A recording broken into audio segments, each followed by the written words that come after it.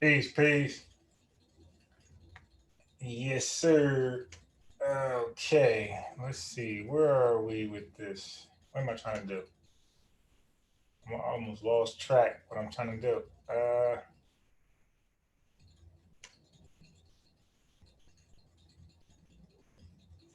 Let me get my charger.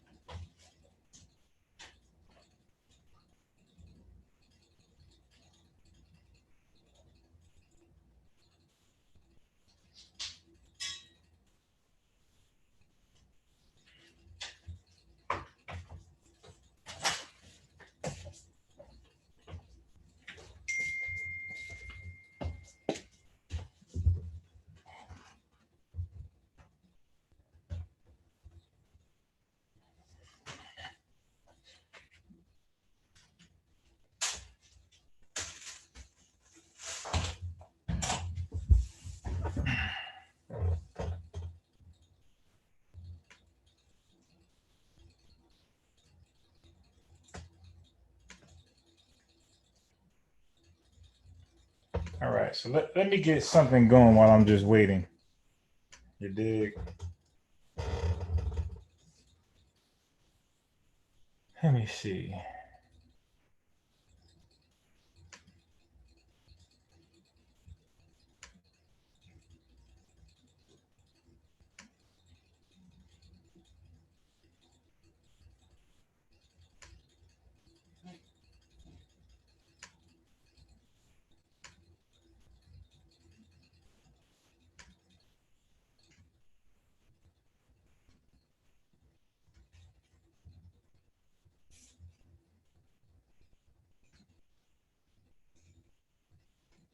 Brother, that I didn't. That right there tells me that he learned that right from the house. He got it. Tafiq got a little beat. Now Top didn't play Tafiq. None of them. You niggas bang on him now. You're still cursing and acting up a song. He got this shit from the house. I know it. Now. Look, you look dumb, don't you? Because you thought I was still at home. You thought I was still at home. I ain't going nowhere. You about to go tase me. Now this is crazy right here. This little dude asking for death, and when he tried this when he's a little older, and when something happens to him, his family is gonna want the community to ride for him when they could nip this in the bud right now. So, man, I don't condone this right here. I promise you on my mama, nigga, Peace, you gonna have to peace, take peace. me until I scream, nigga. Or you gonna have to kill me something, nigga, because you gonna have to force me, nigga. Oh. Now look, I don't know what happened, don't know the story at all. But well, I know a little bit of it. He was in the mall allegedly stealing. They brought him in. Now I do know this. If you were not stealing, you wouldn't have been brought in. I do know that. They'd have checked you, nothing on you. They'd have been like, okay, you gotta leave. You know, if you're found suspicious of stealing, you know, the store can ask you to leave, even though there's nothing on you. You dig? But the fact that they got him here now, where this is, that ain't a good look. You dig? And to get him this far, he has a phone on him. To get him this far, I'm assuming they had already contacted parents. And can you guys explain why the parents are not here by the time they got here? Because if this is the police department, and this young dude came from the mall all the way here, they've been called his parents. And for his parents not to be here, I mean, what the mom say? Nah, take him. You know what I mean? I can imagine that, but this is all speculation. But to have a mouth like this and then keep it's that same energy until you're 16 years old, where you look more older, look like you can harm somebody. All right, little dude, you're gonna learn a big lesson, man. You're gonna be on a t-shirt. So I'm gonna go a little. I'm gonna get into the glove thing. Just want to warm you up a little bit. Let me back this up. In case you have not seen this. Right in front of his grandmother. He was going in. In front of his grandmother? I got 42 viewers. You see that, nigga? You're going viral, nigga. You and all your lame ass. Look at that. I smacked you too, nigga. The what? Yeah, look. snitch. I ain't do shit, man. I don't know what you talking about. I'm firing your ass, man. What, you want a skirt? You want a skirt? Yeah, I'll knock the plaque off your teeth, nigga. Now this dude don't understand he's threatening people, like that's like called terroristic threats. And yo, family, trust me, I think terroristic threats is actually worse than the actual assault. So you be careful what you say. You better go brush them bitches before they get yellow, nigga. Better stop playing with me, nigga. I'm my mama, bro. Y'all, I ain't having a seat nowhere, nigga. I ain't sitting down, nigga. You got to tase me, nigga. Look at Thank you, so Queen's Throne. You can't stop the damn truth. Gotta come out. Look how dumb you are.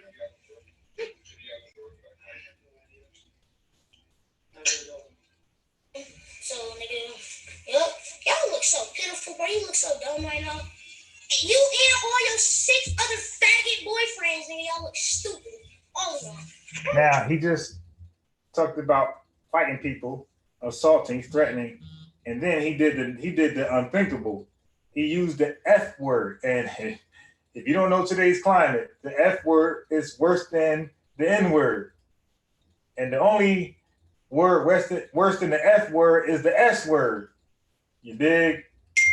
So this dude is violating like all type of you know what I mean, all type of codes, you know, unwritten codes. So if they put all this on his rap sheet, on his record, my man will be forced to do some type of entrepreneurism where he's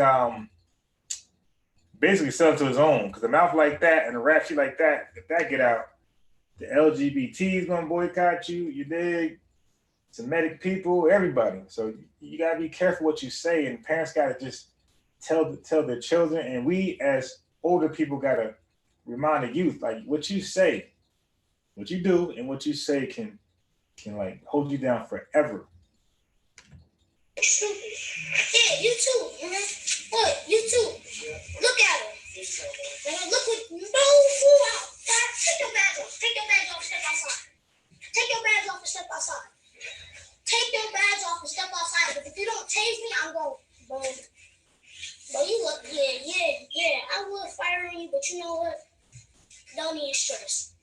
Don't need stress, because when I catch you off bounds, oh, it's O for you. And if I catch you off duty, O for you too. Y'all think I was still there? He learned this shit in his household right here. When I seen his grandmother come in, he was still cursing. Yeah, he might not have a dad in the house, but man, I hope he doesn't. I hope he does not have a dad in the house and talking like that. That means his dad is just there just to pay bills. You dig? His mom is clearly running that thing. That's crazy. Or he might not be with his mom either. He might just be with his grandmother. Because I don't even know if his mouth would be like that even with a mother there. That to me sounds like a grandma household. Yeah, I don't think the mother or father is home for this one. This is just way out of control. Person and knocking up a song. He got this shit from the house. I know something. Now. Look, you look dumb, don't you? Because you thought I was stealing, huh? You thought I was stealing, huh? I ain't going nowhere. You got to tase me. I promise you on my mama, nigga, you gonna have to tase me until I scream, nigga. Or you gonna have to kill me something. And you know what the sad thing is? Like, he's playing with this, and you got many youth out there with t-shirts, you dig, and flowers in remembrance of them. And this guy's playing with it. So he, you know, we don't take our death, our unjustified death seriously. For him to say, tase me, kill me, what? Yo, this is crazy, man. And you're right, this is very self-destructive. Now, with a mouth like that to law enforcement, the people with the guns, with the power, imagine what he says to regular folk. Like, come on, bro. Like, you playing your life on both sides of the field. Something, nigga, you gonna have to force me, nigga. I don't care, nigga. Everybody on these bitches laughing at you. They're all laughing at you. Because you look stupid. No, because you look dumb. No. Word. Yo, he got no fight in him. Like, come on, man. Like, at least be about that. Like, damn. And you could tell when he apologized, he was very articulate, eloquent, loquacious, Dr. Khaled words. So that means, dude, you're not a street dude, man. Like, you in the books. So all of this is pure inact. Look, grandma, that's my grandma right there. They think I was stealing. They look dumb. No. Think I was stealing. I ain't take shit, man. Oh, yeah. Yeah, my man lives with his grandma. Like, his dad probably ran off. His mom is probably on drugs, or mom ran off, dad on drugs, or both on drugs, or both ran off. Yeah, something's going on here. And I'm not going to fault a grandmother for this behavior of a child. I'm quick to fault the parents, but I'm not going to fault the grandma who was loving enough to take the child in, give him a home, feed him, send him to school. You did give him money. You know, grandmas will give you more money when they have it than your own parents. So I'm not gonna fault the grandma. You dig? The grandma raised her children, and she just, she ain't got the energy for all this right here.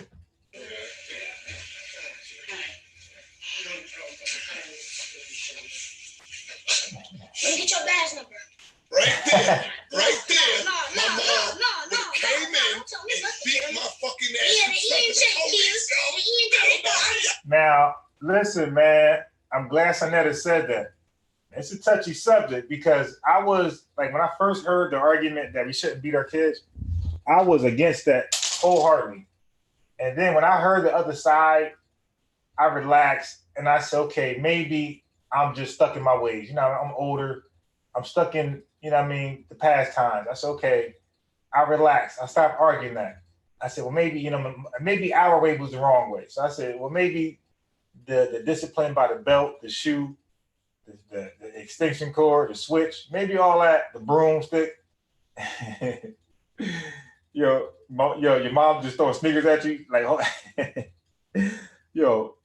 when we was growing up, if you got hit with a sneaker, you was getting laughed at because it's like, come on, how your mom got aimed like that, dude? We did. Like, mom, you'll never hit me with a sneaker. I was duck and dodge, all that.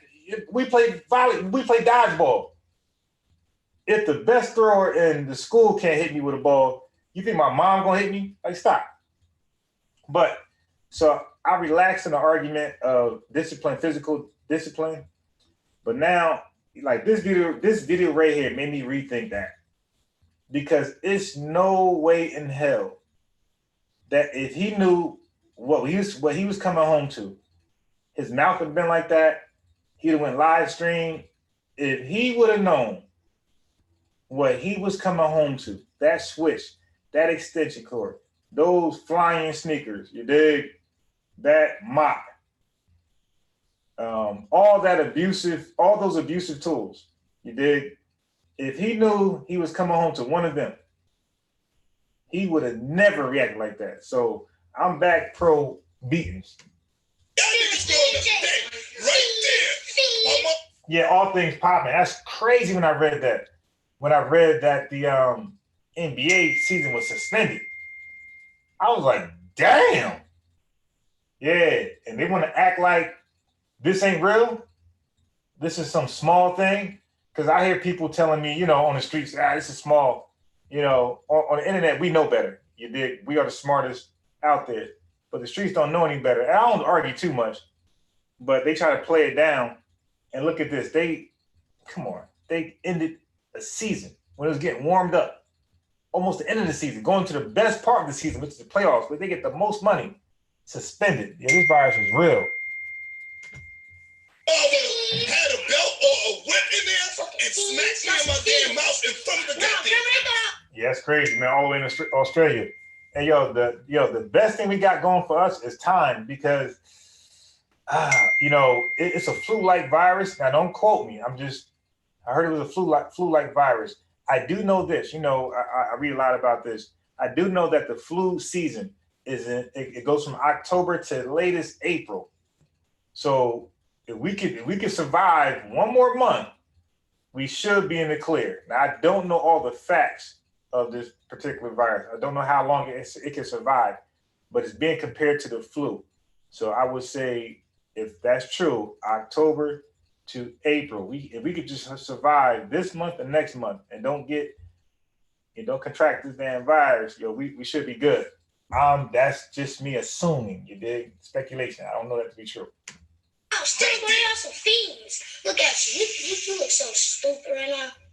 You just look dumb.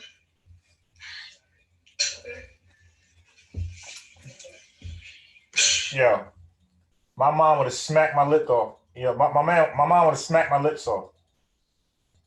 It's one thing to embarrass her, period. She would have smacked me.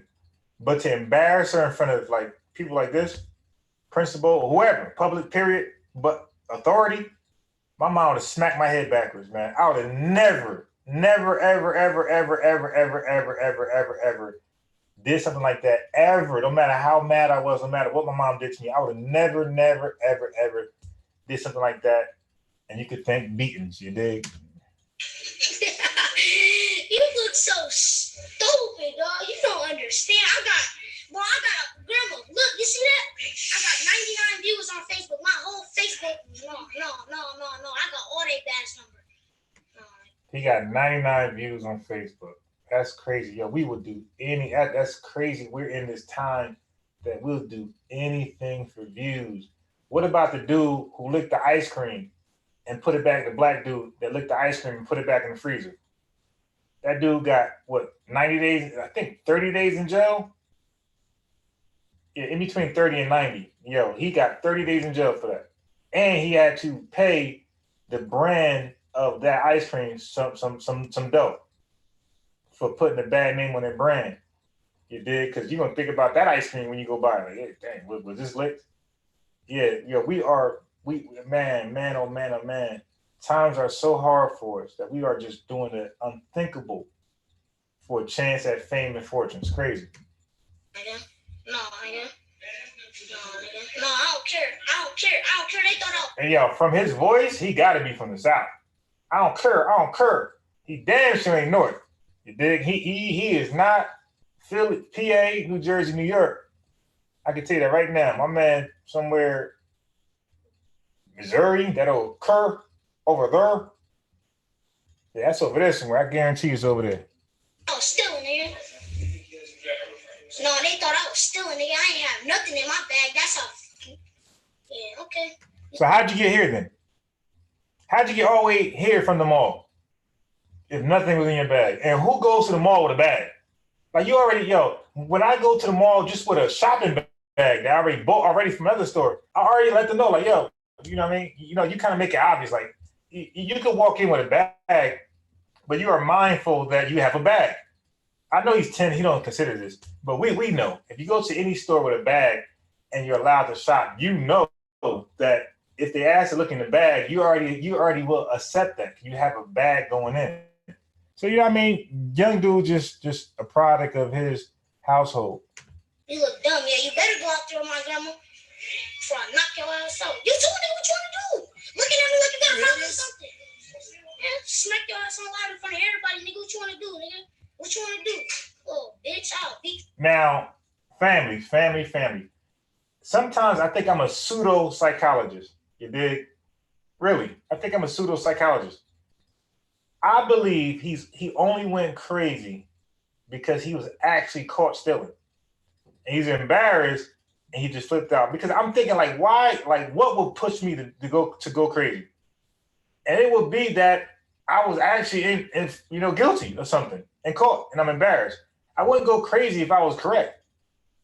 You dig? If I didn't do anything wrong, I wouldn't go crazy. I would only go crazy if I was embarrassed and I'm trying to deflect, the embarrassment onto somebody else. Get the shit out of both you little bitch ass boys. Fucking fiend. Look at a fiend. Snitch ass little bitch. Ain't take shit. Now you feeling dumb.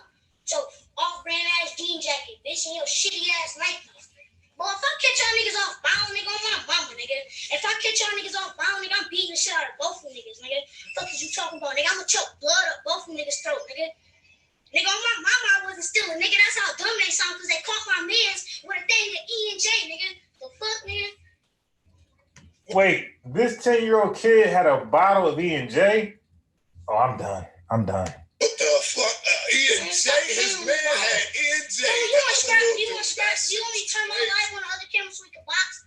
And I'm gonna beat the shit out of you with 140 views on my shit? Okay, All Things Poppin' explained it. He said All Things Poppin' TV said, nah, he was attempting to steal. They just moved in too early. He said, you know that play. Okay. Nigga, cause my shit busting, nigga. Look at you, I'll smack that scanner out your hand, nigga, break your teeth with that bitch, nigga. I'll fire on your ass right now, nigga. What you flinching for? Yeah, I'm really surprised that they ain't tackled this little dude.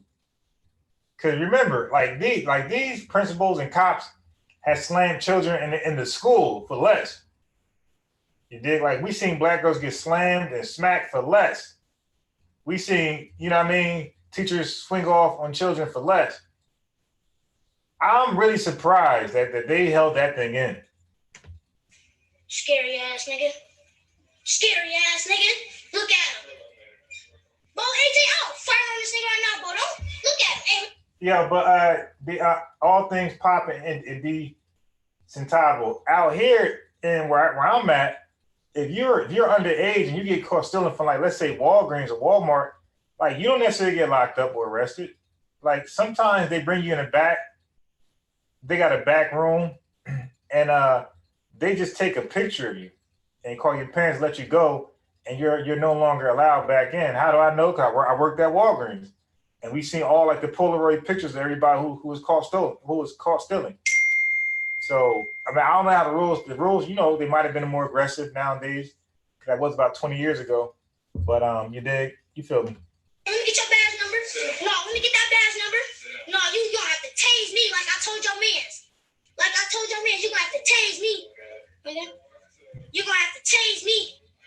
You gonna have to tase me. I'll smack all you niggas and choke blood up all y'all niggas' throats, nigga. Stop. All things. It's hard to say he's from Sacramento, from LA. Okay, I mean Sacramento, not LA, but Sacramento. Yeah, you see how we stereotype over here in Jersey? You say Sacramento, I still say LA. You dig? We call everybody from California LA. You know, they all from LA.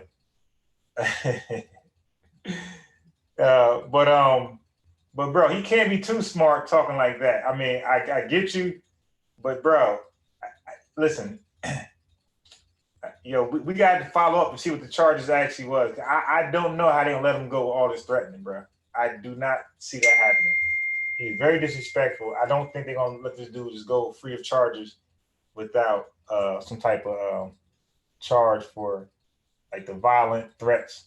I can't see that happening because he's like a bitch too much right now. Playing with me, nigga. I'm gonna tip, nigga. Stop playing with me, nigga. Y'all think y'all gonna lock me in and go my mama, nigga. Y'all niggas gonna scrap the what, nigga? Stop playing with me. I'll smack the shit out of these niggas on camera, nigga. Stop playing with me. What y'all wanna do? You wanna scrap or what? I should have fired on you because you over here thinking you're doing something that little bitch ass trespass or I'll break that bitch ass computer, nigga. Stop playing with me, nigga. I'll bitch this right on my mama. I'll beat the shit out of you. That's crazy. If the inside of me, he gonna get his ass whooped too, nigga. What is you talking about?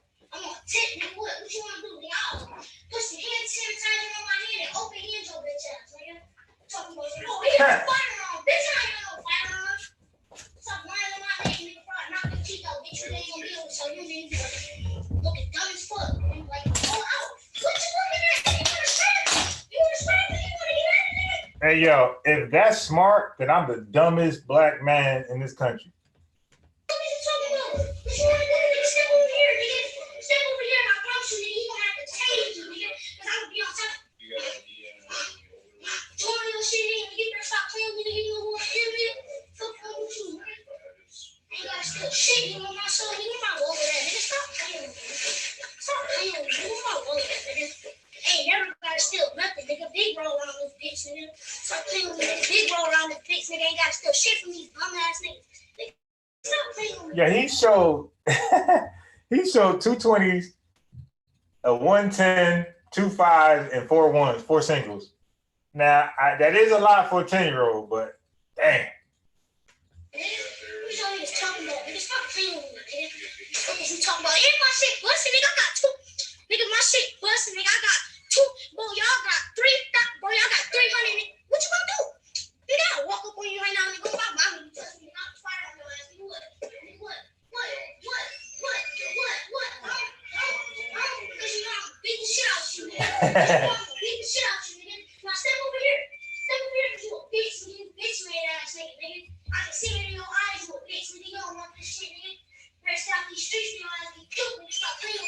That's crazy. What you talking about, nigga? What you want to do, nigga? What y'all niggas want to do? You want to strap? You want to strap? You want to strap? Nigga, what? I'll strap both of these at the same time, nigga. What you? All right, that's enough of that. Oh, man. Nah, so I keep playing that. Crazy, man. It's crazy, bro. I see him joining the gang before he even get to be 10 or 11 years old. Oh, yeah. Nah, he's definitely gang bound. Already. But, yeah, that's enough of that shit, man. I don't understand that. You know the father can't be in the house. And if the father is in the house, the father got to be a goddamn idiot. But I give the father a benefit of the doubt by saying he is not in the house. The father or mother's not, and there's no way the mother is there either, bro. Nobody's there. And damn near for sure, he damn sure is not in his life. And if the father is in his life, he got to be a goddamn asshole and a goddamn idiot. Again. So when we say the mother and father made him... Hey, yo, I'm him, said I'll lose my job. Hey, listen, bro. The one thing I don't do is the disrespect thing, especially from, like, people who are, like, inferior to me. You dig? Like, to me, that's more disrespect than my equal. People who I believe are inferior to me, when they disrespect me, it hurts more than my equal. So I'm him, bro. I hope that never happens to me, man.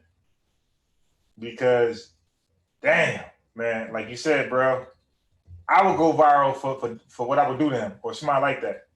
You dig? But I couldn't take that verbal abuse like that for somebody who's inferior to me. And I'm stuck. See, like in real life, I'll just walk away, get in the car and bounce. But if I'm stuck and I got to hear that for 20, 30 minutes, nah.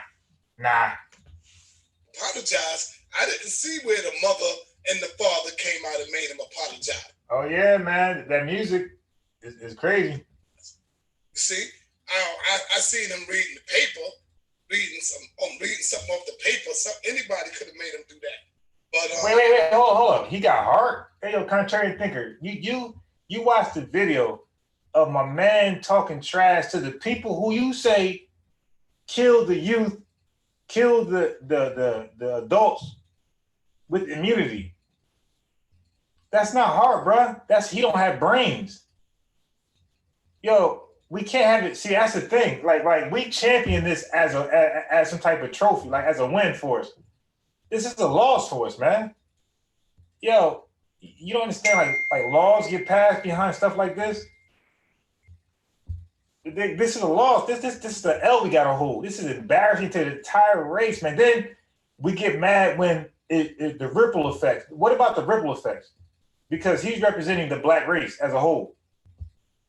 All right. Now the ripple effects is more redlining, more problems can't get a mortgage for a certain home. You dig? People still can't get jobs. Children are not being, taught correctly by teachers. Like there's a ripple effect to this, dude. This is a huge L, in my opinion, at least. You dig? Yeah, I got your own opinion, and I respect it. Who knows? He's probably just being raised by his grandmother. You know? Who knows? He's being raised by his mother. His mother. Hey, yeah, the watcher. That is my number one rule every day, dude. I must make it home. I'm not gonna be in the streets fighting with some low life. You dig?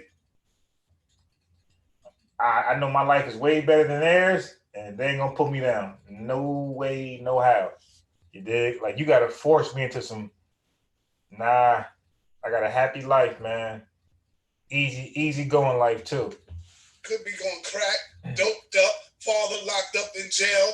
You know what I'm saying? And this is why he's able to do what he do. I mean, I don't know. I'm just saying things like that because in my community, situations like this does exist where the mother's not nowhere around.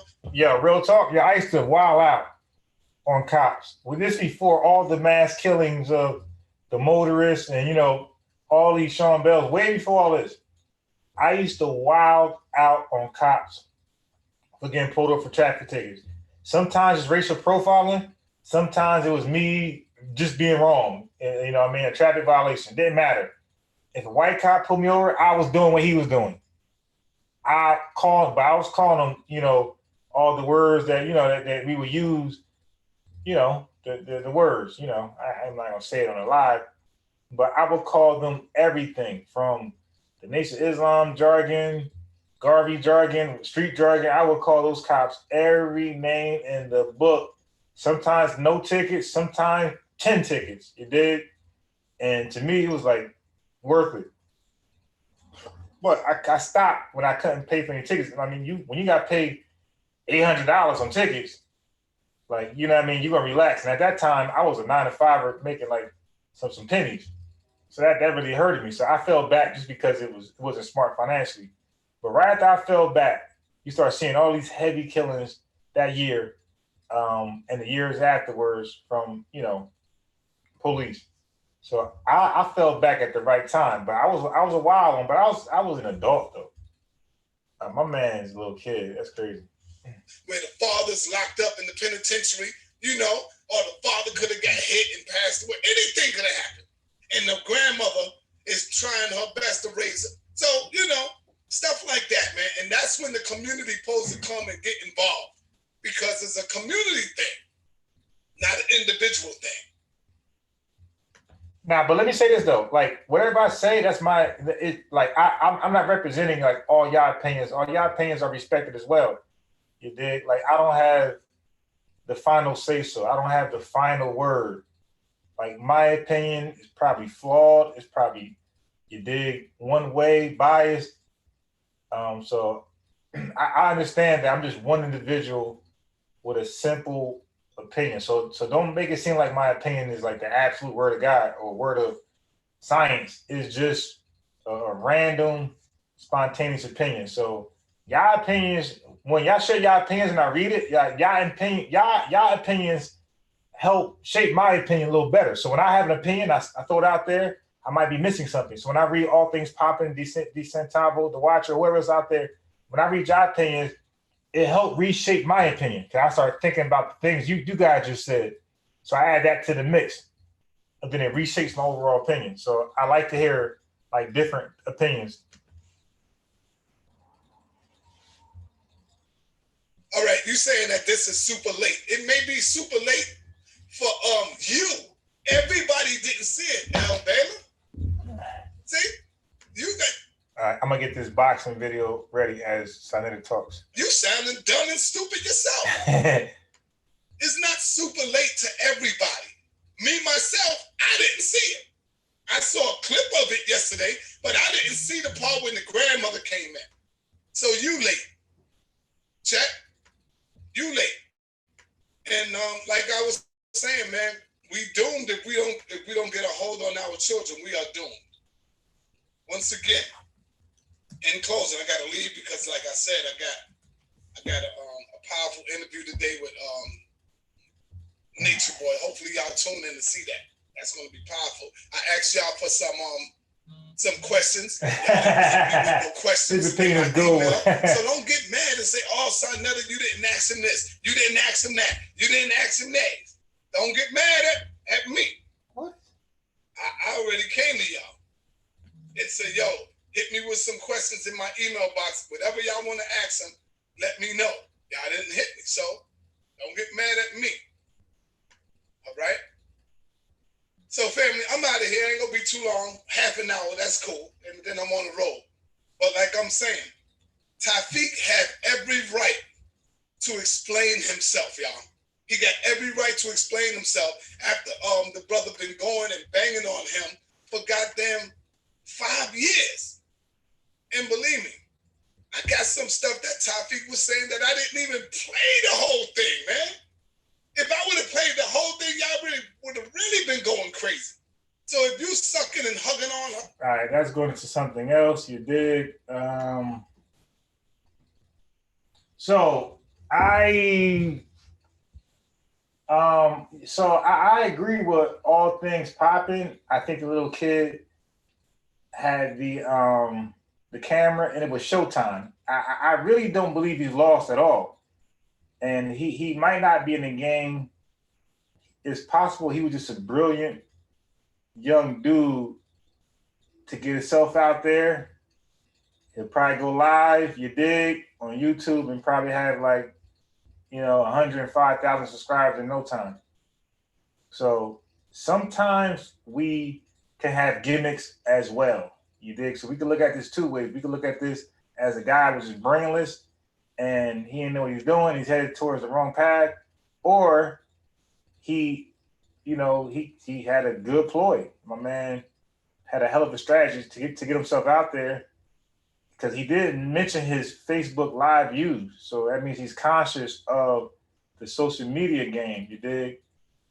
I bet you once his name get out there, people gonna want to, and you see that like he could talk that talk. He's very entertaining. So if this was a ploy to get himself out there, it worked because this video went viral. You dig? Especially in like the urban areas, it went viral. So if we know his name, his IG, whatever, I guarantee that thing popping right now because he could talk that talk. So at 10 years old, if this was a ploy, he was very brilliant ahead of his time. Because like the watcher said, he probably not the watcher, like all things popping said, the cops moved in a little too early, so he really didn't get caught stealing anything. Hopefully they don't charge him with any terroristic threats or any stuff like that, and it's good. What y'all think about that?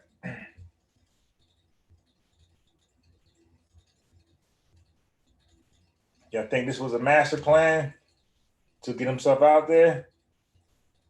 If it was, then the little boy is brilliant. Okay, so let's get into this boxing. So,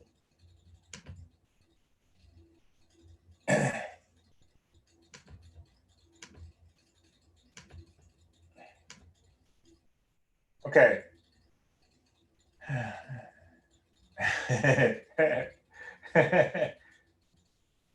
All right.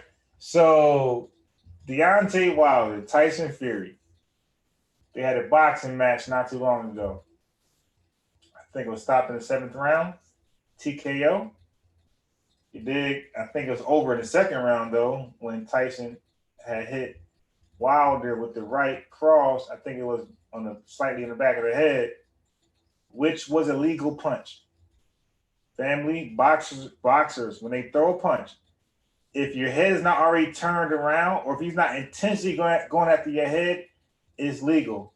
Don't forget, this is boxing. When I throw a punch, if you dip and turn your head, you dip and turn your head. If I nail you, then that's your fault. You dig? That's how boxing works. Like they have rules, but it has to be shown that I went out my way to do that dirty tactic.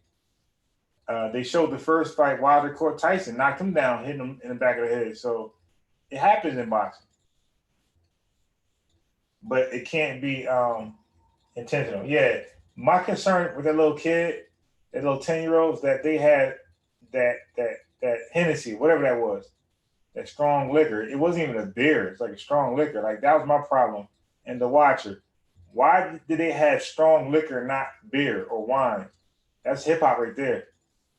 Say T. Wait, they say 1738. Hey, you dig? Shouting out all this Hennessy in my enemy. You dig?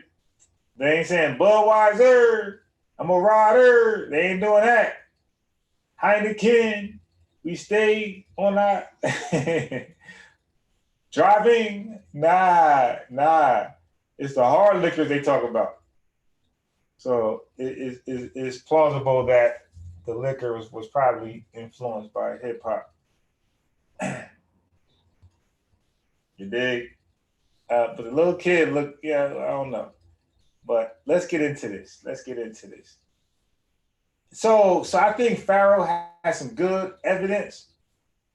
I believe his narration was going off.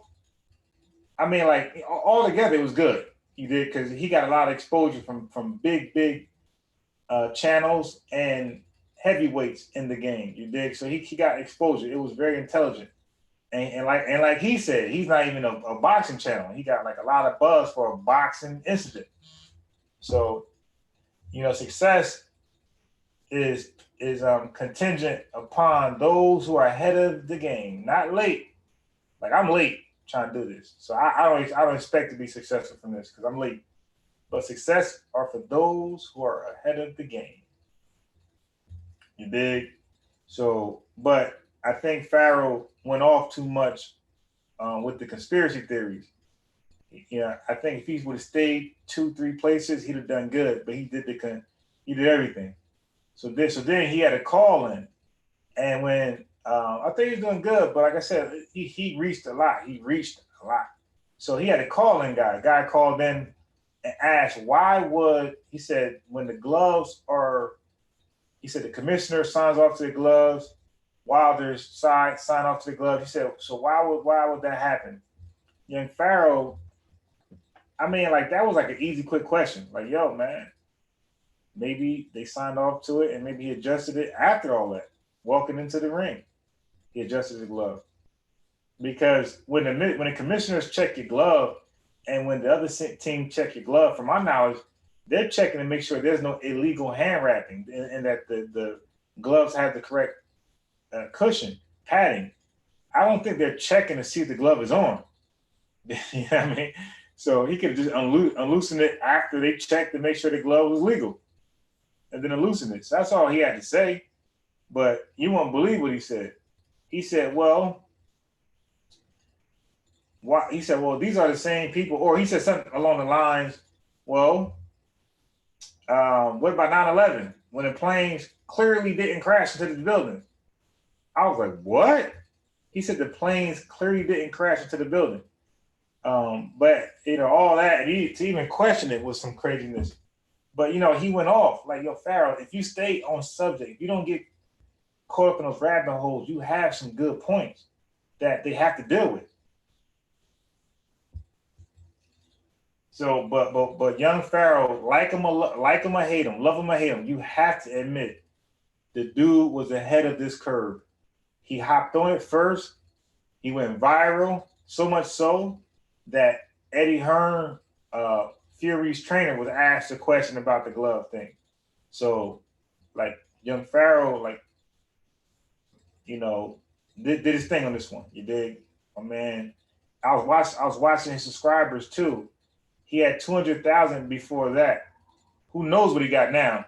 But he had I think right here shows that he's at 2004. So he got 4,000 subscribers just for this little series. So that was pretty brilliant.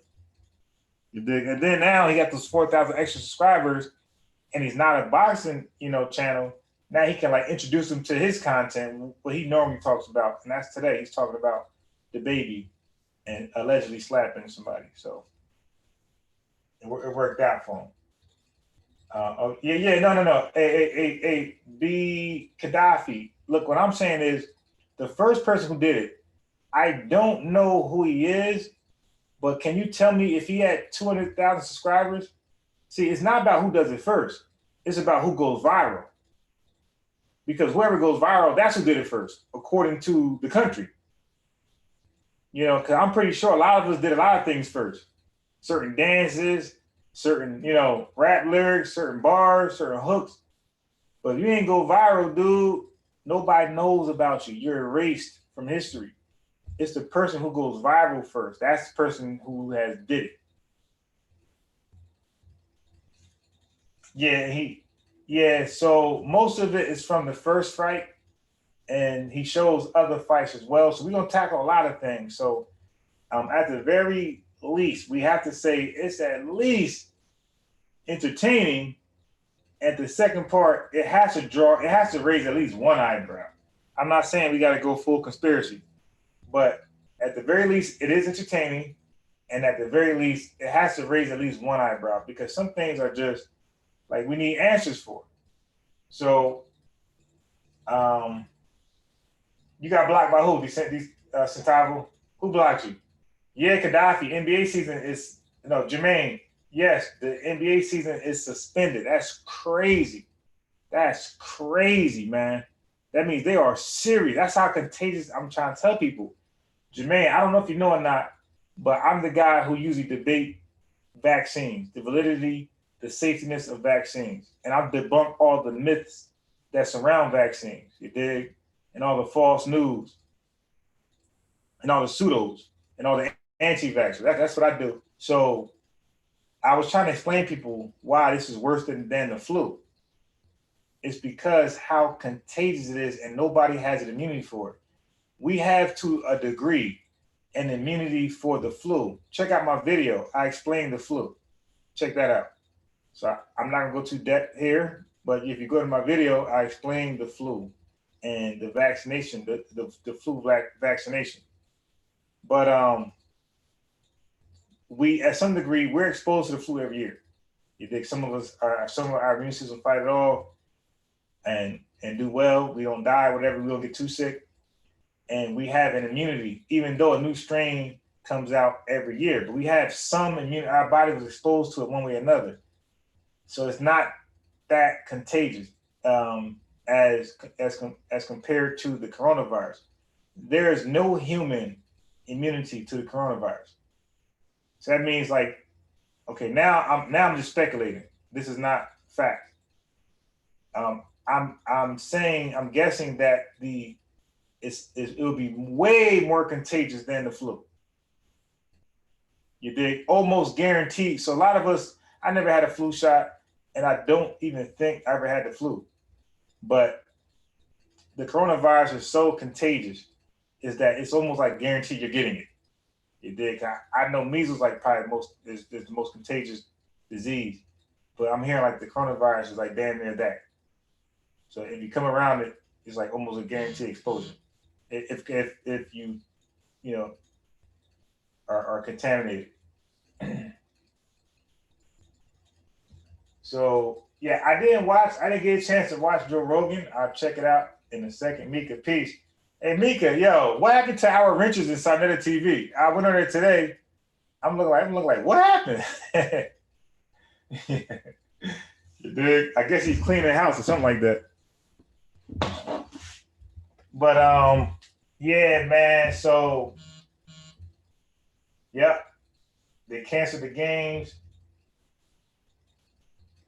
Oh, okay. So Tyson used the traditional hay gloves instead of the foam gloves. So what I did for you families, I got a cheap pair of boxing gloves, and I experimented with the fist and the wrist, and the fist is a little above the wrist, like kind of like the palm is in the wrist.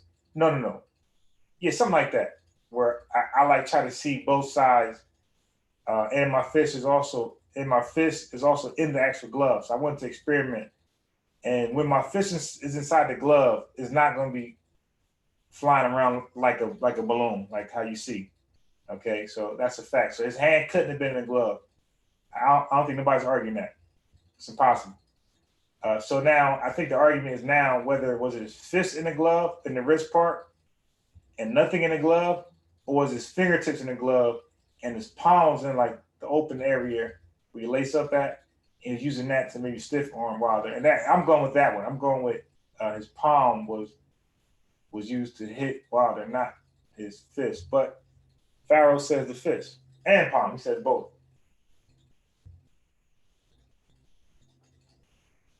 Trump banned all flights. Yeah, man. We got to stop people coming in and out this country, man. I'm trying to be healthy, man. I don't give a damn what they got to do, man. Stop whatever they got to do. Ban whoever. But let's get into it. Check this out. Oh, yeah, I got it on mute. It's hyperextended. Now watch. Now watch. And this is what I mean. You see the glove, see the arrow? Like, that's not... None of us have... I don't care if you're just a casual boxer fan. You have never seen something like this in your life. Period. Goes to punching. Now, this is his wrist hyperextended. So what they're trying to say is that the fist is right here. The fist is here. In the white part, the bottom white part. They're saying that's the fist. At least covering most of the white part. The fist is right there. Deontay Wilder is giving him a jab. Now watch when he goes to jab Deontay Wilder. His wrist not only goes, let me take the glove halfway off. His wrist not only goes all the way back. Yeah, the NBA season is done. That's crazy, man. Because y'all don't know, I'm Trae Young all day, you dig? I play ball, you dig? And I'm a shooter. So, like today, I was nailing that 3 ball, and I was like doing that little trade, the cold thing. Yeah, that's what we do, shooters. Goes all the way forward too. Now let me before I show it, look at my hand in the glove before I show it. If I flick my jab, my wrist does not go back because my hand is all the way in the glove. That's a fact. You can't look. If you're arguing that, you dig, I'm gonna probably call you personal names. I gotta do the ad hominem. If you're arguing what he just said right here. Now, if I have my hand halfway out the glove, now my wrist goes back and it goes forward. It's common sense. It's not about racism or none of that. It's about what the fuck am I looking at on this tape? So I'm going to demonstrate for my own video that I did because I wanted to see how much validity that this actually had. So I had to like experiment, you dig? So I'm gonna show you right now. I had to know for myself. That's the type of guy I am. I can't take Smiles' word. Oh, damn. Okay.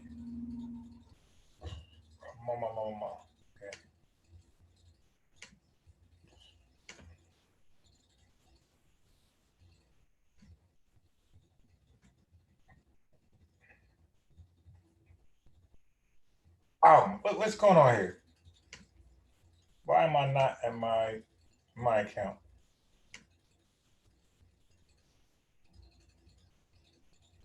All right, okay, all right. I see what's going on here.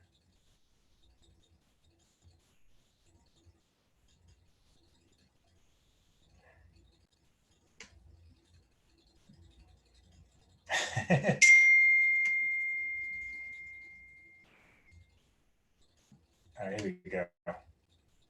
Here we go. All right, we are here. Check this out. Now look at this fool right here. Now, hey Chef, peace. Yeah, I'm getting out. You might hear like the little bling. That's you guys chatting. So every time it go bling, that's you guys. Look at this guy right here, man. And I promised myself like I would try not to call anybody personal names. So I'm trying to like just relax on that and just deal with the information. But look at this guy right here. Let me make it big.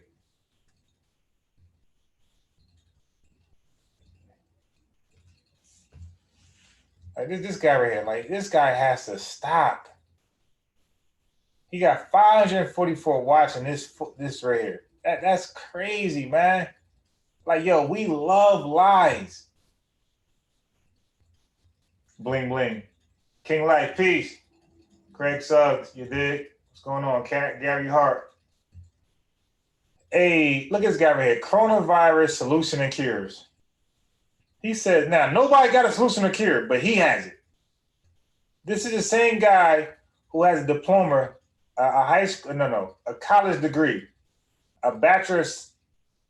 He has a bachelor's of Psychology degree. And I guess it's supposed to say pseudo, but he damn sure got a bachelor of science. And the name is Dr. Ali. Yeah, this dude is so pseudo that the actual name on the degree says Dr. Ali Muhammad. How are you a doctor and you ain't finished college yet? Yo, my man, you just graduated. Like a 4-year. Like you didn't do anything advanced. You didn't go back yet. My man, his first 4-year degree says Dr. Ali Muhammad. Like, bro, you forgot to take the doctor off. And then his name was not Ali when he was in college. He had his real name. I think it was. And yeah, what's his real name? His real name is like, what is it? Butch Walker, something like that. Cleotis. No, Cleophas. Cletus. His real name is Cletus Watchtower, right? So, like, his degree didn't say Cleotis Watchtower. It said Dr. Ali Muhammad. Yo, but he got the solution and cures for a virus. Yeah, I wish I could play it. I wish I could play it and not get flagged. I will let you listen to this foolishness. You dig? But back to what we came here to do. Watch this. So I did a video. And I didn't even say anything. I got hate already. I just did the video just to see how the glove fits when the fist is in the wrist and when the palm is in, I guess, a little higher. And I already got like kind of hate. Funny. But check this out.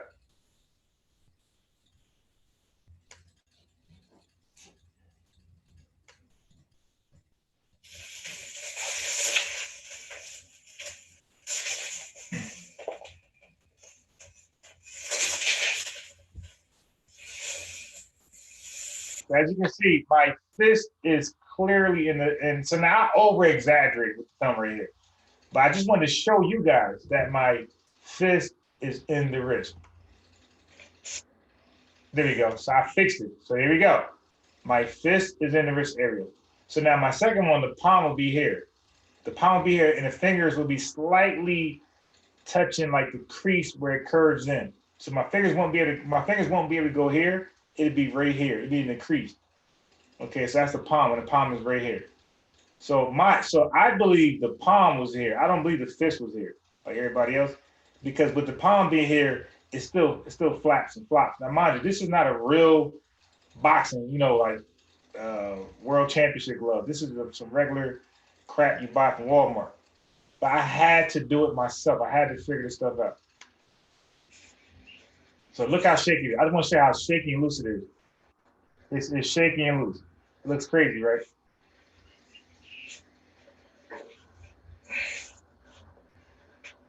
So it's shaky, it's flimsy, kind of like how Tyson gloves are looking. And mind you, this is not a real world championship glove, so that means it's a little more stiff. Tyson thing was like more broken in.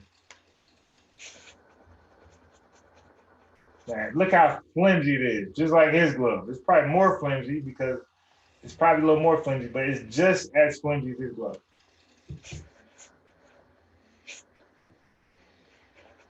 Yeah, he said Dr. Dre's a doctor, so why not Ali being a doctor?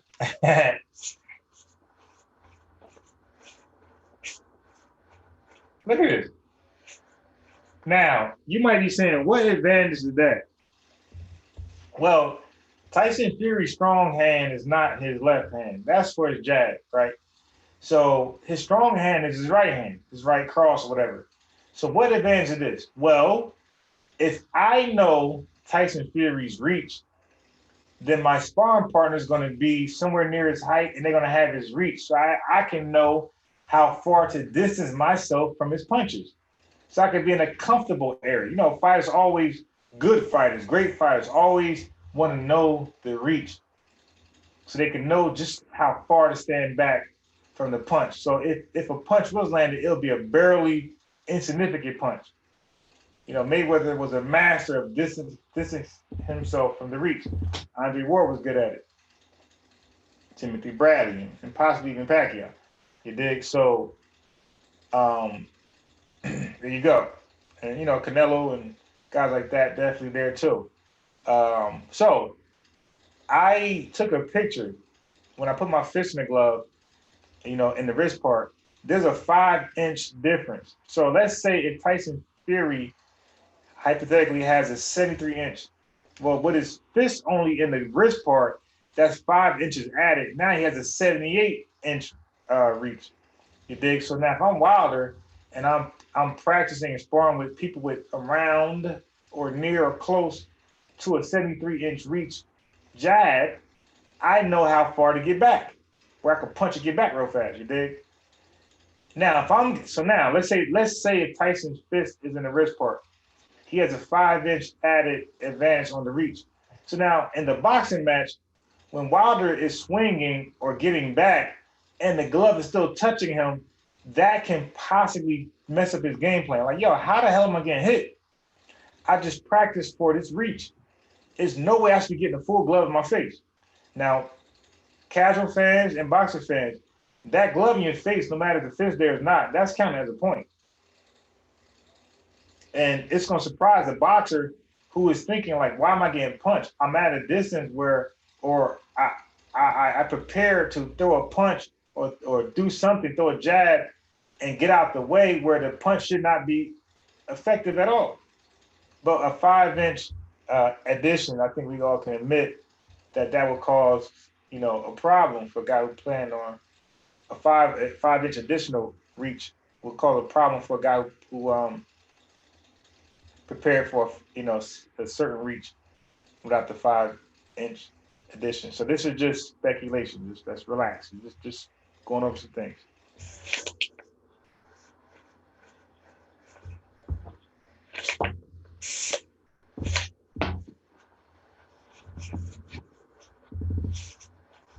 So now my fist is completely in the glove now.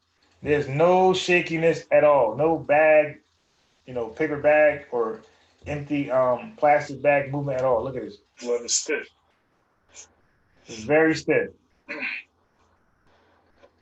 Okay, so I got one light, one hate. And I didn't even say, I said with the glove is stiff. So if we dare attempt to see if the glove miss is real, that's worthy of a dislike. Crazy. All right, so if you don't know, I used to be a Hebrew Israelite, and Brother Reggie's probably the only person in the conscious community that knew me as a Hebrew Israelite, and he was like coaching me out of it. So I was contacting Brother Reggie by email. You dig? So check this out. So if y'all have not seen this, check this out. So when he says dang. Oh boy. So when he says keep it real Israel, he's talking about my Hebrew name. It was keep it real Israel. Look at this phone. Hey, got a lot of deep questions. There's brother Keep It Real Israel. Keep It Real Israel is he wants to talk to you because he wants to do a debate against the nation. So that's Brother Reggie telling Sanetta about me way before Unbiased Sports.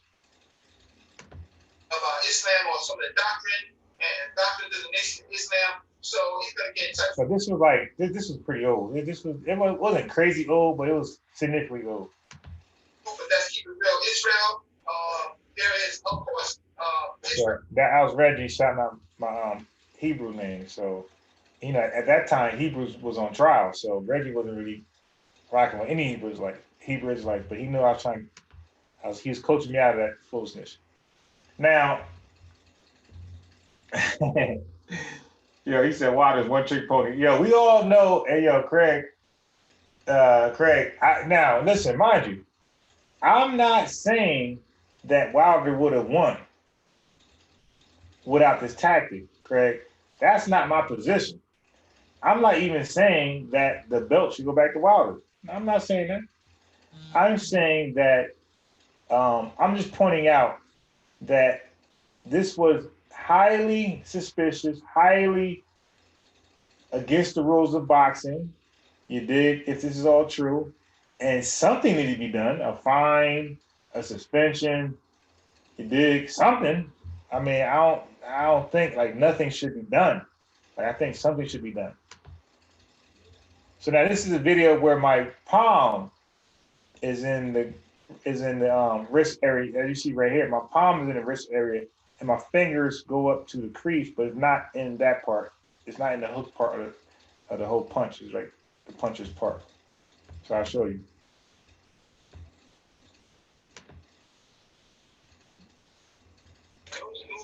So this is my finger. This is the palm. Oh, you remember Keep It Real Israel? Yeah, that's my Hebrew name, man. You dig? That was a hot name, you dig? So I always have names that you're going to remember. So check it out.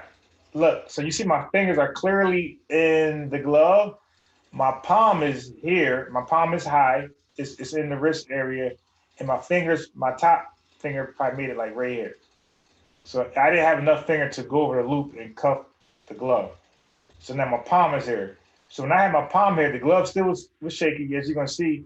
But I'm going to go with this hypothesis that he used the palm like some old E Honda. No. I think he used the palm to hit Wilder in the face. All right, so I got the palm This is the palm punch, and the glove is still flexible. I got my palm in here, so I can go grab it, make the glove in here, and I can slap it back out. Oh, that's another thing I point out. With your palm in the glove, you can actually adjust the glove where your full hand is in the glove, like where it's legal. And then you can like throw a jab and extend the glove back to the palm. So I was doing that back and forth. So this is like a little trick. See, I can grab it. See, so you see, so now my hand is totally in. You see the palm is no longer there. My palm is higher. And my hand, so if the ref was to actually check my glove, I can put my hand inside the glove again. So it looks like it's legal. First the palm, I can like push it back out. And there you go, see? So you can do both. So this is, you see how it's flexible, I can push it back up and grab, make it sturdy. Make it second, push it, make it sturdy. I can slap it back out. Yeah.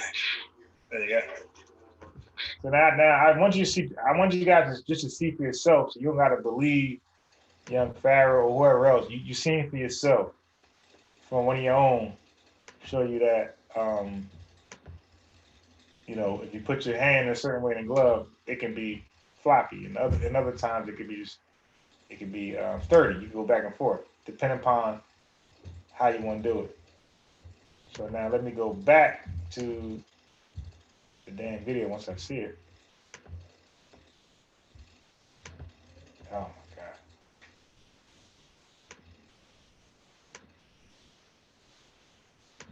I can't stand Safari, man. God damn. Racial thing. This has nothing.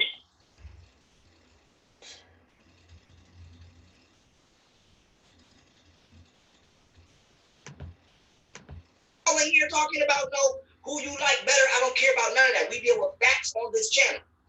We deal with facts on this channel. We don't do emotional rants or that. We deal with facts. I'm going to present the facts, and then you call in. I don't give a fuck who calling. The poker calling. Call in and explain to me what we all just seen. Now let me show you. Now look at this. All right, well, Craig, then you can answer some of these questions, that's the concerns we had.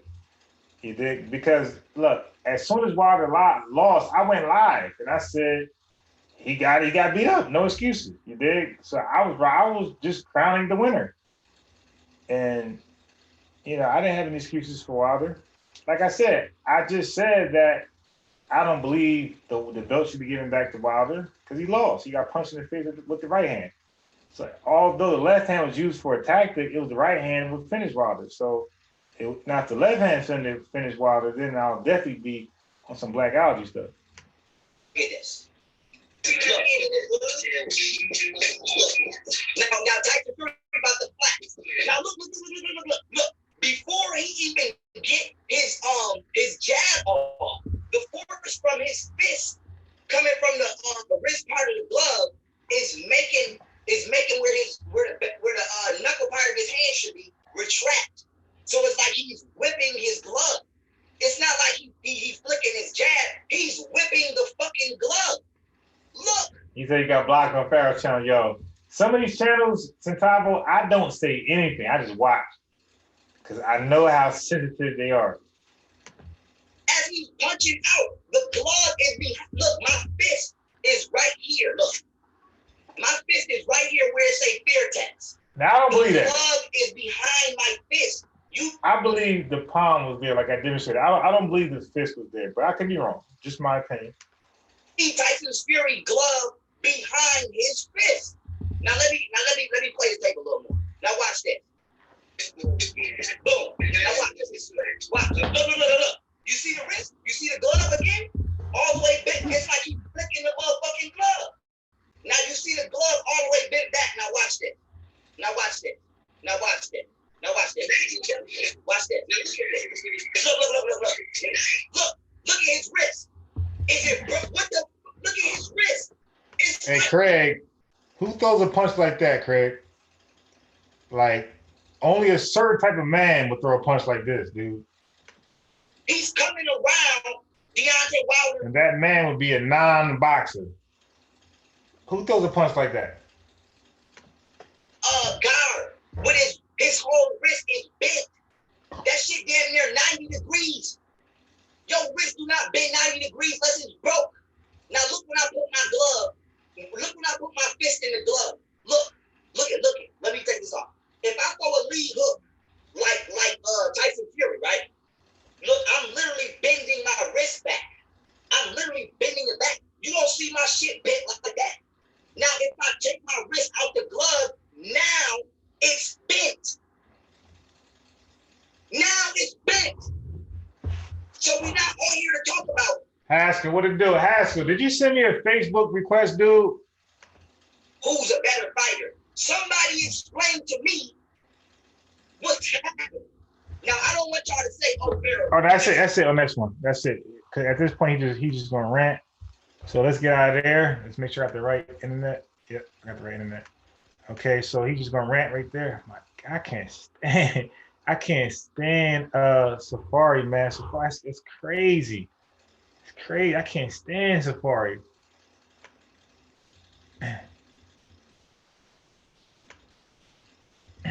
Okay. So we are done with that. So we'll go to another.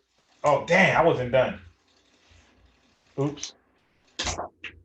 I can't stand Safari.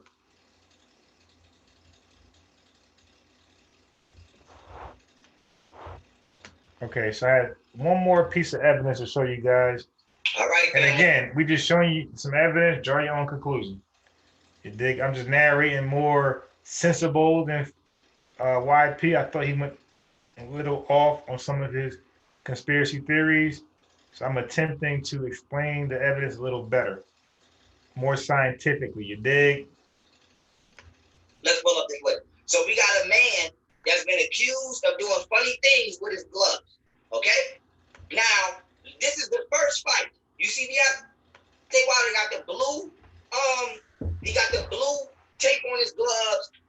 Fury got the red on his green gloves. You see they shorts are the same ones they wore in the first fight. This is footage from the first fight. All this footage is slowed down.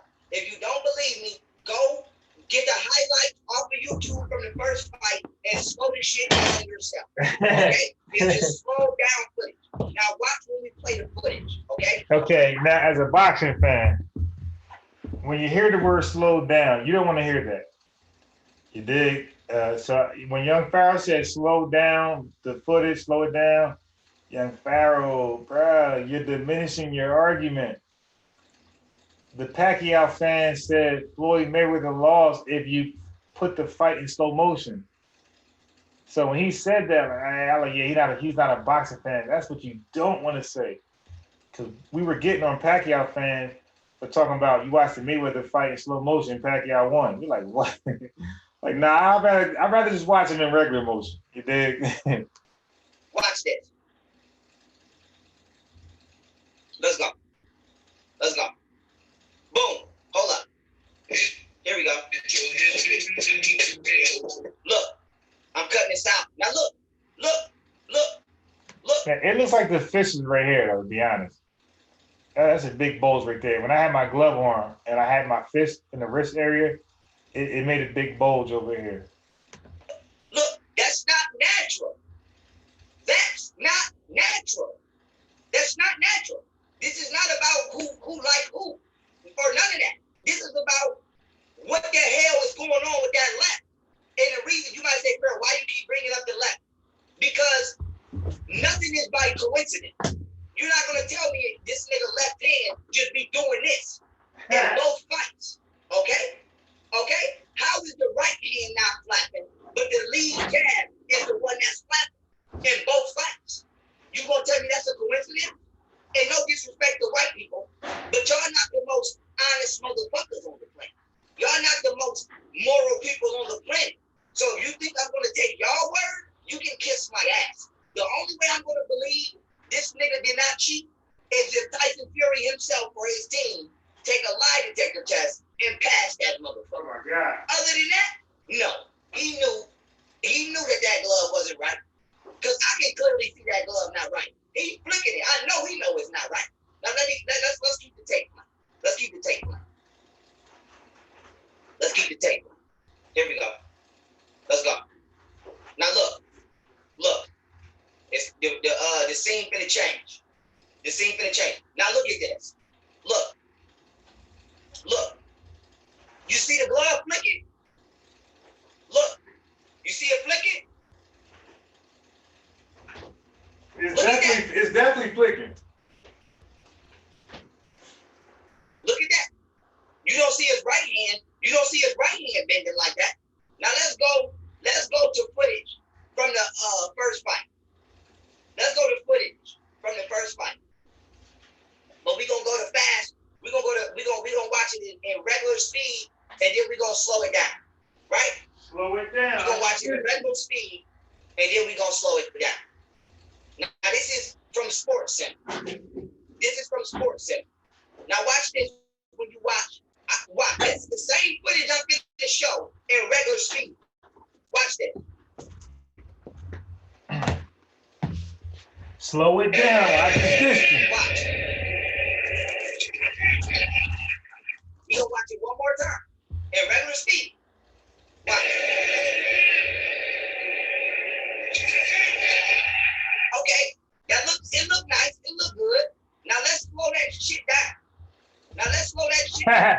Slow it down. Slow that shit down. Slow it down. I just dissed you. Let's slow that shit. I got it from 2 angles. Don't worry. I got you. I got it in 2 angles. We're going to watch the bottom angle first. Then we're going to watch the top angle. Okay? Okay. The window speed. Now watch. Watch. This is the same exact footage, just slowed down. Now watch this. Watch the wrist. Hold on. Let me come forward a little bit. All right, boom. Here we go. Watch the wrist. Watch the wrist. Boom. Let me come back. Do you see the bend on that wrist? Do you see the bend on that wrist? Yeah, family. Come on, family. Come on. I'm not saying get the belt back to Wilder, but come on right here. That wrist. Come on. Like what glove does that? Come on. Do you see the bend on that wrist? Who throw a hook like that? Now look, let me put my fist in the glove.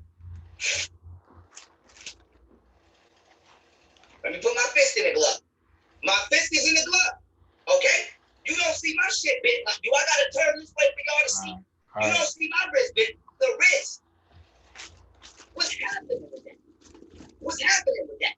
What's happening with that? What's happening with that? Now look where it at. Boom. He didn't even hit him with the knuckle part of the glove. He's hitting this man with this. Now, family. I don't know who ever seen something like this in boxing. So either his palm caught Wilder in the face or his fist did. I'm saying the palm. Other people say the fist, but we know that you don't punch with your look. Now, okay, now let's say if his hand is actually in the glove. How do you hit somebody with your wrist? Like, do you know how hard, you know how much that would hurt to hit somebody with your wrist? Like, I play basketball. When you get fouled, they smack your wrist. That hurts a lot. But I'm going to punch somebody in the face with my wrist? Like, come on, man. It's part of the glove. Okay? And then he punched him in the back of the head. Boom. Oh, so wow. So, Haskell, I accepted another Facebook request thinking it was you, bro. Yo, Negroes, bro. Y'all Negroes just can't fulfill what y'all said y'all gonna do. I'm waiting on Haskell friend request. I see a new name in there, some crazy pseudo name. I'm like, yo, this gotta be Haskell. This name's pseudo as hell. So I accepted it. Not you, bro. That's crazy. And that was the knockdown that you just saw on Sports Center. So tell Sports Center to slow that footage down and explain what's going on with this man's glove. Now, here's the thing. It's the same glove. It's the lead left. Look, this is the second fight. It's the lead left. Now, let me go back to the first fight so that y'all can see. It's the lead left. Ain't nobody got to make this shit up on this man. Ain't nobody got to make nothing up on this man. I love fights just like everybody else. Look, the lead left again. Here we go. You see that lead left? It's the same hand in both fights. It's the same hand in both fights. You're not about to tell me that that's a coincidence. You're not about to tell me that's a coincidence. Okay? And I don't want to ask somebody in the comments talking about he's slapping him. Nigga, please. Nah, that wrist thing looks too crazy. All right, so that's some evidence for you guys. You dig? That's something to look at. Now I'm gonna go ahead with you.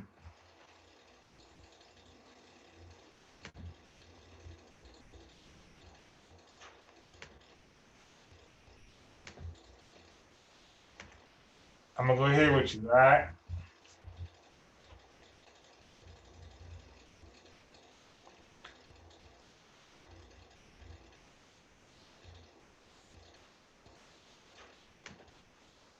So we are going to establish some rules in boxing. All right. So we won't. Our opinions won't be too.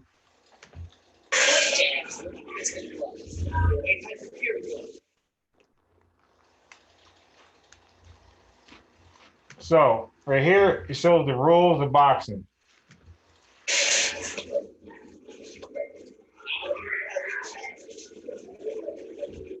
So here it says you cannot hit with an open glove, the inside of the glove, the wrist,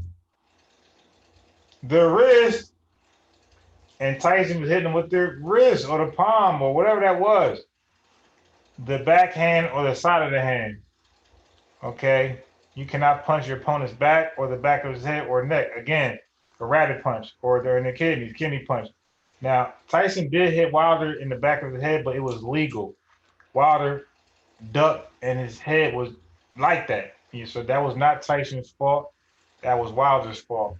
He should have had his position his head a little better.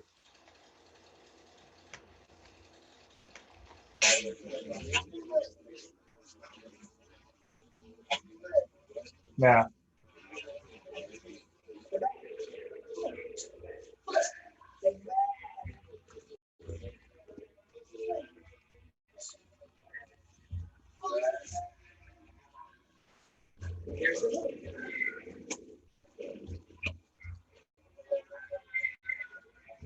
hey, Flint Flan, can you explain that glove flying all over the place like a balloon at a birthday party?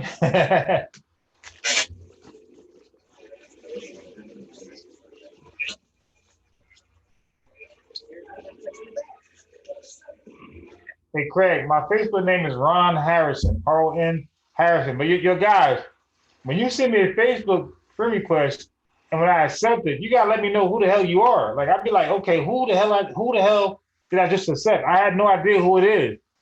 So sometimes I go back and just unfriend because I don't know who I just friended. Hey, Flynn Flan, yo, we are not Wilder groupies, you dig? So we really don't care. Like when I say really don't care, we really don't care. I didn't bet nothing. I don't give a shit. Um, so if I said Tyson left hand did not win the fight. It was his right hand. So I'm saying Tyson is the champion. I'm just saying this was a BS tactic. That's all. It doesn't mean he should lose his belt, but this should be severely watched to make sure it doesn't happen again. The second fight, you dig? We are not even. Yeah, we don't talk. Although, like my channel used to be a boxing channel, it's a scientific literature channel now, dude. So we don't really care about boxing like that. It's entertainment only.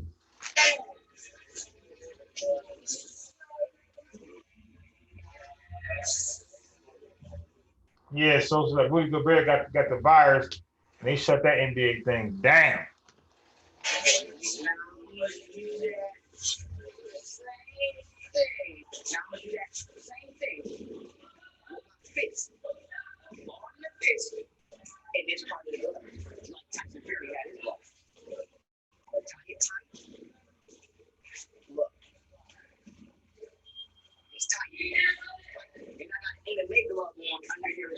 The floppy.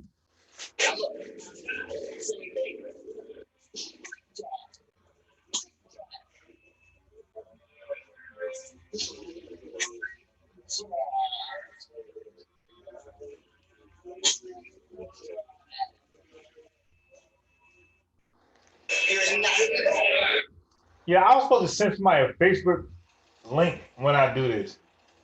So I'm gonna play it. Let me figure out who I had to send. I had to send somebody a link. I forgot. Damn it.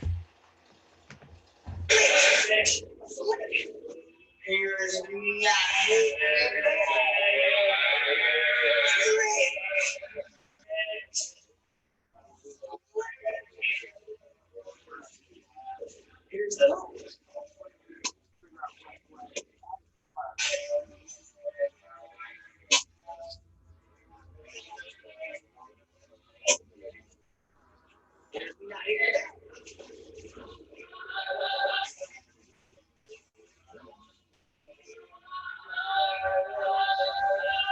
So as you can see, my wrist only comes back here when my fist is halfway in the blood. Okay, now y'all give us an above view. Give us an above view. Now here's now my glove is more on the right side. Same thing. I ain't trying to watch that right there. All right.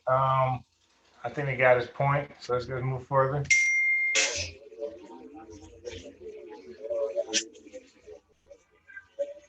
Now let me do that with the glove happening.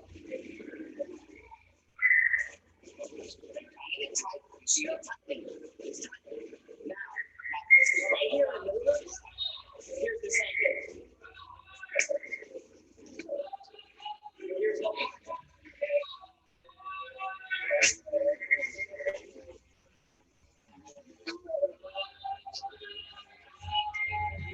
Hey, yo, so Craig Scruggs, what am I debating? You know, I am known as the anti-vaxxer killer.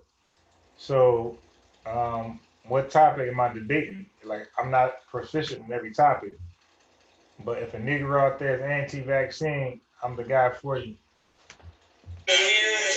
But Solomon invited me to his little thing, and that was like kind of out of control.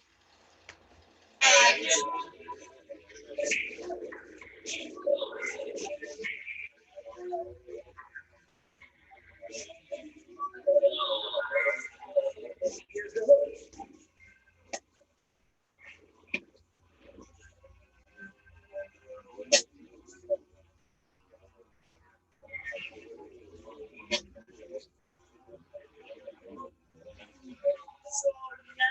So now, as we can see, the glove only goes 90 degrees in the opposite direction when your fist is down here.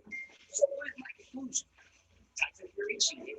He had his glove on halfway, and he was punching with his bare knuckles. And so that's illegal and that's dangerous for his opponent. And I've shown in the video. Let's stop right there. Let's get to add something else.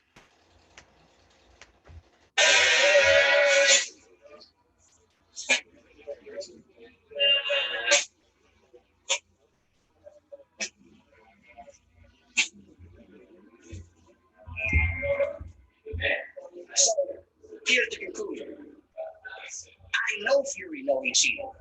All right, so stop right there. He just want to show that it's possible to punch a good punch with the fist in the wrist section. Dig. So we'll move on to the next point. We're going point for point. Damn it.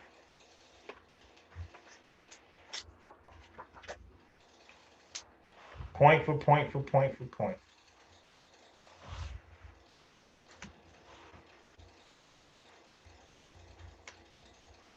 This day. To this day. To this day. Hey, yo, anytime somebody say to this day, like, they be like, yeah, man, I've been doing this till this day. I'd be like, till this day? Till this day? Yeah, that's so funny, yo.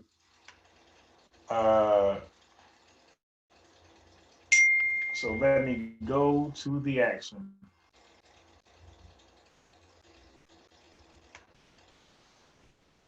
We got some pseudo dudes in that damn I'm a Raw squad group.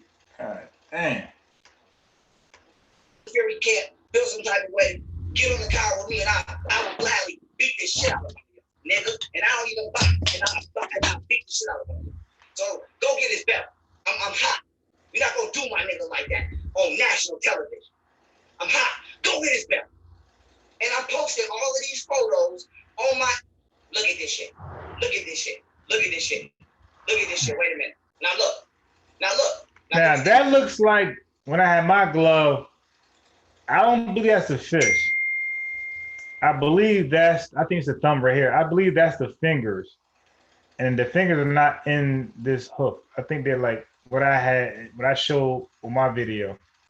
So I think these are the fingers right here. But no, I'm sorry. This might be the palm, but I believe it's the palm area. So this might be the thumb right. The thumb is somewhere in here, but not really. And this is the wrist, not the thumb. This is the wrist, and this might be the palm. Like when I show, that's why I say I don't believe the fist is right here. I believe the palm is right here. Now, I don't want nobody saying, oh, that day Tyson Fury hands was wrapped, his palms was open. Because this is footage from Tyson Fury jumping around, and you can see, look, you see his hand wrapped? His entire hand is wrapped. This is footage from him before they got to fight. Look, you can even see that Deontay Wilder in the same foot. Oh yeah, I got to tell Uncle unblock you. You got to remind me, the watcher. Look, they side by side. They side by side. Look at their hands. Look at. Oh, Weinstein got 23? Oh, damn. Hands. Only Fury knuckles is out. Only Fury knuckles is out. So if only his knuckles is out, how the fuck is we seeing his knuckles right here? I don't know if that was his uncle's. I'm sorry. I don't know if that was his knuckles, Sparrow. That could have been his palm, which I say. Bitch! And you gonna call my nigga, y'all trying to Oh call my nigga. God, please, with the language, man. Damn. I'm trying to have my channel for kids. You dig? How much is this? Damn. Damn, cursing. And y'all trying to rob my nigga. Oh my God. I haven't had the pleasure of training with him in a year. But this is when he was putting me on a path that I'm on today. You see this videos from 2000. Now, if the palm is wrapped, then I would go with the fingers. Then if the palm was wrapped, then I would go that was the fist also. Because if that's true, then there's no way out of that one. Don't you see my hand wrapped? Yeah, if the palm is taped, then that got to be the fingers. Then, dude, like what else could it be? I mean, like really, how can we actually argue that? You only see my fingers. You only see my fingers, dog. Look right here. Yeah, I don't know how. I mean, you only see. That's great evidence right there. I don't know how we can like love Pharaoh or hate him. I don't know how you're gonna deny that right there. Fingers. Shout out to Corey Combs. I love you to death. You a beautiful friend on top of a coach, and I have much love and respect for you for getting me where I am today as a fighter. That's shout out to Corey. But getting back on subject, I'm sweating. Let me show you something. I'm sweating. Now look at this. Now watch this. Now you see it. This is fight one on the left and fight two on the right. Now you see how you can see his knuckles? Now watch this. Watch this. I'm finna wrap my gloves on live. I'm finna wrap my gloves on live. I don't want nobody saying I'm doing it on live. Now this might not be the best wrap because I'm about to rush, but I'm gonna show y'all. Now look at this. I'm wrapping my gloves. I'm wrapping my wrist. I'm wrapping my wrist. I'm wrapping my wrist. Wait a minute. Boom. I'm wrapping my wrist. I'm wrapping my wrist. My boy Tony just texted me. Tony, you know I ain't lying. You know I ain't lying, Tony. You know I ain't lying. Shout out to my boy Tony. He in Thailand knocking motherfuckers out. He back now, but he was in Thailand. He fought somebody that had 100-something fight. Hey Haskell, yo, yeah, that's crazy, Haskell. You clearly stated, I'm on your side. I agree with you. I just got a little bit of criticism. And the little bit of criticism I got is to help you out. You said that. You say that you can sum it up faster than what you've been doing. You could sum it up faster without, without all the resistance. You said that, Haskell. My man all he heard was You knew something he didn't know. And that was enough. He flipped on you. How dare you say you know something he does not know? And that's why I say a lot of us still have cult ties, or we have created a cult situation and don't even know it. You dig? You know an alcoholic is still alcoholic, or is still an alcoholic, although they are sober, but they're continuing the same habits, going to the bar, doing this, all the habits without drinking, all the habits they done when they was drinking, they're doing the same habits, but they're not drinking. They are still considered an addict. So if you're a former cult member and you are doing cultish things, in my mind, you still a cult. You still in the cult. You're still a cult member. That's out. Shout out to my boy Tony. Shout out to Coach. Shout out to my whole Muay Thai team. Me, Tony, motherfucking Sean. Shout out to my boy Josh Sal, Pat Mix. Who else? Am I forgetting somebody? Shout out to motherfucking the females too. Nikki. Watch when I put my head in his glove. Now watch that.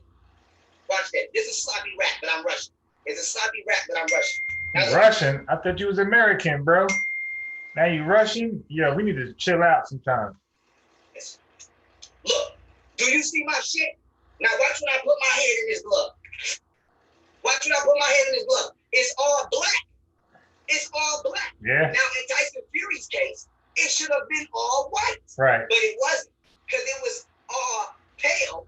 Now how do you argue that? Motherfucking hands. Okay? So now let's see. When I slide my head down, if you see skin. Now you see skin. Now you see skin. Now you see skin. Huh? And so this is just me rapping on live. Hey, yo, listen, you can't ask religious folks any questions. Okay, so in my mind, you become religious when you can't be asked questions. I don't care if you're not subscribed to a church or a particular Abrahamic faith. If you reject questions, in my mind, in my definition, you are religious. And Chief X was asking simple questions, and he was attacked. You dig? It's a religion out here, bro. People acting like it's not. And the thing is, some are saying are just against the Abrahamic faiths. He's not really against the other crazy faiths. So there might be some truth to that. A professional rap where they tape you up, mark the gloves off, and then they put the 10 ounces on you, which is smaller than these, and then they string your gloves up, and then they tape them even more. So it's damn near virtuously impossible for your glove to move while you are in the ring. Huh? It's virtually impossible. It's virtually impossible. Now let me pull this up. Now y'all tell me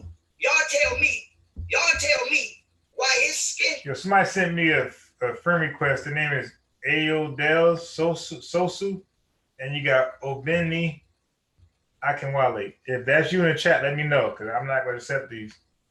Why is his skin? Now, let me unwrap this. Why is his skin showing and mine is not? If both the gloves is all the way on. Why is his skin showing if mine is not? If both the gloves is all the way on. The only time my skin show is when my fist. I'm gonna be real. That looks like fingers. I'm gonna be straight up real. That looks like knuckles. When I say fingers, I mean knuckles. Fingers bent over. That looks like knuckles. I'm gonna be 100 with you. That looks like knuckles. Out the fucking glove. So he was punching this man for 2 fights in a row. With his bare hands. And I don't even watch boxing. Hey, Haskell, great point. Great point, man. Listen, I like Asar, and to defend him a little bit, sometimes when you're being antagonized, I'm not saying nobody did that here, but people have done it. And sometimes when people poke at you, it happens to me. Sometimes I'm ready to bite anybody, and it'd be a mistaken bite. Like, I didn't mean to bite you. I just getting tired of being poked at. So I assume everybody's poking at me. You dig? So that's probably what he's doing. I don't even watch boxing, bitch. How about that one? I don't even watch this shit. I just seen some bullshit. Nah, I'm him. Wilder didn't say anything, and he shouldn't, because he already made up a couple excuses, and he shouldn't have done that. So he's in hot water for that. So don't make up another excuse, because then you're gonna look real, real bad. So I hope he says nothing else. And investigate. So for all of y'all that keep talking about, oh, the commission should have checked his hands. This guy in the third should have checked his hands. Somebody didn't do their motherfucking job, or somebody. God, the cursing, bro.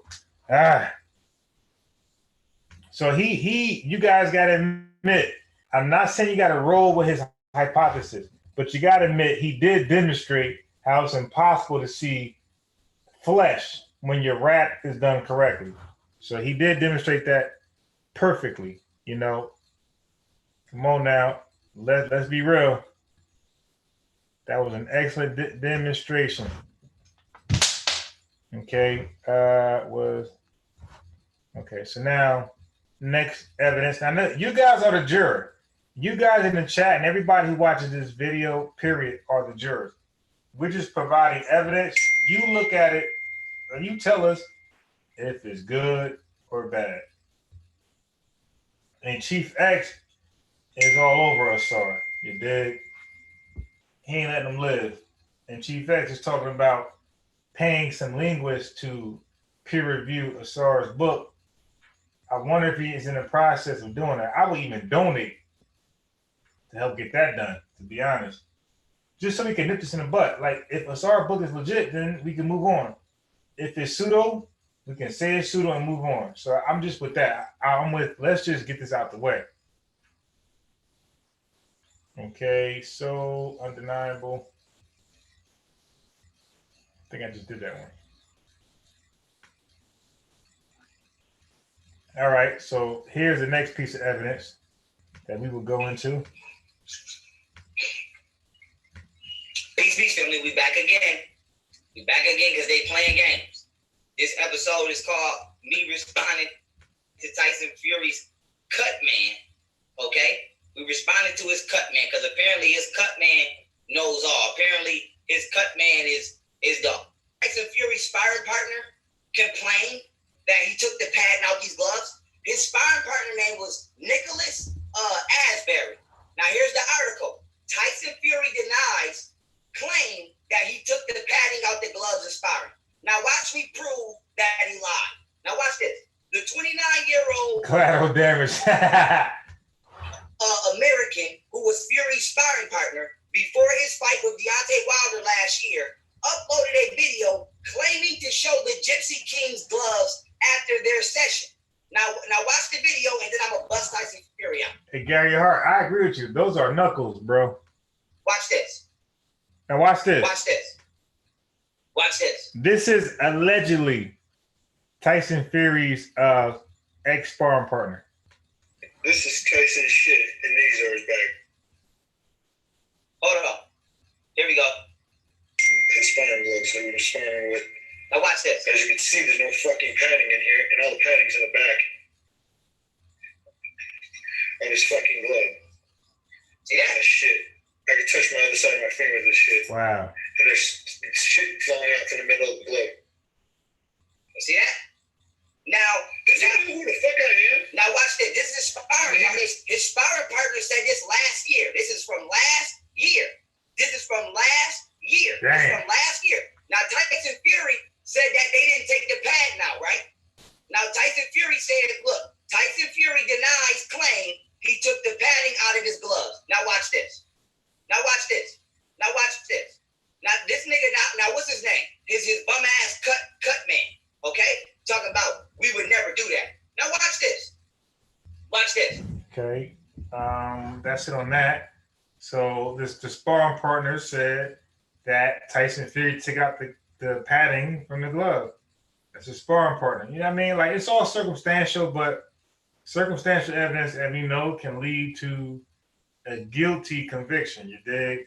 We've seen that many times. If you hadn't, then yes, that could be the case. Left glove loose, like you see here. See that? It's so loose you can see into his glove. Let me zoom in again. Yeah, or I mean, those gotta be Haskell. I'm sorry, Haskell. Those gotta be knuckles. We seen how the hand is taped up. Everything is filled with tape except for the fingers. Those of you in the back, look, you don't see Deontay Wilder glove like that. You don't see Deontay Wilder glove with no extra room. You see Tyson Fury glove with extra room. Okay?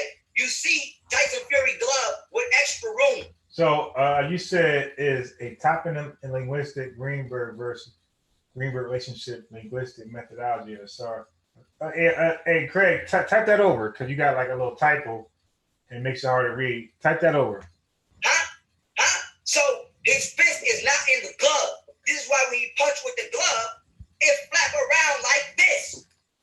The same way my glove was just flapping. Stop playing with me and get that man back his belt. Motherfucker. Now look at this. Look at this. Look at this. Look at this. Look. Both fights. He did it in both fights. That's fight 1 on the left. That's fight right on the that's fight 2 on the right. He did it in both fights. This is why in the pictures you see his left glove is always off more than his right glove. Even when both his hands is down and gravity, both his arms are down and gravity, okay, is pulling on both his hands. Why is gravity pulling on the left glove more than it's pulling on the right glove? Nah, I don't know about that. Because the right glove is looser. The left glove is looser than the. Yeah, so we went over that. Tom Hanks got the virus. Yeah, we definitely had went over that. Nah, Gary Hart. Asar's book has not been peer reviewed. Let me go back to the video. The right glove so that he can do this. So that he can pop his fist in and out the glove like I just did. My fingers are not in. Look, if I'm on national TV, you don't know that my fingers is not in this glove. You feel me? And if I want to, I could pop them in like I did. You would never know.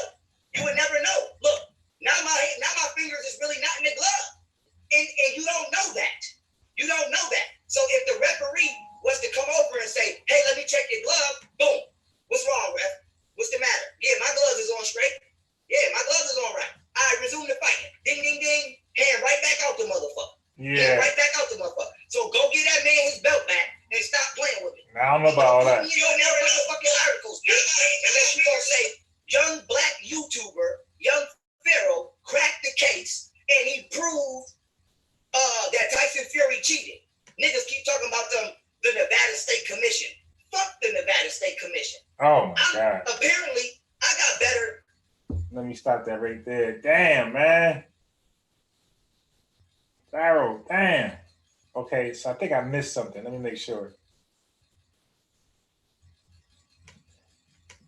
He has on red tape. Wilder has on blue tape and golden gloves. In the last fight we just seen, right before he punched him in the back of the head after he punched him illegally again with the left, he has on Young Pharaoh, I got one request.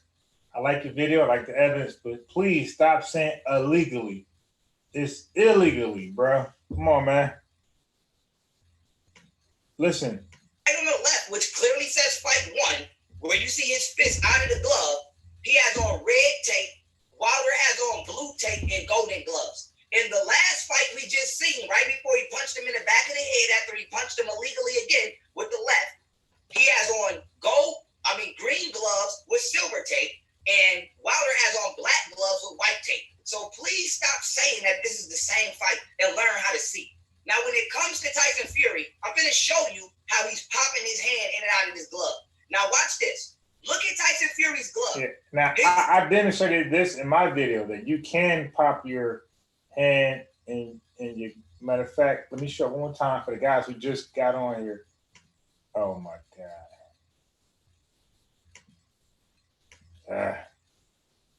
All right, so I'm going to demonstrate. I did my own video, and I showed how you can definitely pop your hand out the glove and back in the glove very easily. Dig. So watch this right here.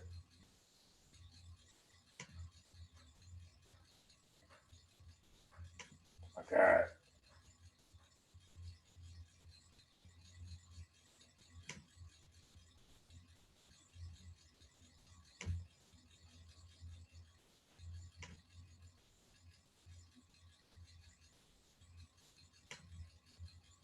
Okay, check this out.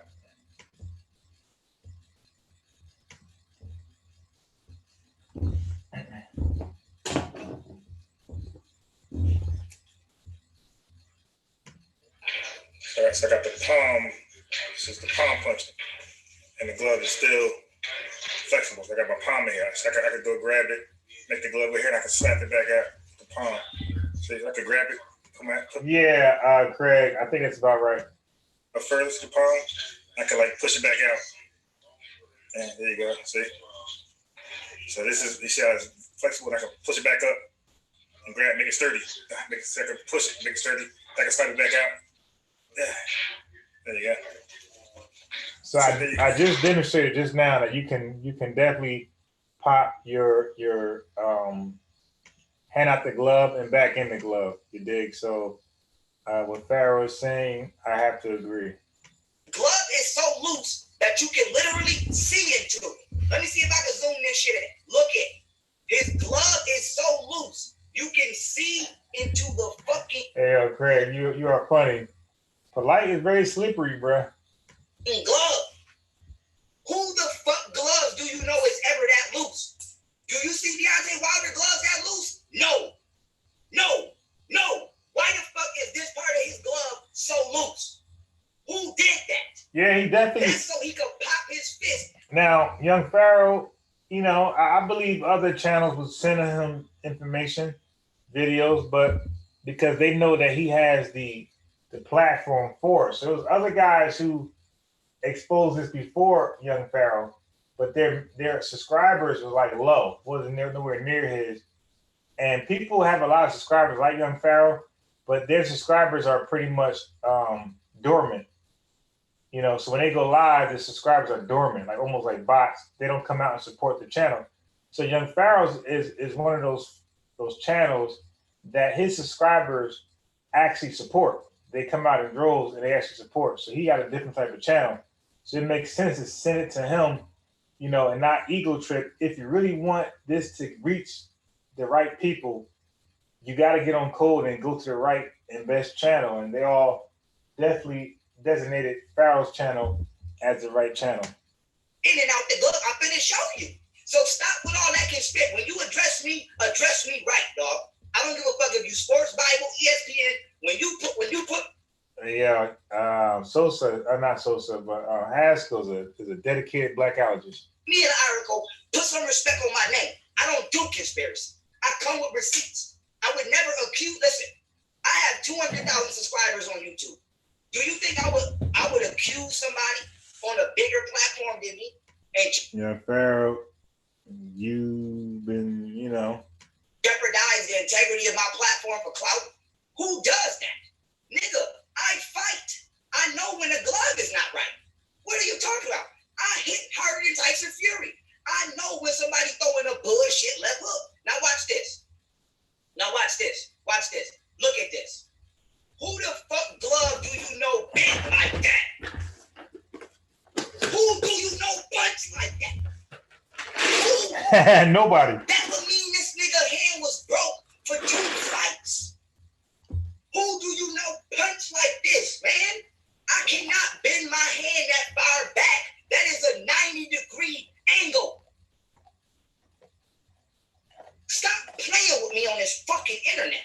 Stop playing with me, dog. Y'all kill me with that shit. Now look at this. Because he talking about the Nevada State Commission is the best in the business. This what you call the best? That flimsy ass tape? You don't see that flimsy ass wrap coming out the left glove? That's crazy. Damn. I didn't know the best in the business wrap gloves like that.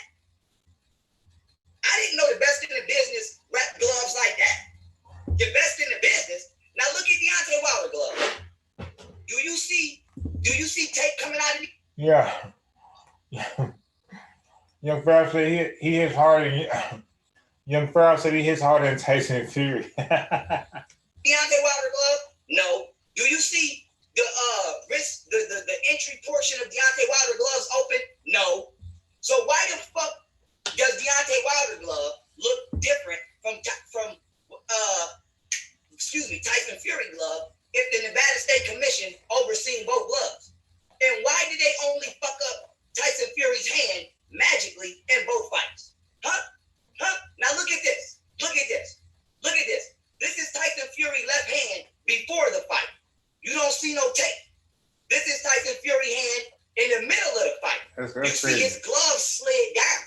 Yeah, that's crazy. Now here's the thing. If his glove was on all the way, how the fuck do it keep sliding down?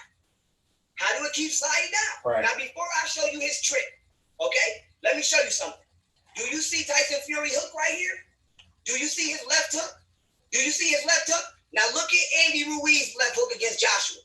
Why his hand don't look like that? Why his hand don't look like that? Look at this hook right here. Why Andy Ruiz's hand ain't going back like that? Why is he throwing the right hook? That's a real punch. A hook the correct way, and everybody else fucking up the punch. Huh? Look at Tyson Fury right here. Look. Why is his left glove lower than his right glove? This is his right hand. Huh? You don't see no tape or no wrap. Look at his left hand. You see now let me be fair.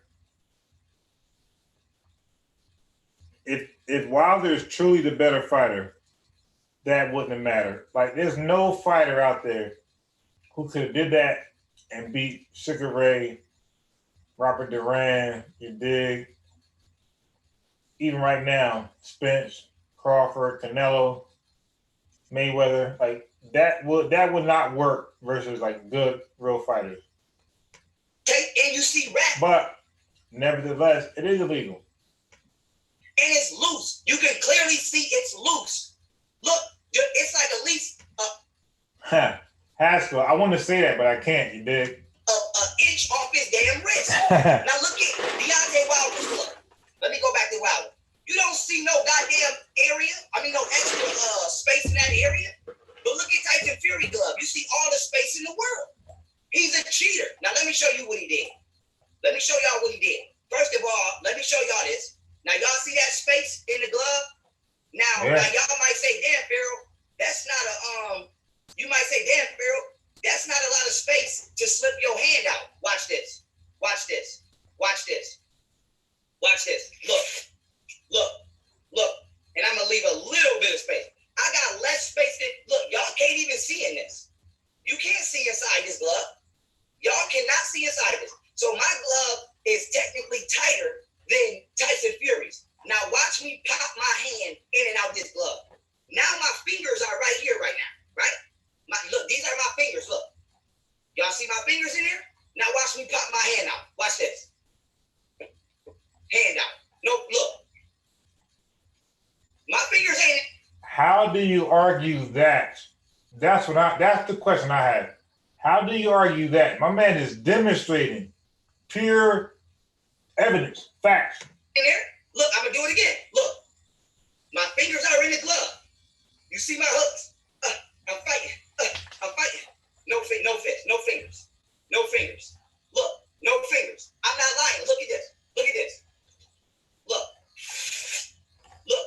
Ta-da! Ta-da! Ta-da! Ta-da! Stop playing with me, dude. Stop fucking playing with me on this internet. Stop. Let me show you assholes again. Okay? You leave a little bit. Now we got it, young Farrell. Thanks, bro. You definitely pulled up on that source, on that evidence, I should say.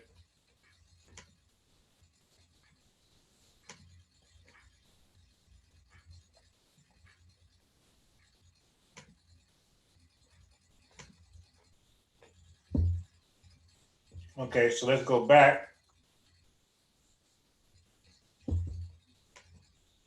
Some more evidence. I like Farrell because live stream session. He was giving different evidence. I ain't got no jury on or nothing. I'm in a rush. It's not the same evidence. I'm gonna try to make this fast as possible.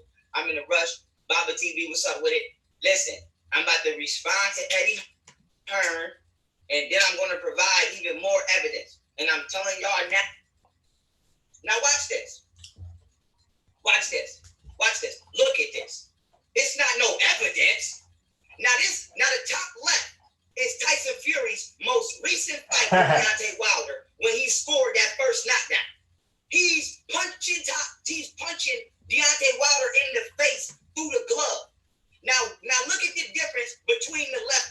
That's crazy, Do you man. see the way he's hooking on Tom Schwartz?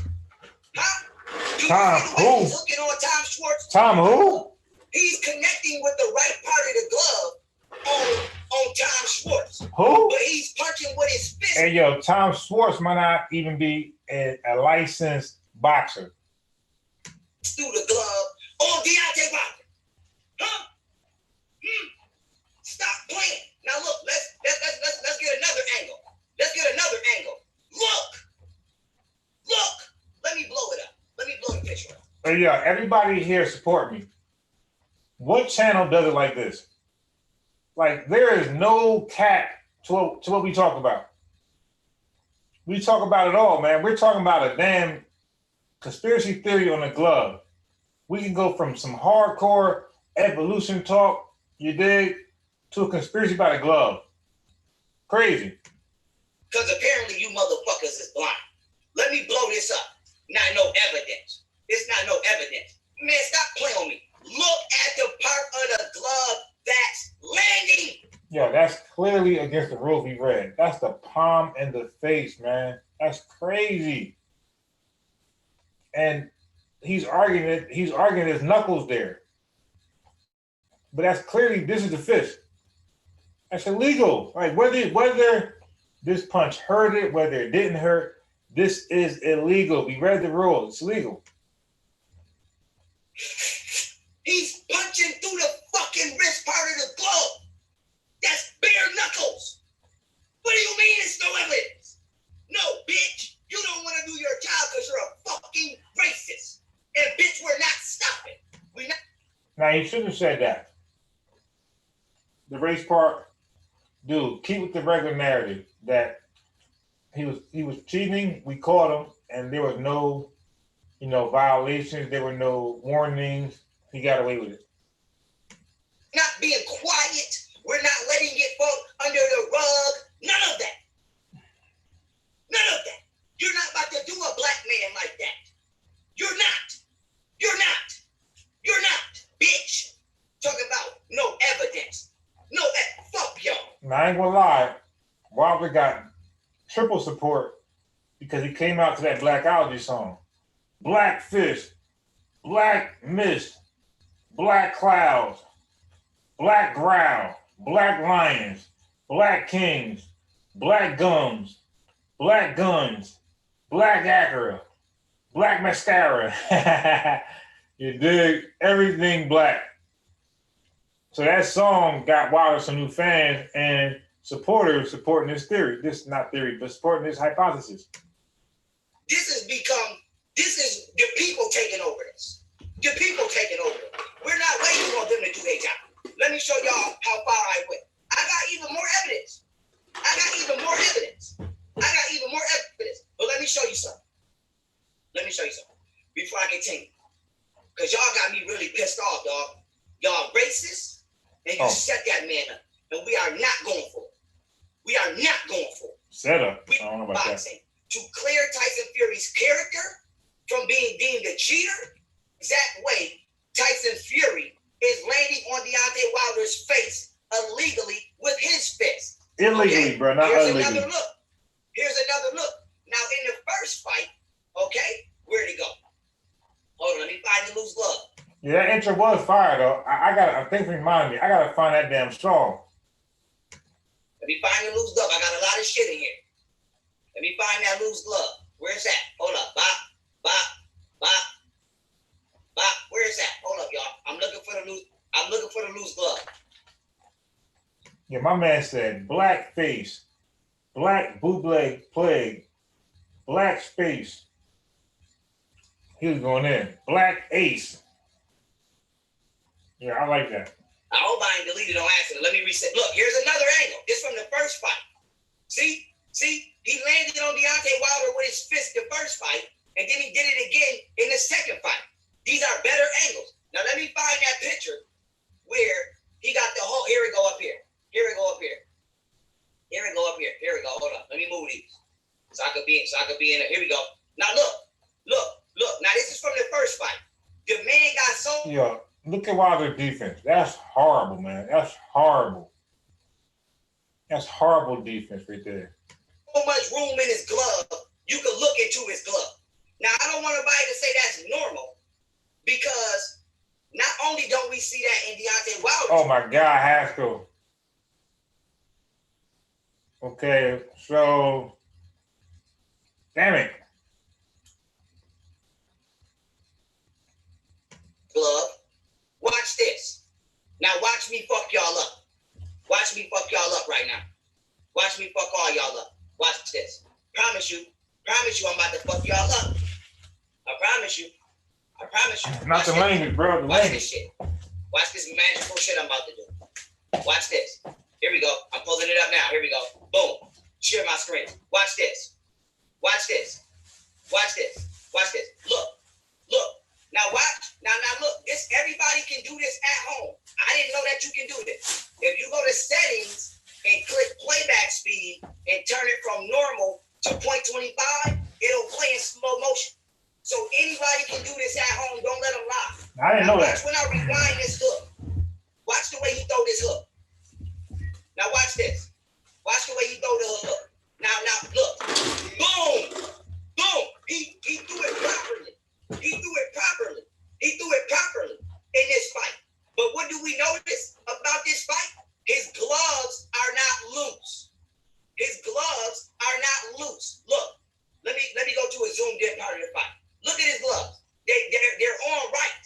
They're not loose. They're not incorrect. None of that. They're not flopping. None of that. Now let me go to another video, okay, where his gloves is on right. Now watch this. Wait, I'm gonna play that in a minute. Now watch this. Watch Tyson Fury hit the bag. Watch this in slow motion. Watch this. Hold on. Now watch. Look, here we go right here. Watch this hook. Watch this hook. Watch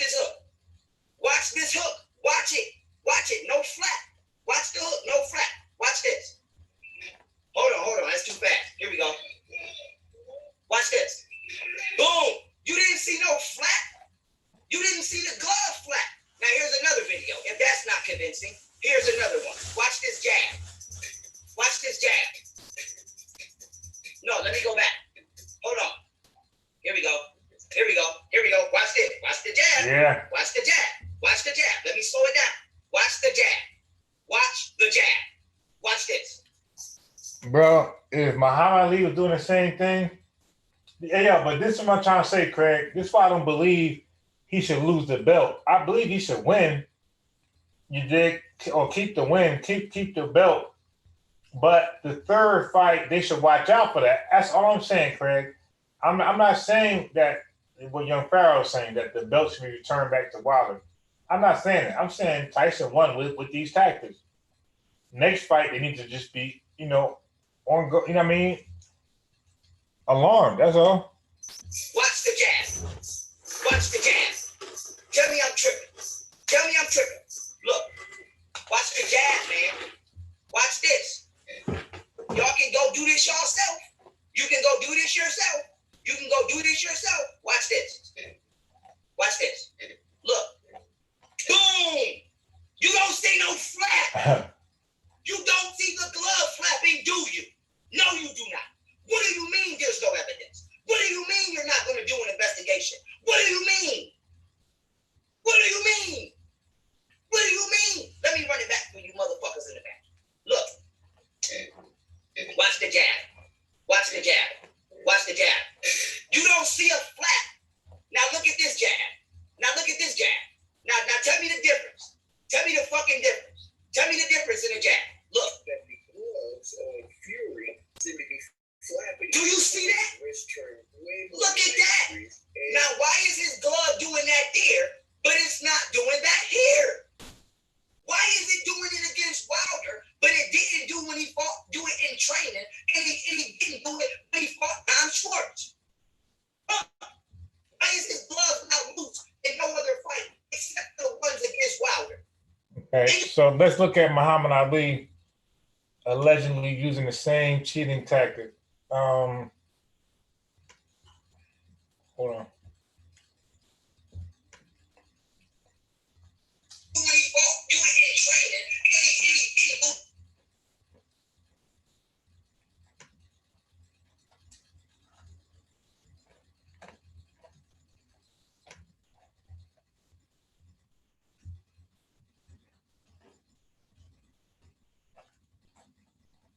Damn.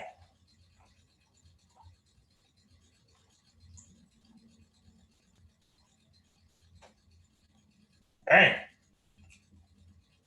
Yeah, I can't see no flop, bro. Where the floppy glove at? My man's swinging so damn fast. All right, here we go.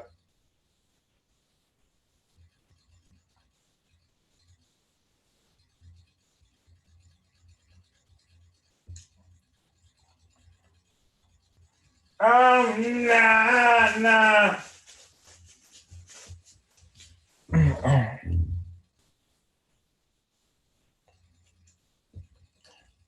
Here's my only problem with that. Context is everything. Don't forget, you're dealing with a pseudo killer. Context is everything. Let's say if his glove was flopping, but what was the rules then? See, the rules now, we know the rules. You cannot punch with your palm. You dig? You can't slap punch. That's the rules. Tyson did that. So I don't know the rules back then. So you got to receipt that. You got to pull that receipt up. You dig? What were the rules back in those days?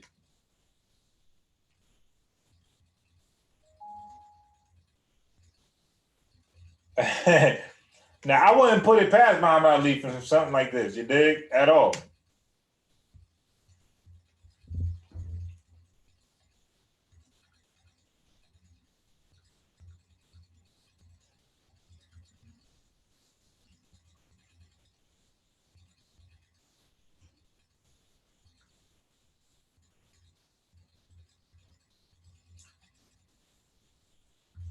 All right. Okay.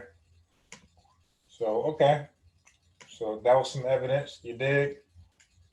Let's keep it moving.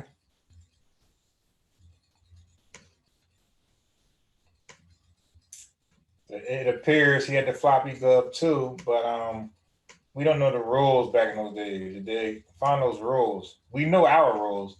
Tyson definitely broke our rules. You gonna sit here and tell me it ain't nobody present no evidence? I've been going crazy all week on the internet. What do you mean?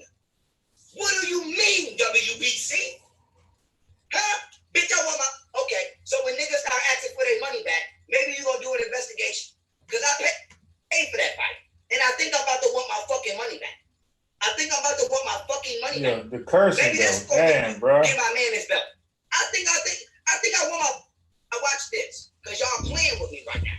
Y'all playing, and I think I want my fucking money back. How about that? Now watch this. Go on YouTube and everybody... Yeah, that's not even close. Hell no. This is a credible channel. Julanda. 159,000 subscribers. Fight Club TV. This video was uploaded 2000. Julanda, listen, we appreciate you, but the women, it's something about women who fall for the cult type settings. I don't know what it is with women in cults, but y'all be in those cults heavy.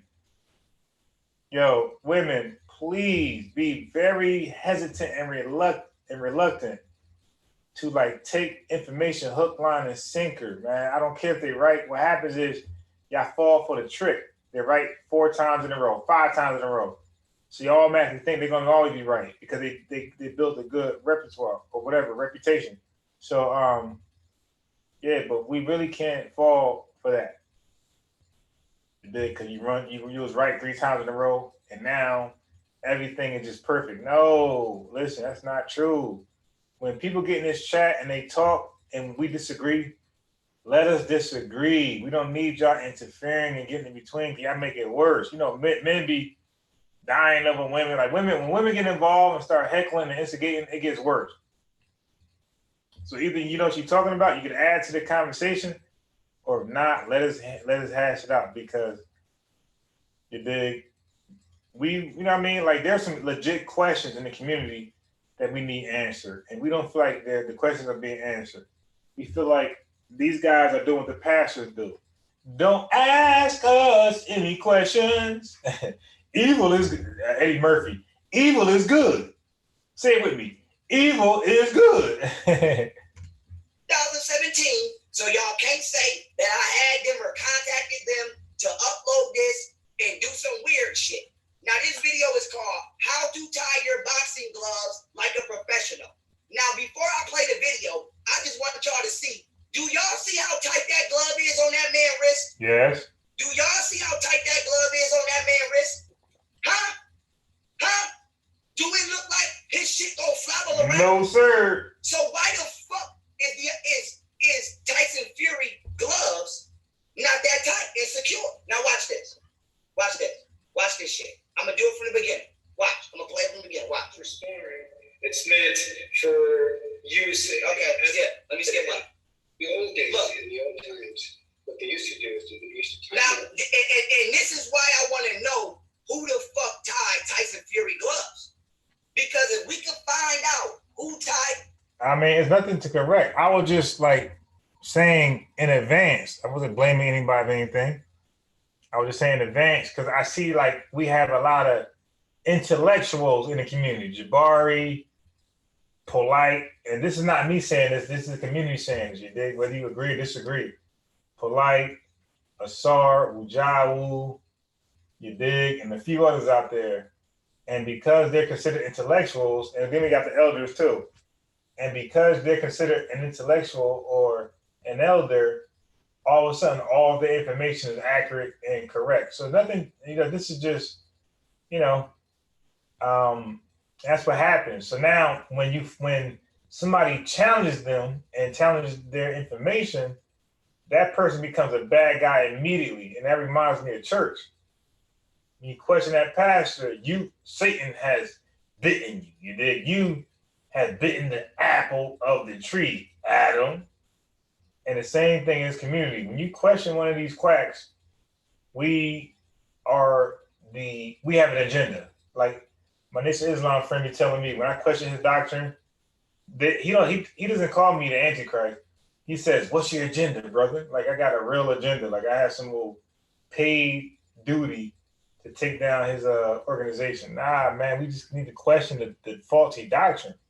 his gloves and make them do the entire process in front of us online, and then make Tyson Fury throw a couple straight jabs and a couple hooks online. And if that glove flat after it's properly tied in front of us, then I will delete all of these videos and I will apologize every day for a year straight. That is my proposal. Huh? Never said you were a cultist. I named the men that I named. Never said the people. I said I named the people. You did. I threw out the names, and that's it.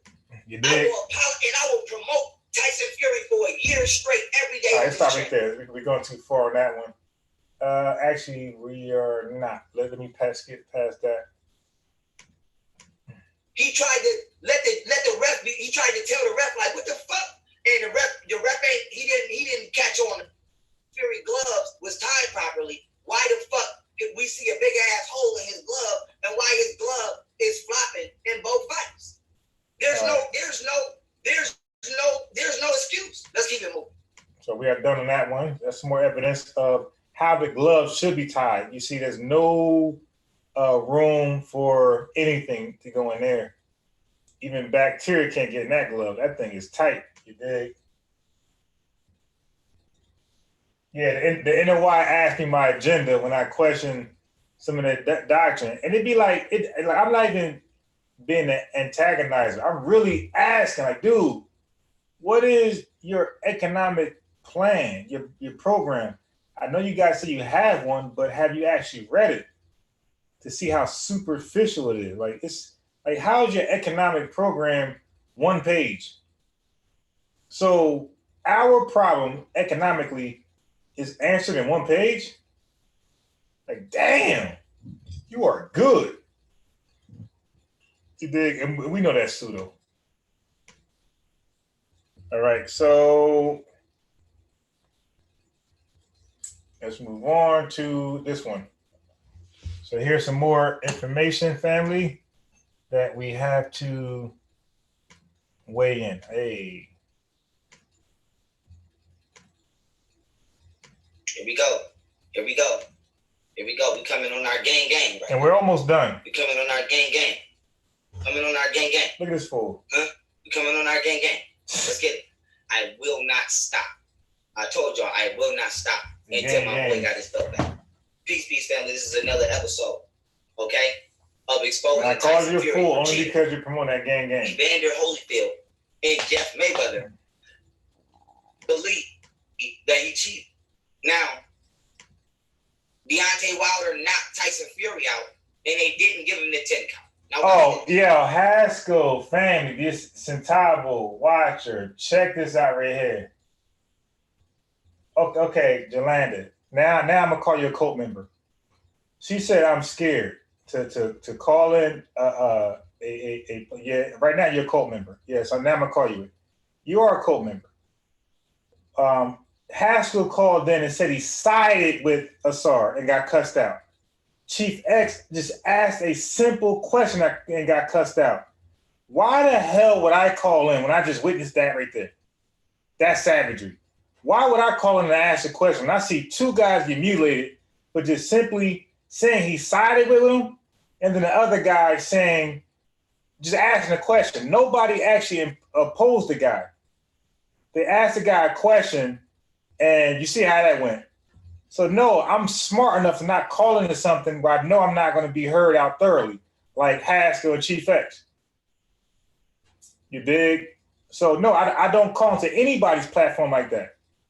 See, I'm smart. I'm not in a cult. I'm smart enough to read the energy and see how it's going. Like, now I don't think I get a fair shake here. I think I'd be cut off like Haskell. I think I'd be cut off like Chief X. So let me reserve my opinion for a neutral platform, my own or somebody else's. You dig? That's called intelligence. Watch. Knock that boy out. Look, he's gone.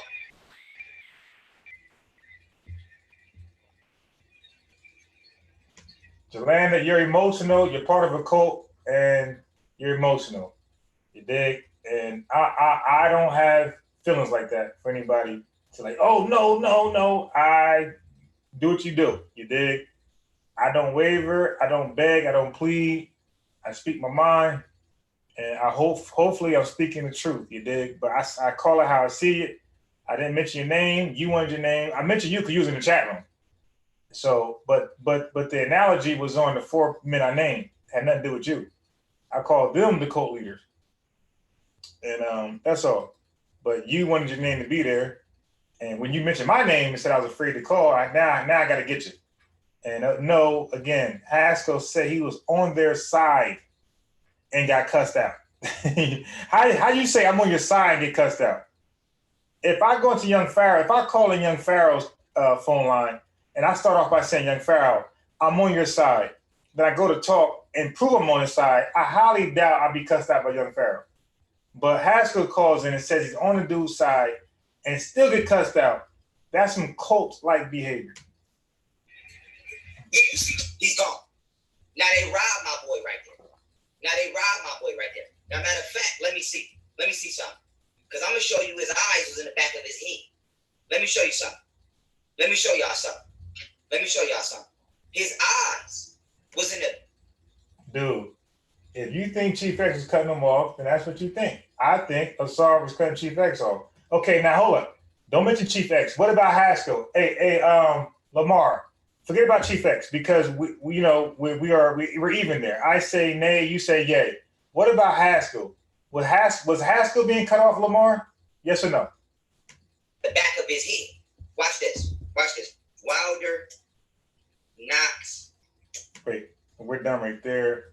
Let's move on to the next one.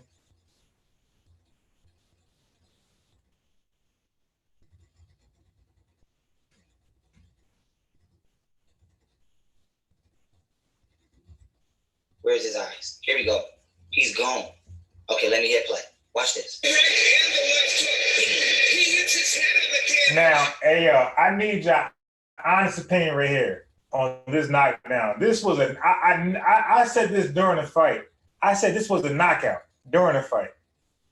You dig? And I still and when I seen this video right here a year later, I'm like, 2 years later, I'm like, oh, I was right. This was a knockout.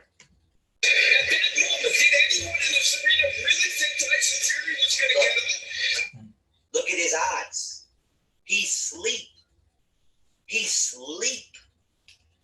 I've been watching boxing for a very long time. I'm a boxing fan. I've been to boxing events.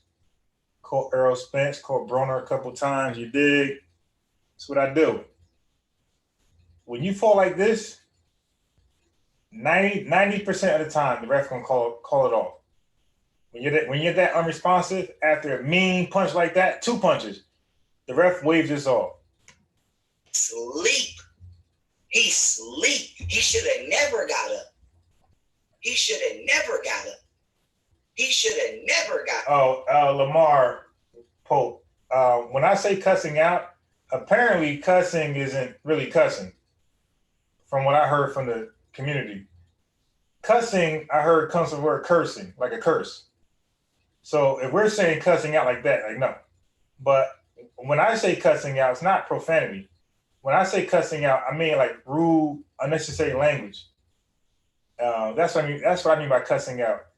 And he definitely. So don't forget about the cussing out part. I'm focused on he was cutting him off. I'm saying that and giving him hot energy, in spite of Haskell saying I'm with you.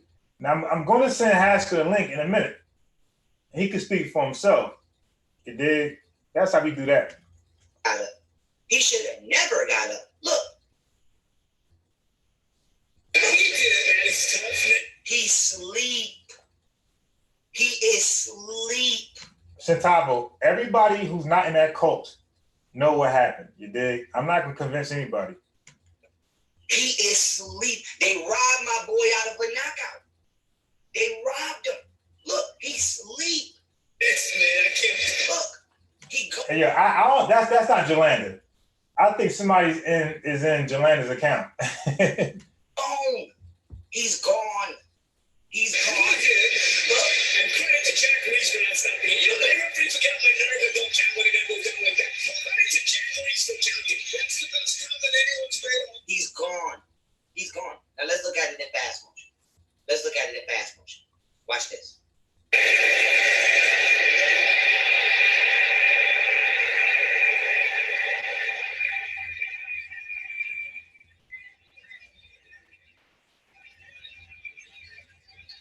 10 seconds is gone. Knocked him out and they robbed him.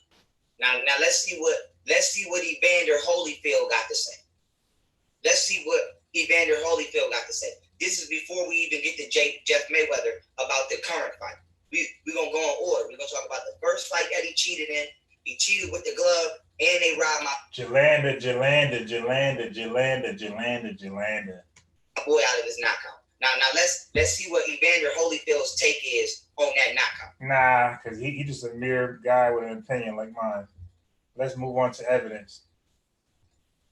We don't want opinions. We just want evidence.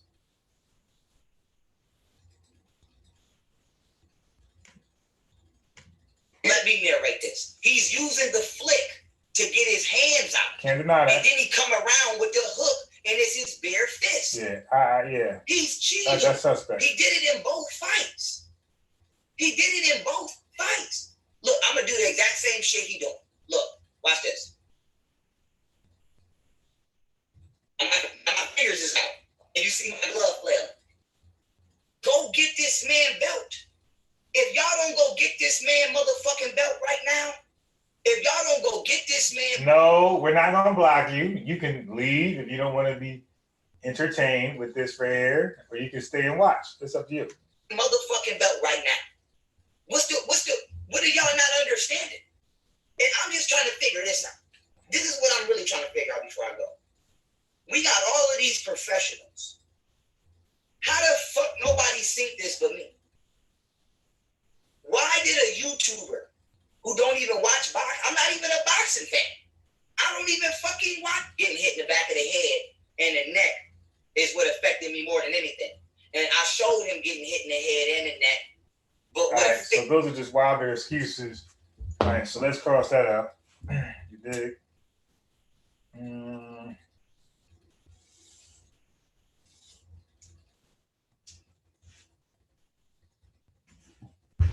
You know, we don't do the excuses, Wilder.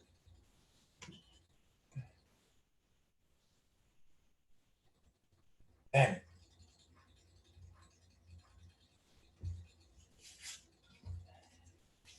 Okay. So Tyson Fury rejects. Okay, so now we are here. This one right here is Tyson Fury rejects a bottle of water after asking who it came from. I don't know about that one. That's what I'm trying to say. Like, Young Pharaoh spread himself thin with the conspiracy theories. Stick to what's working. Now he's saying the bottle of water was spiked. You dig? He should left that out until the very last thing. You dig? Like you chase at the end. You don't chase in the middle or the beginning. All right, because that kind of like ruined a lot of his evidence. Look, I played this. This is the video, right? That y'all keep seeing in the sports Bible magazines that they reposted of mine. Now, some of y'all keep denying that Deontay Wilder was robbed out of his knockout in the first fight. So what hey, Sosa, yeah, that was very profound. What you said about Haskell. I said the same thing about X. Like Haskell and X and guys like that are just great at just critiquing other people, but they really don't have a strength of anything. So, hey, Sosa, I'm with you 100%. Like, and I don't mind them critiquing people or myself. I'm not a cult leader. I'm not in the cult. So I don't mind being questioned or critiqued. I welcome it. It's just going to sharpen me up. You dig? But that's a great point, though. Haskell, like, what is your strength of research? Like, what are you looking to that you stay and hold on, that you present it as, like, this is what it is, and it may be what it is or it may be controversial. Like, so sorry. Like, that was a very great statement. I told X, I said, X, yeah, you got to know something in advance and have a lane or field in advance so people can call you or holler at you when that subject arises. Like, other than that, like, guys are just great trolls. My bad, Haskell, my bad. I do is I'm going to play this video, and then I'm going to play another video that further shows the referee purposely did not count correctly. So let me ask you a question, Lamar. Asar's work can't be questioned. Like, the dude, he's supposed to question him. Asar actually, we're supposed to question each other. You dig? I don't know why that's only a pastor would say, or imam would say, don't question me. Really, a pastor. So what's wrong with questioning Asar? Like, you just made that a point. Because some of y'all keep saying that the 10 count is wrong and blah, blah, blah. So it's time to put y'all to bed. Here we go. Watch this.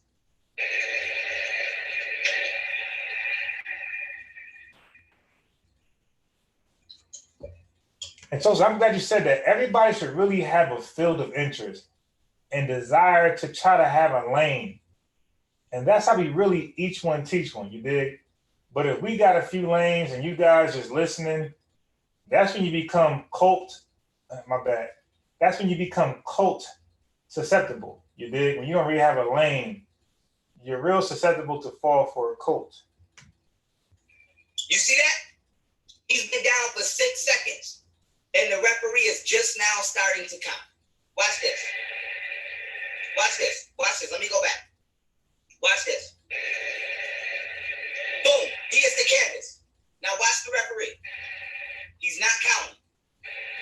He's not counting. Hey, Haskell, I need you to watch this. The watcher. Yo, Lamar, I need y'all to really watch this right here. If y'all interested, if not, then do your thing.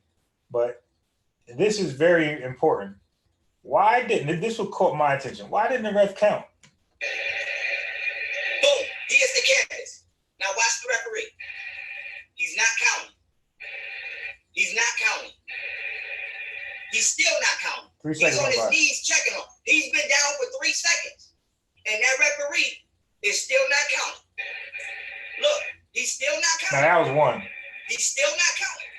Now he starts to count. I think he had 3. I think he had 3. 6 seconds. Now watch this. 6. And he let that man up. 9 and 9. Now let's go to this. Now he counted late, but I think he went to the 7th count. Let's go to this clip. This is the same thing from a different angle, right? Somebody posted this on their Instagram. You can go to their page and watch it. It's called Deontay.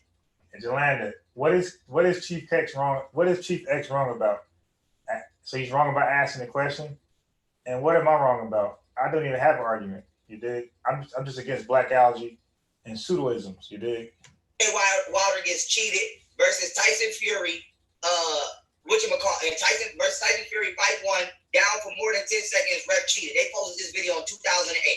Now, what the referee was supposed to do was make sure Tyson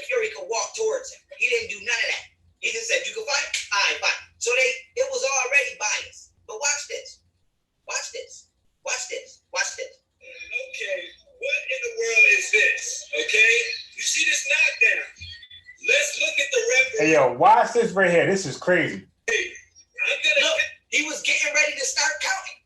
He was getting ready to start counting. If he would have started counting here like he was supposed to do, then it wouldn't have been none of this. We wouldn't even be dealing with this right now because my boy would have had another knockout under his belt. But watch this. Watch him not count. Watch this. Look. Now I'm gotta go over here. Look, he stopped in the middle of his count. Where have you ever seen a referee do this? And y'all keep saying reaching. How is it reaching when I'm sure where my goddamn gloves are? Where's my damn glove? How is it reaching when I'm showing you what Tyson Fury's doing with the glove? I went to a gym and did exactly what he did with the glove. I'm showing you the referee. Jolanda, I'm not playing Pharaoh. I'm playing his retake of the fight. I'm playing the evidence. And Pharaoh is giving commentary, but I'm giving commentary over his commentary. That's why I'm doing this. Okay? You see? That's how that works. He is showing live video. This is not something he did. This is live video of the fight. So see, it's not the messenger, it's the message. See, you guys are men pleasers. You're personal worshipers. You follow the man and not the message. I don't do that. Pharaoh can say good things. Inky can say good things. And when they do, I will support it. And when they don't, I don't support it. Real simple. But I'm not a personality pleaser, meaning that no matter what Pharaoh says, I disagree. That's not the case. I'm not in a cult. That's not how I think. Not count on the goddamn footage. I'm showing you his gloves altered in both fights. What is wrong with y'all? Some of y'all. Oh, that black eye you went out the door, huh? You straight nigga woman now. Trolls. Not the people that's got common sense, but the people that keep saying you're Fury fans. And y'all, in my comments from overseas, do y'all not know how to see? Do y'all not know how to see? What are y'all doing over there? What are y'all doing? Let me run this back. Watch this. Watch this. He was about to count. I'm gonna count. Look. Now I'm gotta go over here for a minute. Yeah, something's going on. He stopped the count. He stopped the count. I'm not gonna count. Look. Let's get back over here. Look. Boom. Now here comes the hook. Watch this. Now notice, Deontay Wilder hook was clean. Deontay Wilder ain't laying with this on his hook. He landed with this. Now watch the referee not count. Watch this. This was funny. He's down. Where's the ref? And this is why Holyfield said that they felt they cheated Deontay Wilder. And I agree with Evander Holyfield. Watch this. Where is he? He's on the other side of the other corner. Not counting. Doing nothing. They wanted him to win. That's right. Cheer for your man. Now watch this. Yeah, let's look at this again. Now, what is he doing? Look. Watch him. I don't want to count. Look. He's not counting. That's crazy. He's not counting. That's clear. Now watch this. He gonna go over there. Okay, so now look. If you guys can see the man name, his name is Me and My Kicks. This is why Pharaoh had to take over. He only has 3.25 thousand subscribers. That's it. Young Pharaoh has 200,000. This would never go viral. Not in the way that Young Pharaoh could do it. So it's not about who's telling the story. It's about who can get it out to the public that can make its way to the Boxing Federation so they can review it and look at it. That's what people don't get. It's not about Pharaoh. It's about who can get it the most exposure that the right people see it. And guess what? Many credible boxing channels also reference Pharaoh. You dig? People who has interviewed the best. Mayweather, De La Hoya, name them, Sugar Ray. Credible boxing channels reference Pharaoh's videos because they know that he has a large platform and a lot of his followers actually watch his live streams. He be 3,000 live stream viewers deep. So it was a great strategy to use Pharaoh so he can go viral because he got the most subscribers out of all of them. And now it got to where it needed to be. Without Young Pharaoh, none of this stuff will be in question right now, at least among the circle of those who are in power. Tyson Fury's head and basically bring Tyson Fury back to life. Watch this. Let me just see. Are you okay? Before I is this man a referee or is he a doctor? Is this man a referee or is he a doctor? Yeah, we almost done.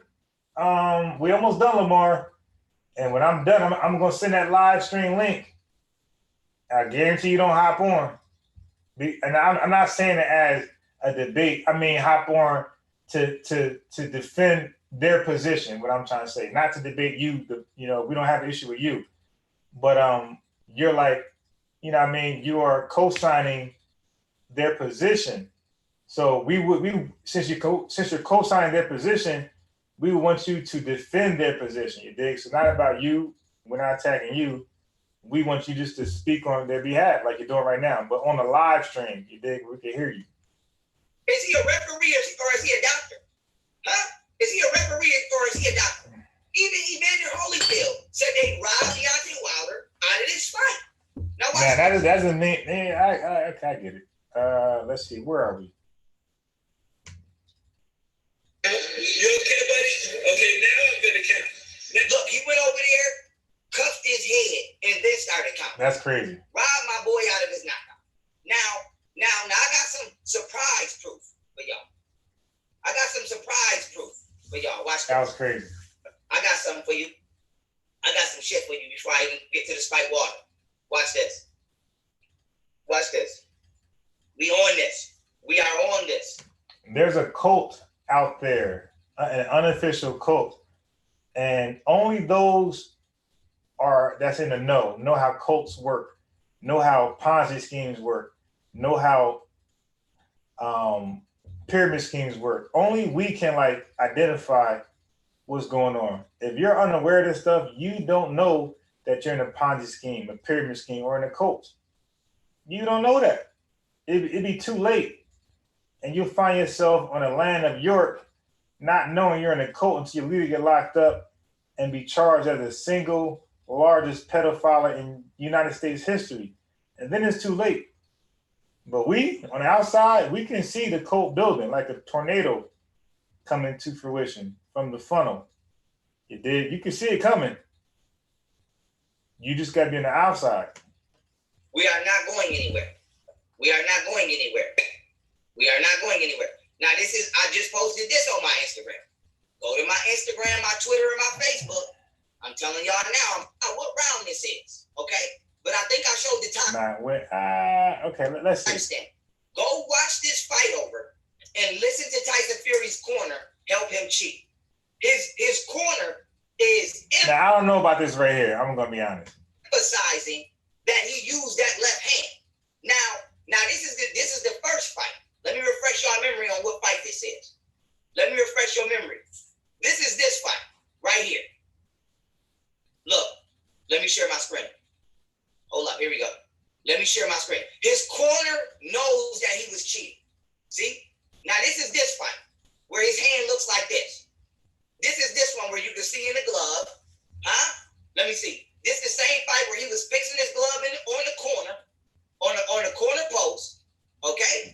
This is the same fight where the thing was flapping off. This is the same fight where the ref had to fix his glove and where he got knocked out and the ref did not count.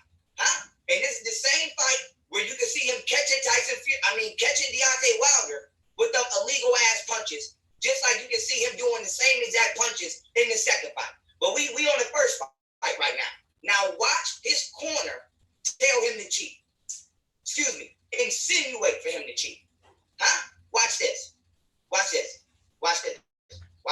right, here we go. Screen share. Let's go. Screen share. I'm on it. Watch this. Listen. Shh. Listen. This is the first fight. Listen.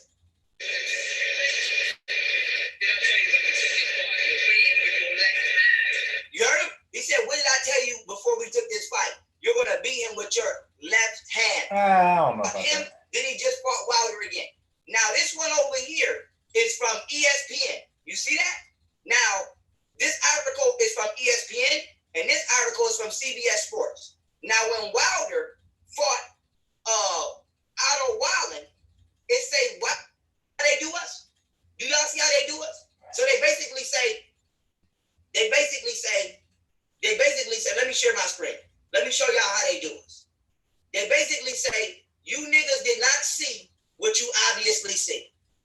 You didn't see Tyson Fury's glove flapping.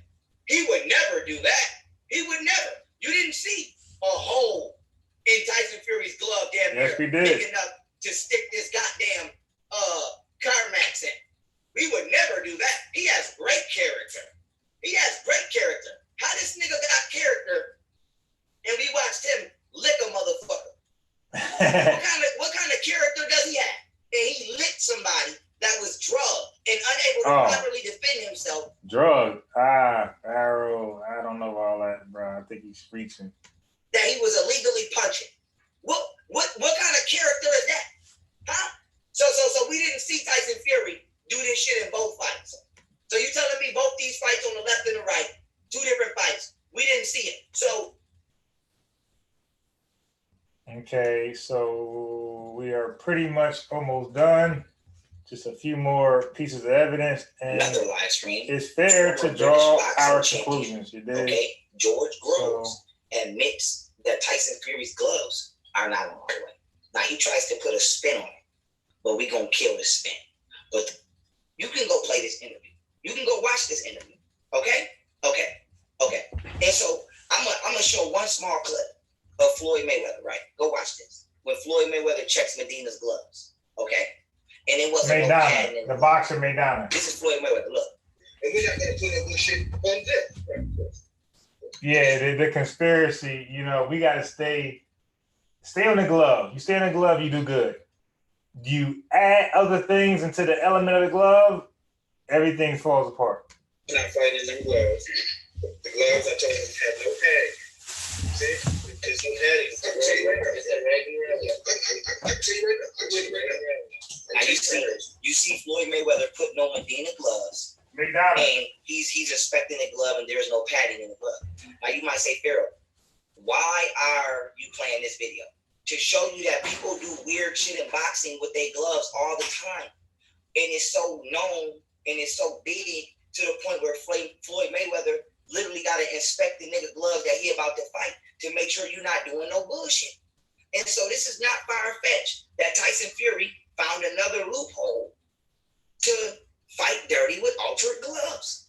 What are you talking about? It's common sense. A bare-knuckle boxer found a loophole with his gloves to where he can be able to hit you with his bare knuckles. I don't understand what's so hard to understand about that. The only thing that is taking this so long to get this ball rolling is because white people will not admit when other white people are wrong and when they are wrong due to trying to be racist. That's it. Because if this would have been a black person, we would not be having this conversation. It would not take me 9-10 videos to get the world's attention. It would not. But let me play this real quick. Fuck no. Yeah, I told you, I can fuck. Look, you can feel my knuckle right here. I can fuck down there. Ain't no fucking pain in the fucking mud. Look, you can tell. It is. You can tell. It's all about right now. Come on, man. Steady, man. Look at this shit. You see that? And so the point I'm trying to make is, if niggas will try to finesse Floyd Mayweather gloves and he's undefeated, what makes it so hard to goddamn believe that they would try to finesse Tyson Fury gloves and he was undefeated? If Floyd Mayweather, the level of status and money that he has. All right. No more conspiracy. Let's move on. We're almost done. Tyson, here we go. We're almost done with the evidence. So, but that was a good point that he brought up the Mayweather glove controversy, because he wanted to show you that glove controversy isn't something that's foreign. So he showed you that even the biggest fights being made ever in boxing history, there's some glove controversy. So that was good that young Pharaoh brought that up. You dig? So let's move on to this right here.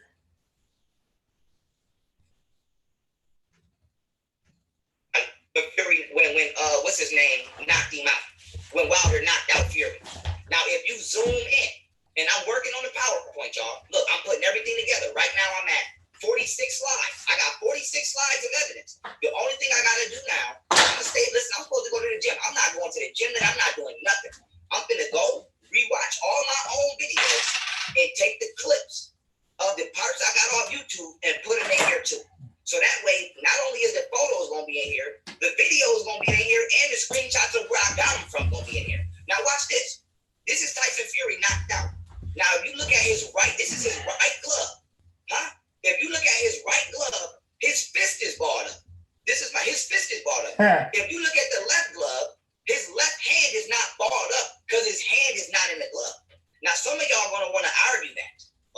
So word, the Watcher. Because you're a Fury fan, and you don't have. And the Watcher. That's why I'm laughing at. That's why I was laughing at Hillary. You wrote the laws. You knew what he could do and can't do. No integrity for the sport of boxing. And so what I'm going to do now is I'm going to zoom in on that same glove, and you see that them laces are not tied. You see them laces? You see them laces? You see them laces? Now, who can argue this right here? Come on. The dude is bringing pure, hardcore facts. The laces are loosened right here. Come on. Come on. Those laces are open. Now, wait a minute. Wait a minute now. Wait a minute. Let me share my screen again. Let me share my screen. I'm ready to go to court.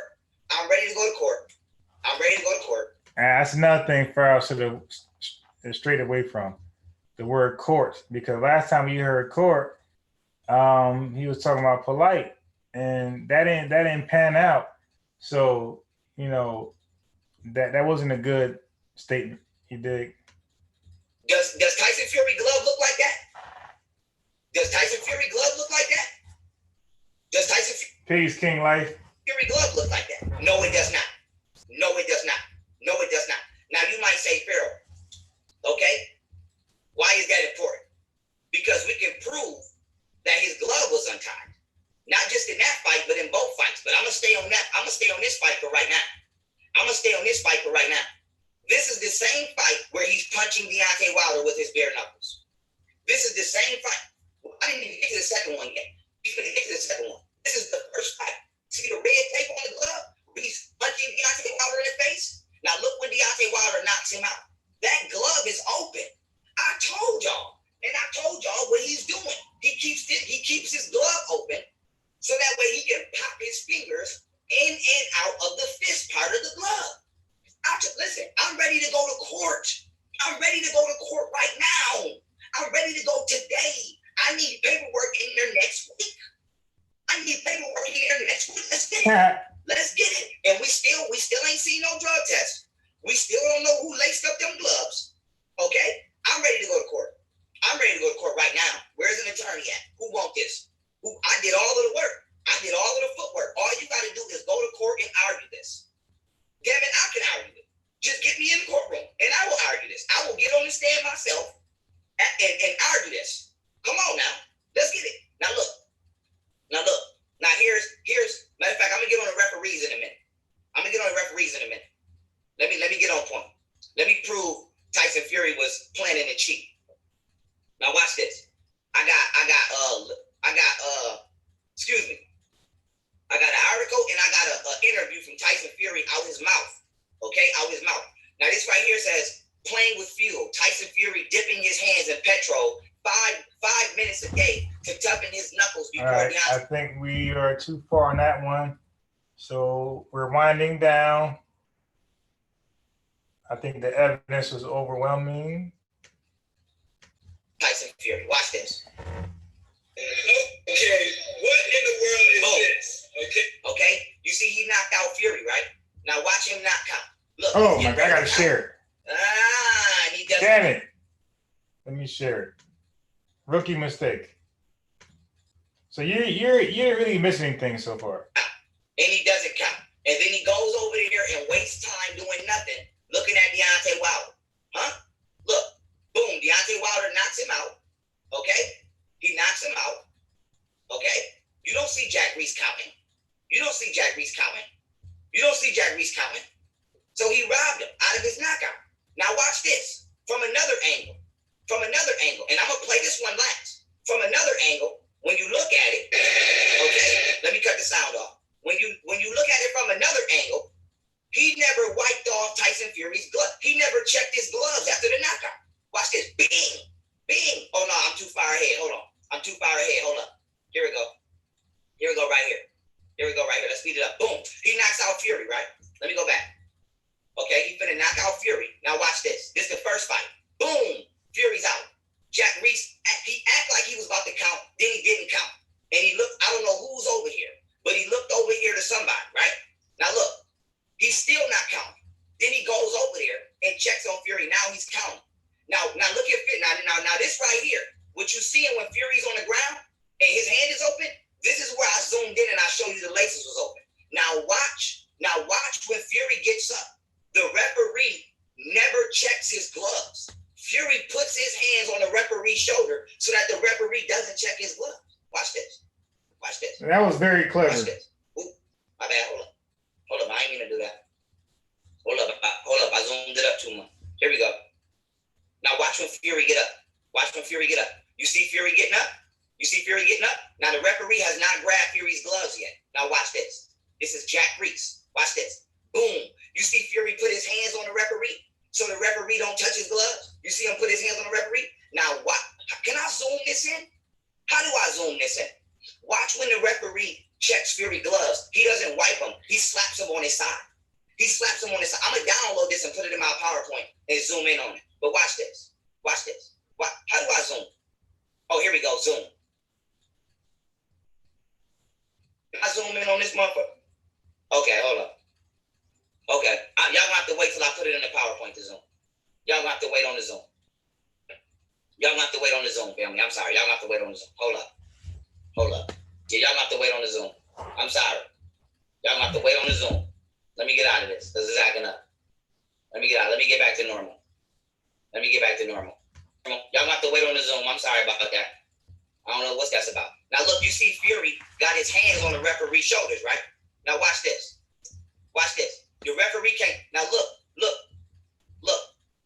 He told Fury to walk towards him. He never does this. He never checks his gloves. Watch this. Boom. He just smacked his gloves on the side. He didn't even rub the gloves on his chest. Look. He didn't even check that man's glove. And before some of y'all try to say that's what they always do, let's go to another fight with this same referee. This is Errol Spence versus Sean Porter. Now watch him check his gloves when he gets knocked out. Watch this. Now this is great evidence right here. This is great evidence because you see how he didn't check Tyson's gloves. But watch this. They definitely gonna check Sean Porter's glove. Let me mute it. I don't want to get copyright. Now watch this. Watch when he get knocked down. See that? Now watch. Now this is very important for this video. I pretty much tie all. So basically, as you can see, these are a bunch of different videos from Young Pharaoh's different live streams. I put all together. And I think I had the advantage to watch all of them and put them all together, where it's a little shorter than what he did, because he did like a 12-hour video, marathon. So I made it real short, but this is very important to see how the ref does check your gloves when you get knocked down, and he did not check Fury's gloves. Check his glove. Now watch him check his glove. Watch this. Look, he's counting, right? Now you see this? He told him he didn't do none of this to Fury. Look, boom. You see him check his gloves? He didn't check Fury gloves like that. So we want to know, was Jack Reese in on this? Was Jack Reese in on this? Okay? Was Jack Reese in on this? Or did he just decide not to do his job that day? Because the video don't lie. Now let's go over to Kenny Baylor now. Let's go to Kenny Baylor. Let's share my screen with Kenny Baylor. Let's go to Kenny Baylor. Let's get it. Let's go to Kenny Baylor now. Bring that boy his belt back. Let's go to Kenny Baylor now. Now look. Now this is the same referee who not only was just in the most recent Wilder fight where Fury was punching with his knuckles. He was there when Medina was biting Floyd. Look at Floyd. You can see Floyd. I ain't gonna say he's screaming, but you can see he's showing signs of pain. And this is the same referee also who was there when Margarito was punching Cotto with plaster. Okay? Now let's go through the fights in order. This is a clear view of Medina biting Floyd Mayweather. You see him biting Floyd's glove right here? Look at Kenny Bayless looking dead at him biting Floyd Mayweather, and he not saying nothing. He can't say he didn't see that. We're all looking at him, bite Floyd. Now, if you look at this picture, he got his mouth open, getting ready to bite Floyd. He's getting ready to bite Floyd. He's like this, getting ready to choke. Yeah, his mouth is open. He's not saying nothing. So he's seen him bite Floyd Mayweather. same referee, okay, that was there when Margarito was punching on Cotto with them tampered gloves. Huh? And now why is this important? This is now the same referee when Tyson Fury is punching on Deontay Wilder again with his bare knuckles and his tampered gloves. So are these referees in on this, or are they not doing their job? Are they in on this, or are they not doing their job? I'm ready to go to court. It's Wednesday. I told y'all I want to see this cover, and I want to see some investigation. We have been vigorously contacting the Nevada State Commission. We have been vigorously contacting WBC. Y'all keep playing with us like we dumb, hanging up on us, giving us retarded ass responses like we don't know. I'm ready to go to court right now. Everybody contact Isaac Wright. Tell him to hit me up. I got the court, baby. And if he's requesting more than I have, I'm telling y'all now, I'm starting a donation joint, and we getting him that back, or whoever won, we get him the back. So if they don't take it on contingency, okay, if they don't take it on contingency and they want the bag, whatever I'm short, we getting it to them. We getting it to them. I'm ready to go to court. I'm ready to go to court. I'm ready to go to court. I'm ready to go to court. I'm ready to go to court, baby. I'm ready to go to court too. So I'm telling y'all now, I'm gonna be putting this PowerPoint together like I do. I'm gonna be cleaning this up, putting everything in order. I'm gonna be putting my notes and my labels there, and I'm gonna turn this into a damn PDF file. And whatever attorney want it, I'm gonna get you the PowerPoint. All you gotta do is put this into legal jargon, so we can argue this in court, and we going to get our justice, huh? Because you're not gonna scam me out my money. I got my receipt from it to prove that I paid for the damn live stream. So what's happening? I didn't pay to see that. All right, so that might be it. Hold on, let me check my notes. Now, okay, so we just got probably 4 more minutes, and that's it. 4 more minutes, and that's it. But some people ask for this Haskell, so I gotta play it. You dig? I like it anyway, but people have requested this. They even hollered at me on Sonetta's channel, and they really wanted to go through this. So I'm a people's person. I'm a people's champ. Peace, family. We're back on Tyson Fury's neck once again. Okay, this episode of. Okay, now watch this. Watch this. Let's play the tape. Watch this. Caught that boy from 5 years ago. Look. Caught that boy from 5 years ago. Here we go. Watch. Just watch, family. I'm saying. Yeah, Fitz. Nobody's arguing that. I told you the better man won. This boy. Watch this. Now, but again, I'm gonna send that link. And if you're not disingenuous, you click that link, because if this is the subject, we got to talk about this. If something else the subject, then whatever. But if this is the subject, I'm gonna ask you questions, and no filibustering. Just say yay or nay, or you can expound on your nay or yay. But watch this right here. It's Christian Hammett. And now it's. You see the ref checking his glove? Look at his face. Look at his face. He nervouser than a bitch. Pharaoh, there's no such word as nervouser. Thank you. Somebody go give Marcus McDonald a pay raise. Now watch this. Look. He talking to his team like, what the fuck is that? That's not even laced up all the way. He talking to his team like, what the fuck is that? Now watch this. Look, you see his face? Your referee is pissed. Let's go back. Look at the referee's face. Your referee is pissed. He like, is y'all serious? He like, is y'all sick? This referee is pissed. Look at his face. Look at his face when he walk off before they come fix the glove. Watch this. Look. He is pissed. You see him shake his head like, come on. He shook his head like, come on, man. Is y'all serious? He shook his head like, come on. The ref was like, what's going on here? He is pissed. Now watch this. Look. Now here they come to fix that glove. That same left glove. So what's going on with that glove, man? What's popping with that glove? Look, man, they gotta sit here and retie this nigga whole glove. It took so long the camera had to pan off the nigga. Come on, man. Stop playing with me. That's crazy. I'm on your helmet. Now that was a fair ref. That wasn't crooked. Now here's my question. That was from 5 years ago. So now what we have to do is we have to calculate how many fights have Fury had from that fight and all the way up until today, and how many times has he used that cheating tactic with that left glove? See, you fucking with the right one. I do research for it. That's all I do. Hey, yo, if that doesn't look suspicious, then you guys just don't like Young Pharaoh. You dig? And that's all that comes down to. That means that you don't like the messenger. You don't even consider the message. You just got a problem with the messenger. So this is the last piece of evidence I got for you. And where's my where's my? So this is the last piece of evidence. Peace be still. Welcome to another live stream episode of On Tyson Fury's Net Part 2. Part 1000. Okay. Now, I am sad. I am sad. Let me make sure y'all can see. Hold up. I am sad because I'm gonna need room for my experiment. Let me make sure I got enough room. I am sad and disappointed to see the Mayweather gym. Now the gloves on the left.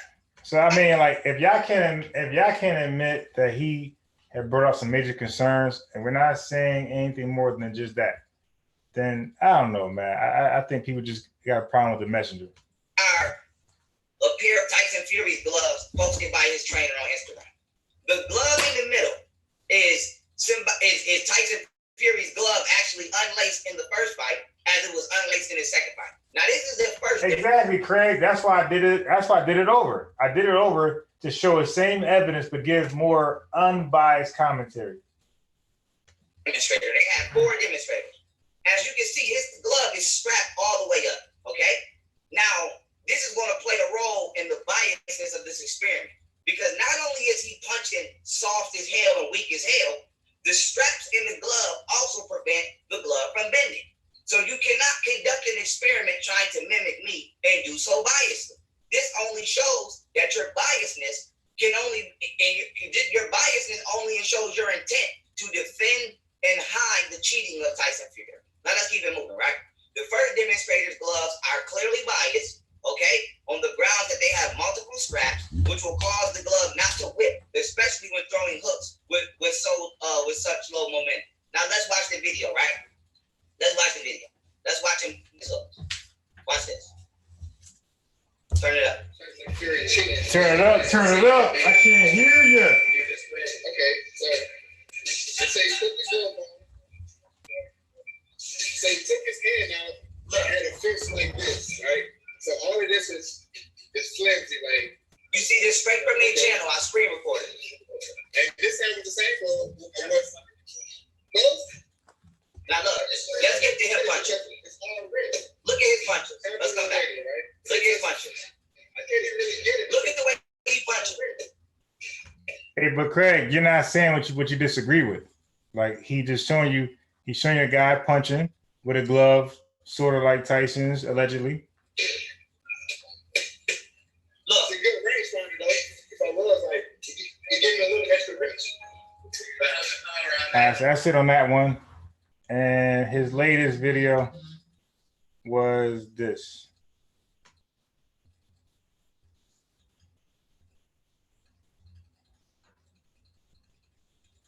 Dang. Which one was it? Was it this one or that one? What was his latest video? It might have been this one. Oh my God. Let's find out. Peace, family.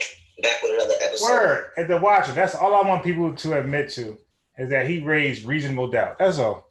Hold up. On Tyson Fury's neck, because we're not stopping. Okay, this is season 1 of.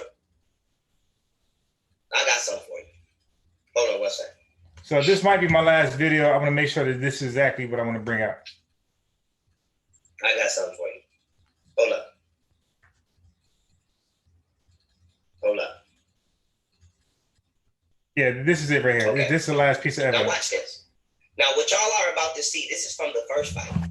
What y'all are about to see is listen, Remember when I showed this picture right here of Tyson Fury using the ring post to put his fist back in the glove?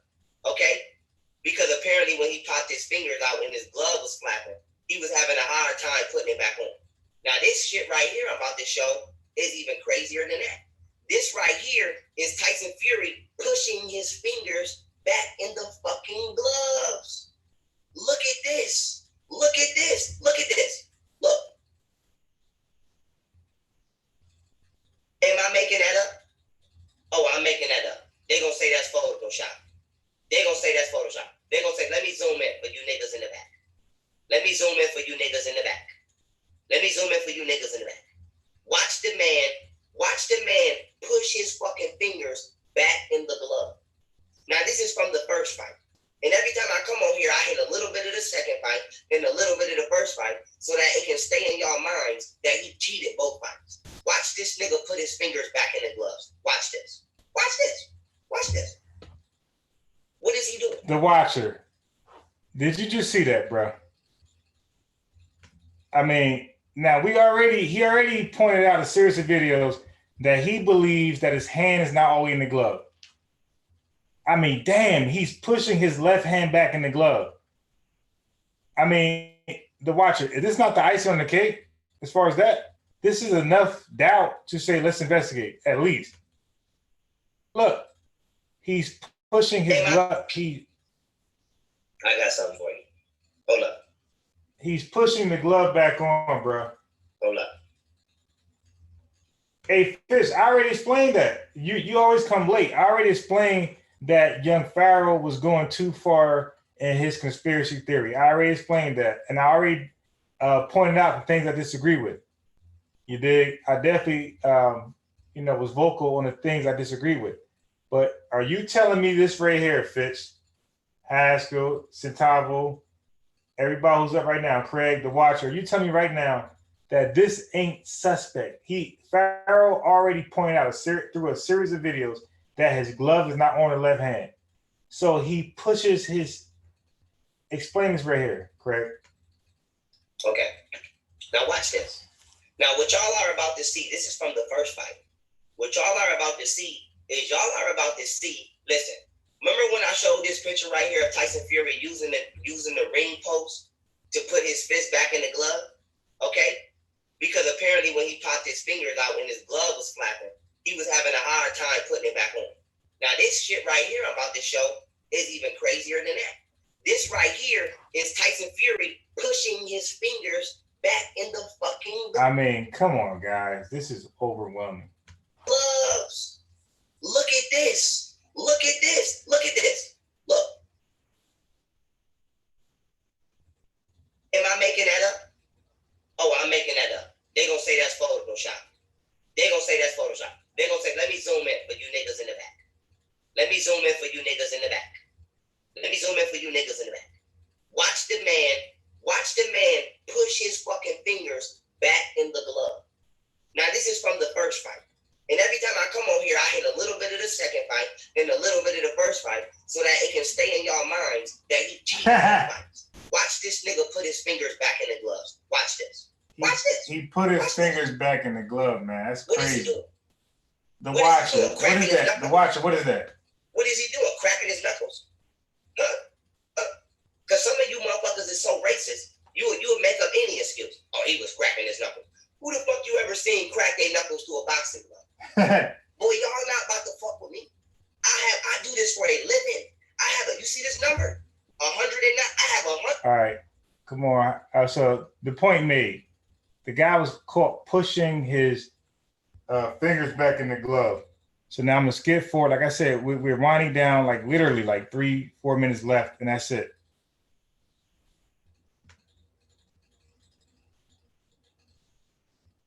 I find this interview very interesting. Bloods. Now, this is Charles Martin. This is a professional boxer. He's a heavyweight. Listen to, again, we don't appeal to authority. We just like to listen to what he has to say and see if there's any validity behind it. Sports TV. Here we go. Now watch this. Listen.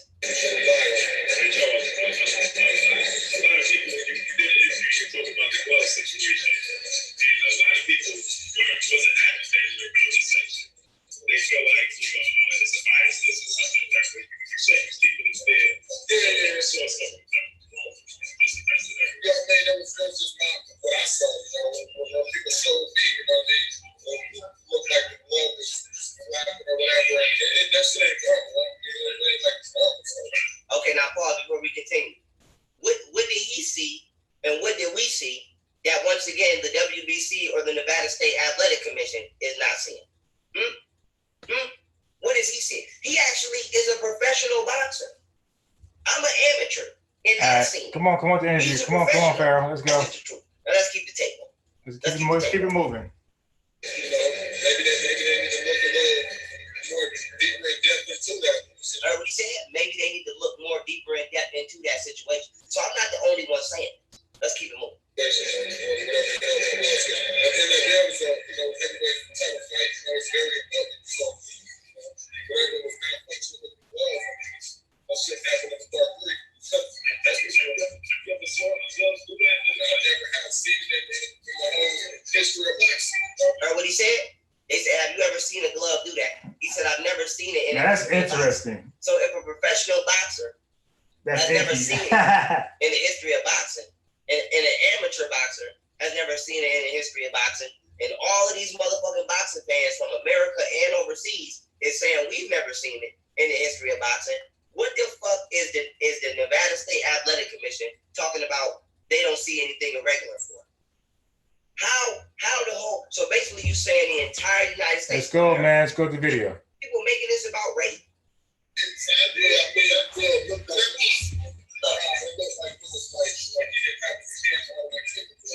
He didn't have his hand all the way in the glove. Same shit I've been saying since last week. Where the pads at? So now, of course, he could be biased. You dig? We all get it. Maybe Tyson knocked him out in sparring. So this only holds with so much weight. Now, he just said it ain't no pads right there. This is somebody who's a professional fighter. Matter of fact, if I'm not mistaken, he fought that night too. If I'm not mistaken, but his words are not gold. His locker room was goddamn next to Deontay Wilder's locker room. If I'm not mistaken, I think he was on that card too. And so he knows how them gloves were that night. Because if I'm not mistaken, he was there. Let's keep it moving.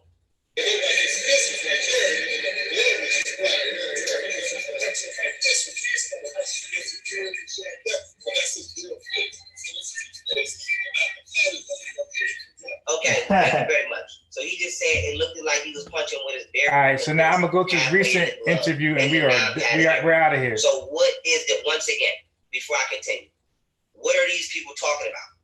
What are these people talking about? So I'm gonna go to his more. I think it was his more recent interview. Irregularities or deviations of the statutes or regulations governing unarmed combat pre-event, during the event, or post-event on February 22nd, 2020 have been found.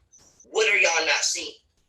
What are y'all not seeing that we are all seeing? So this is why it's racist. Okay. Now let me go ham. Okay, because I retweeted this on Twitter. Okay. Now these are other professional boxers chiming in on this situation.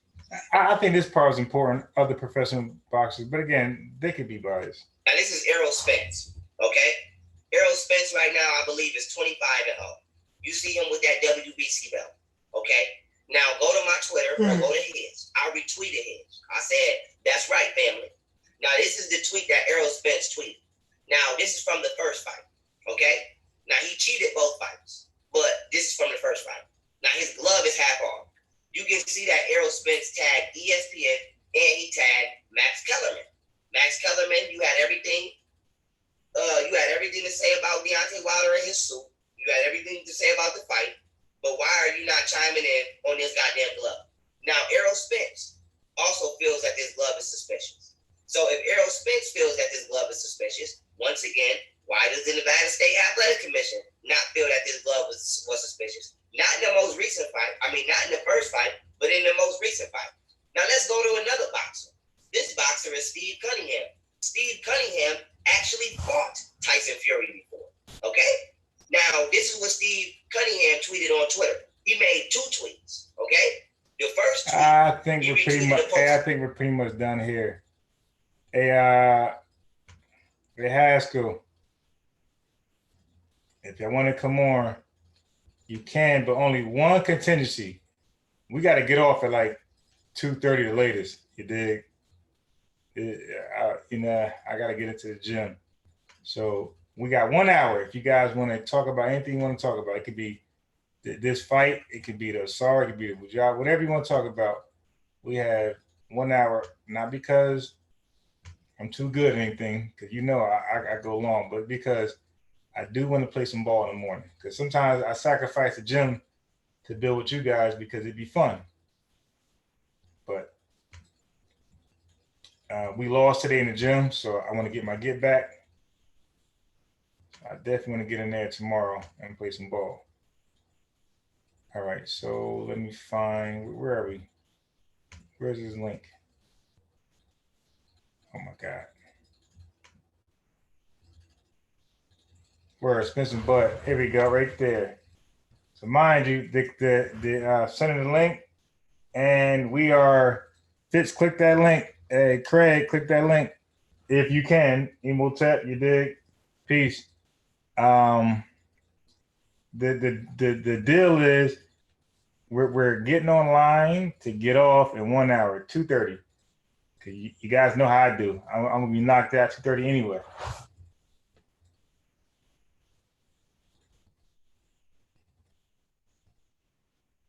You dig?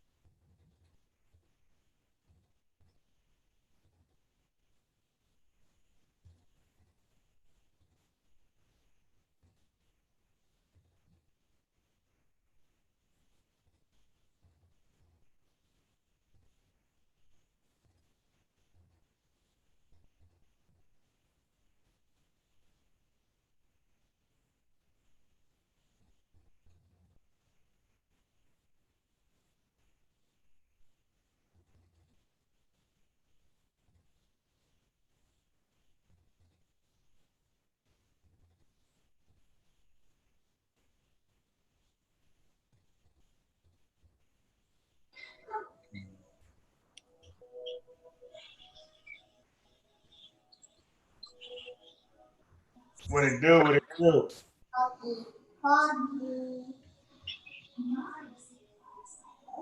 Oh, we got Craig in the building. We got Blake, Anthony. You got a whole bunch of names. We got Blake. We got Anthony. What's your other name? We call you the Watcher. Wait, now we call you another name.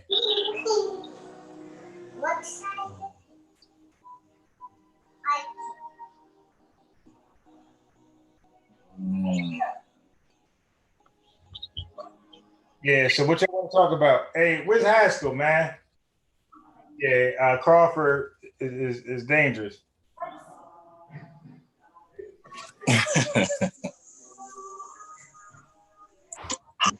Is my mic on? Yeah, yep, we hear you. Okay. Yeah, yeah, you already read what I had to say. I agree.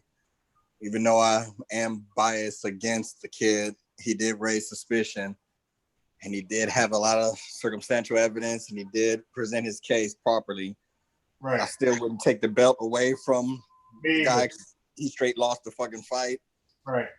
But I mean, even the ref with the noticing that there was nothing in the thumb, the way he gave the dirty looks to the corner, other boxers' opinion. I mean, all that holds up with me.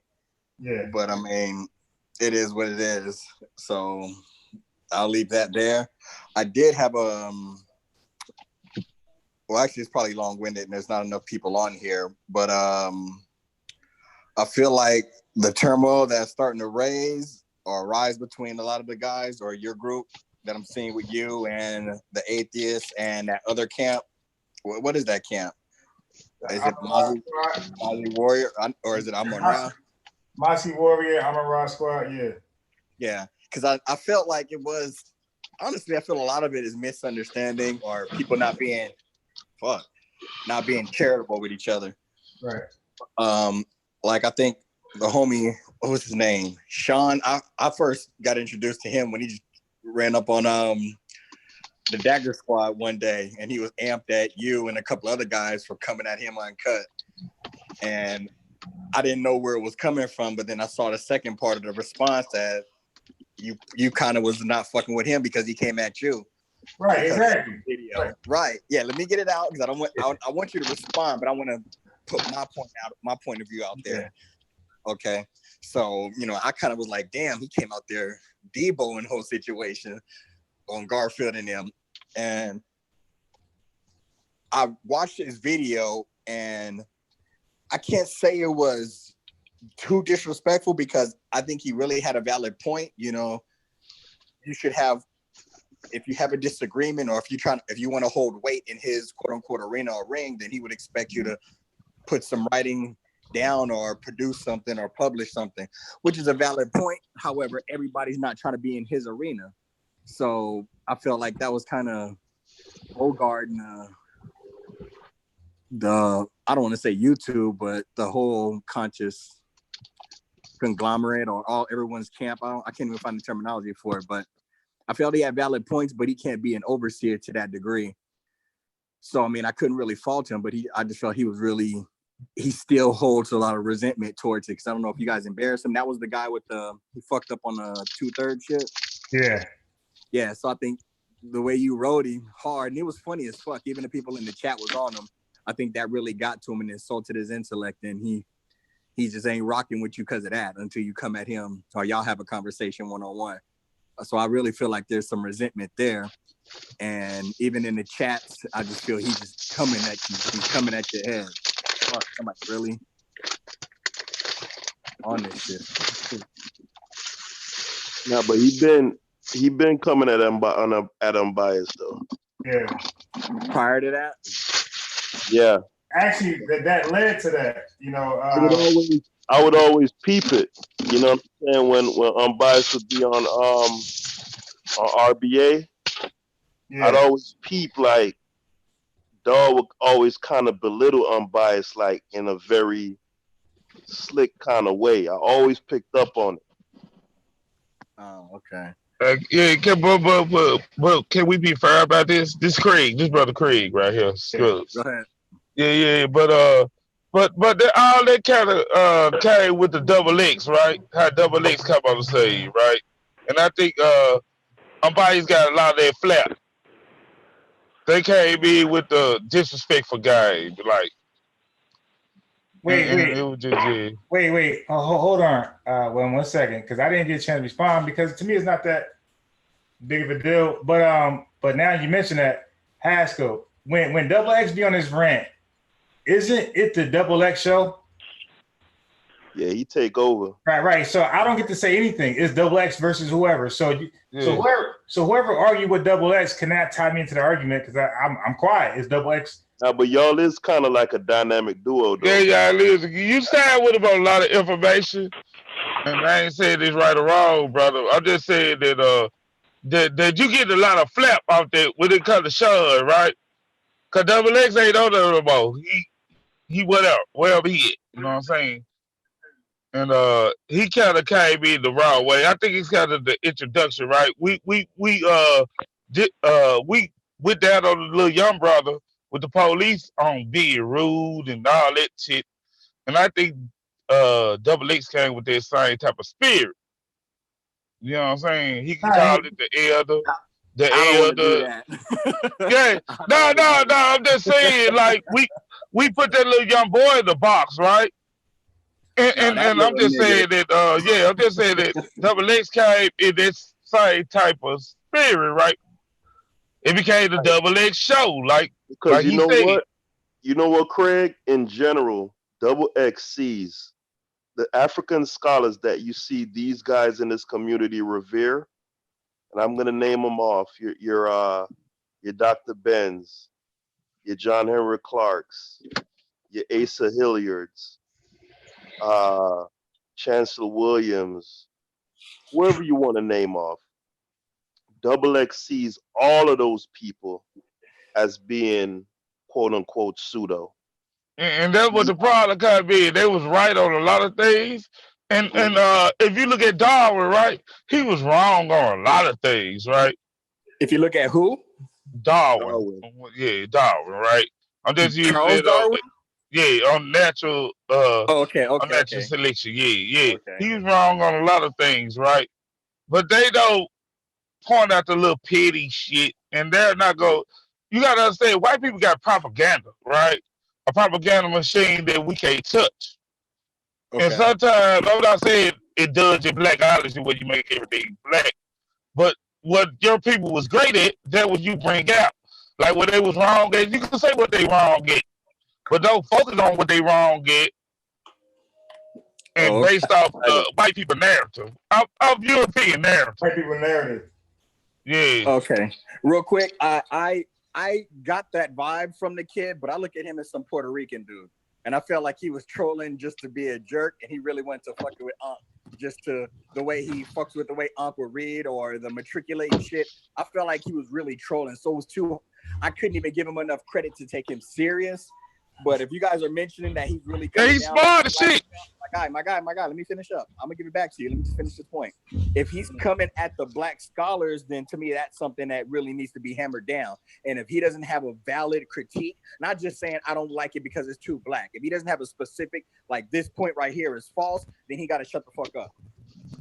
You know what I mean? He can't just say I don't like it because it's black, because this probably goes into the second point. And I don't really want to jump ship because I felt like that what's his name, Sean and Bias, they really need to, and even Unc, they really got to fix that, because I've seen this shit happen to Unc before. Yeah. I think y'all be great. I think about you be great. You got to hammer that shit out with Sean. Wait. Yeah, so I really think y'all need to. I know you. Wait. I know you don't. I'm talking about you. I'm talking to you, right? Wait, brother. Yeah, go ahead, everybody. Yeah, I apologize. Blake first. The Watcher first mentioned that, right? And I didn't respond to it yet, so I will right now. I think it's unfair for the community to say we gotta hash something out when I never said anything about the guy.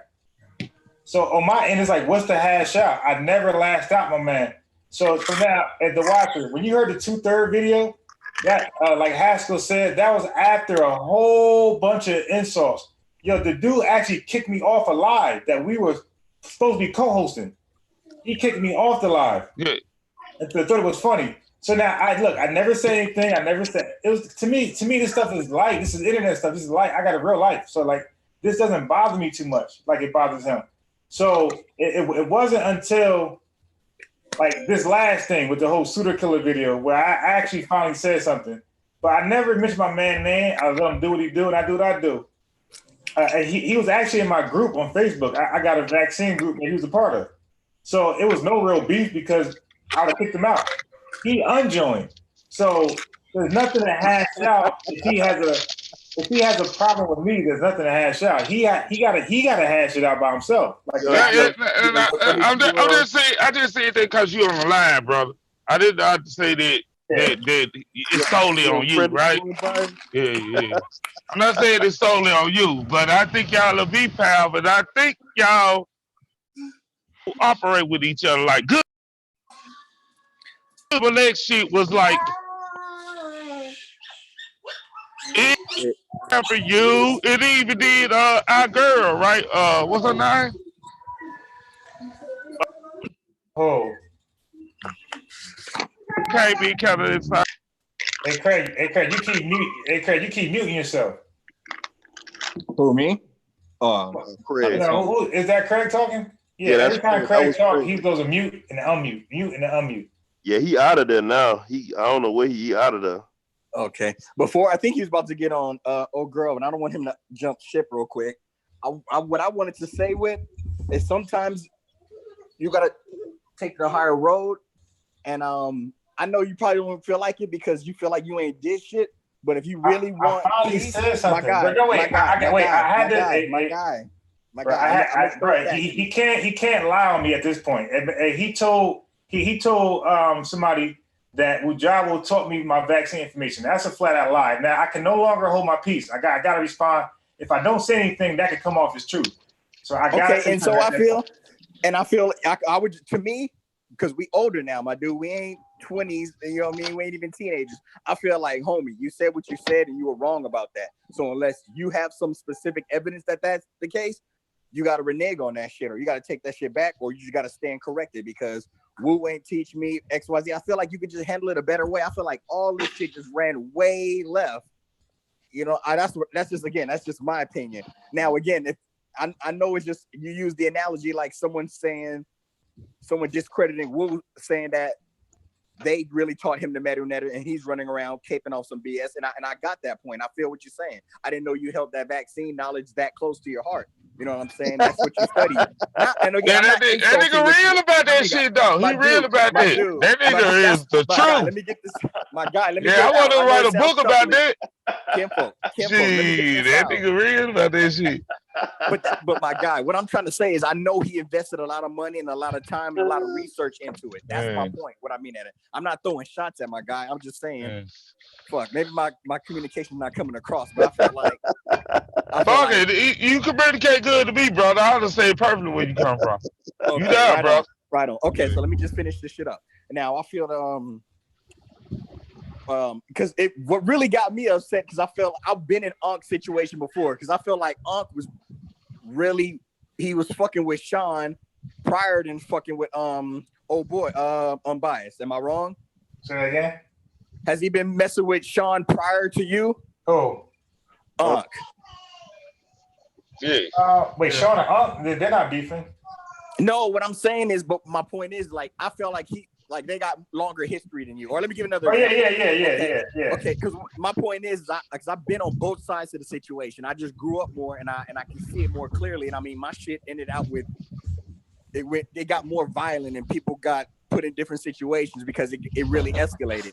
So it was kind of like Unk and Polite. They had history and they were cool and shit. But then when Pharaoh got screwed over by Polite with that status correction BS, and I guess one day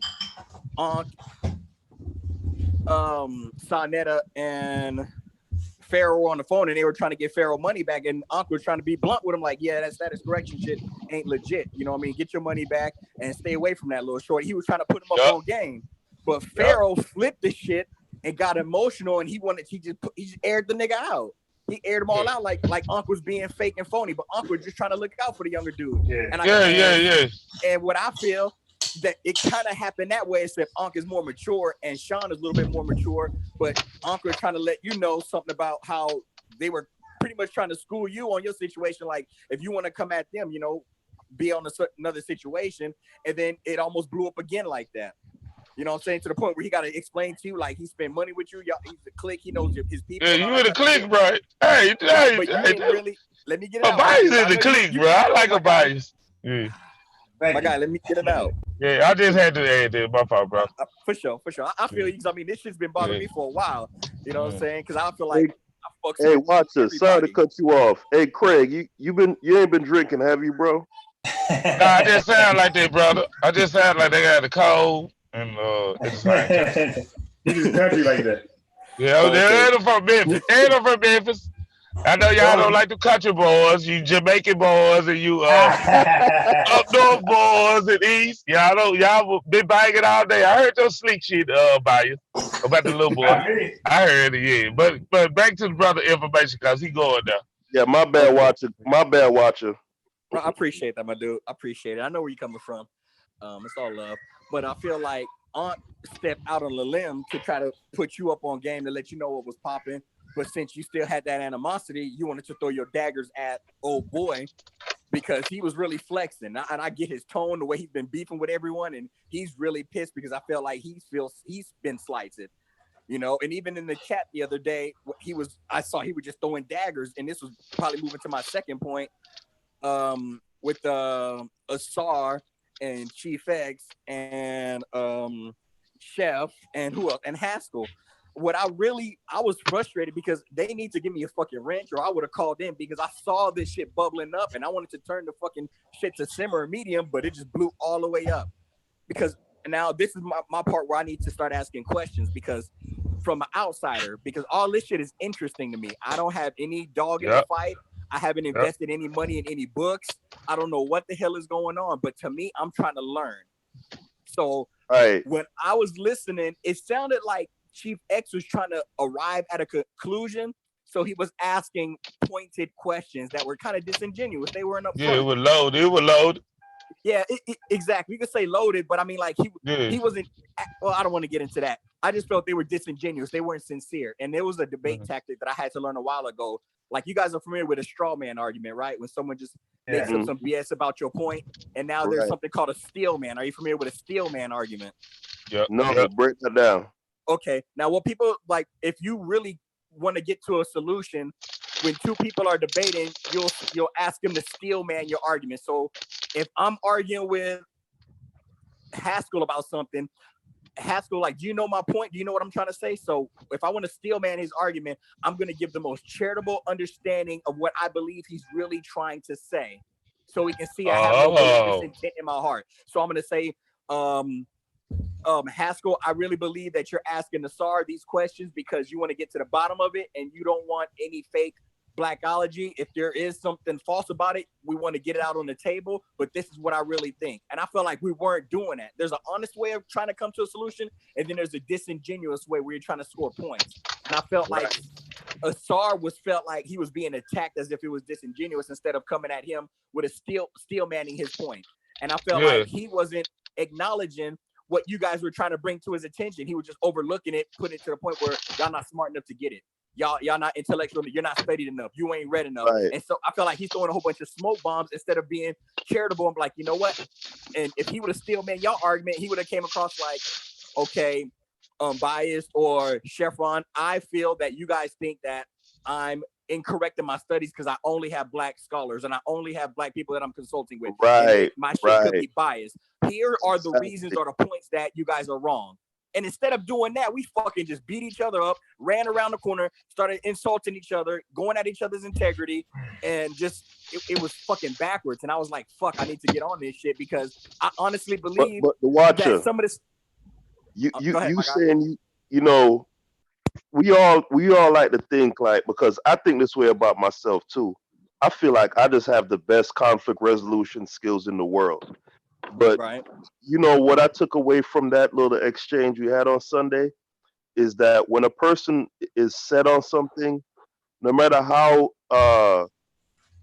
convincing or cajoling you think your words might be, it's not gonna happen. You know, when I listen back to the playback, I realize Asar and Chief X, because I watched a couple of Chief X video after that live, and Chief X was going in. He wasn't mentioning Asar's name directly, but he was going in on the whole Negro Egyptian hypothesis and the fact that North Africa, in his estimation, was never quote unquote black, and the population there is pretty much a population that was there, is the same population that was there 3,000, 5,000 years ago and all that. But that's the argument though.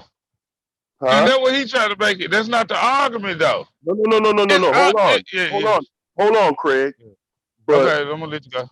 It is absolutely germane to the argument though, and that's the point that I was trying to make to Asar. But he has this animus built up with Chief to where he's so emotionally invested. He has blinders on, like he's not trying to hear none of that. And so do Chief X though. You got to say both sides too though, bro. Yeah, we'll get on Chief X, but let's hold up on Asar because let's hold up on Asar. Yeah, get on. Okay, I got you. The reason why I put more of the onus on Asar is because he is the most learned of, I would say all of us, and that's not me being like a sycophant trying to like. Yeah, coke. I'm not. But we understand. Right, he very schooled. He very schooled. Right, that's not me trying to shine his ass or nothing. But in within the purview of that particular discussion regarding linguistics, it's clear that he's more erudite than all of us, right? So in that subject, right? In this subject, so with that being the case, you have a burden of responsibility to comport yourself in a more calm, deliberate, and composed manner, and deliver your arguments right, and convince people. Even if Chief X himself, you're never going to convince him. Just like Right. Asar said on that program, this is for posterity. Because believe it or not, the stuff that you're saying on these exchanges are probably more important than any of us even realize. Like somebody will be listening to this 50 years from now. And what are they going to take away from this? You get what I'm saying? So I fully understand. Can I counter one thing real quick? go Because ahead. there's a reason why there is a moderator between a debate. Mhm. Because it's not the responsibility of a scholar to have discipline and character.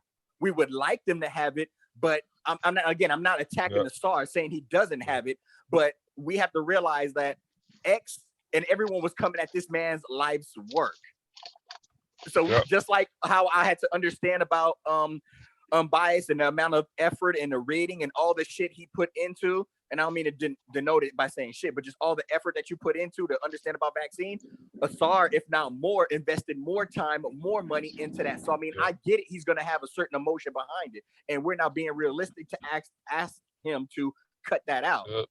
But what we ask the dumbest question. We ask the dumbest question sometimes too. My guy. I got to get this out before I lose the point.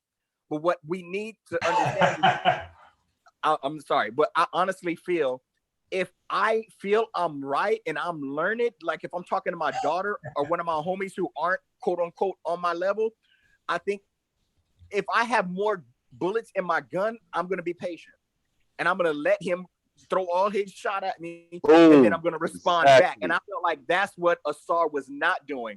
I felt Asar should have, but that's why I think it's better to steal man. I feel Asar is intellectually adept enough to state what Chief X was trying to get at. Instead of just refuting. So what he should have said is like, I know you think this, I know you think that, I know you think this. Exactly, here's why you're wrong. Watcher, that's the exact same thing I was trying to say to the man, bro. And he wasn't trying to hear none of it. In all fairness, bro, I'm familiar with Chief X. Like, we've seen Chief X go off before, bro. And Chief X is not hearing that, bro. Like, once Chief X makes mind up in an argument, bro, he pretty much closes his ears. He wants to ask a question, and then he wants to guide the question. Like, you see it on the Real Black Atheist channel. Like, he gets so out of control, you have to damn near pick him off. Yeah, he guide the question. He try to guide it. He tried to make you give his answer. Yeah, he had the same thing happen with the debate with Polite. He just lost his cool and just went, you know what I'm saying? It's like, so. And that's how people learn it. Yeah, but that's how Asar has to. But I know what you're saying, and I see that in Chief X. And I'm not even trying to shit on the man because I honestly don't know him, so I'm not going to speak against him like that. But I've seen certain flaws. I've seen certain, I'll say flaws. I've seen certain flaws in his tactics. Not in him as a person, but his tactics of trying to get to a point. And the best way to win an argument is to allow the other person to shoot their load or shoot all their bullets and then throw their fucking gun because they're mad. And so what Asar should have did is just allow him to walk down that road and ask all those silly little leading questions, like when he was asking him like who was a part of his study group or whatnot. And instead of him trying to go to his book and have him read off names and stuff, I would have just been blunt, like, what are you trying to get at? Just like if you're asking your girl, what were you doing, this and this and that, and if your girl's wise enough, like, well, you think I was over here sucking this dude's dick, or she gonna cut you right off and not even allow you to get to that right? She's gonna get to the point. And the star should have been wise enough to just say, you know what? I know you think that it's just blackity black and it's just black scholars and that. However, I do have this person that he's Dominican, or this person he's Hispanic, and this person is he white. Is that enough for you, or should I name some more? He should have just cut his fucking knees. But yeah, we play. You know, it's easy. We playing Monday morning quarterback. Right. No, God damn it. I was just saying, but listen, shit, but I didn't have any, I don't have a wrench. I ain't even on there. No, I'm saying, but Chief X jumps on, right? Okay. And he comes in the conversation like, hey, how you doing? It's all the Chief X. I just want to ask you a question. So he's in the beginning, you want to get a person the benefit of a doubt. So he comes in like, yeah, I just want to know, did you credit anybody? So he's like, yeah. So he goes to his work to show you, like, bro, I'm gonna show you that I did it. It's in my book. But he's also saying like, yo, I got a book out. It's in the book. So you can see that I did that. You know what I'm saying? And then the conversation. And you got my book. And he told him you got my book. Yeah. You know what, Social? But you know how you cut that? Did you even read the book or like? Yeah. But that's not how you get to the solution by coming at him that way. What I'm trying to Nah, explain you to you. supposed to told him that. What the fuck you got my book for? My guy, That's what I'm saying. See, he's gonna win. He's gonna win because he already got you riled up. You feel like you have to start throwing your darts at him. Like I was telling like you don't have to play defense when you have the ball. Asar's sitting there with the ball. He doesn't have to fucking play defense.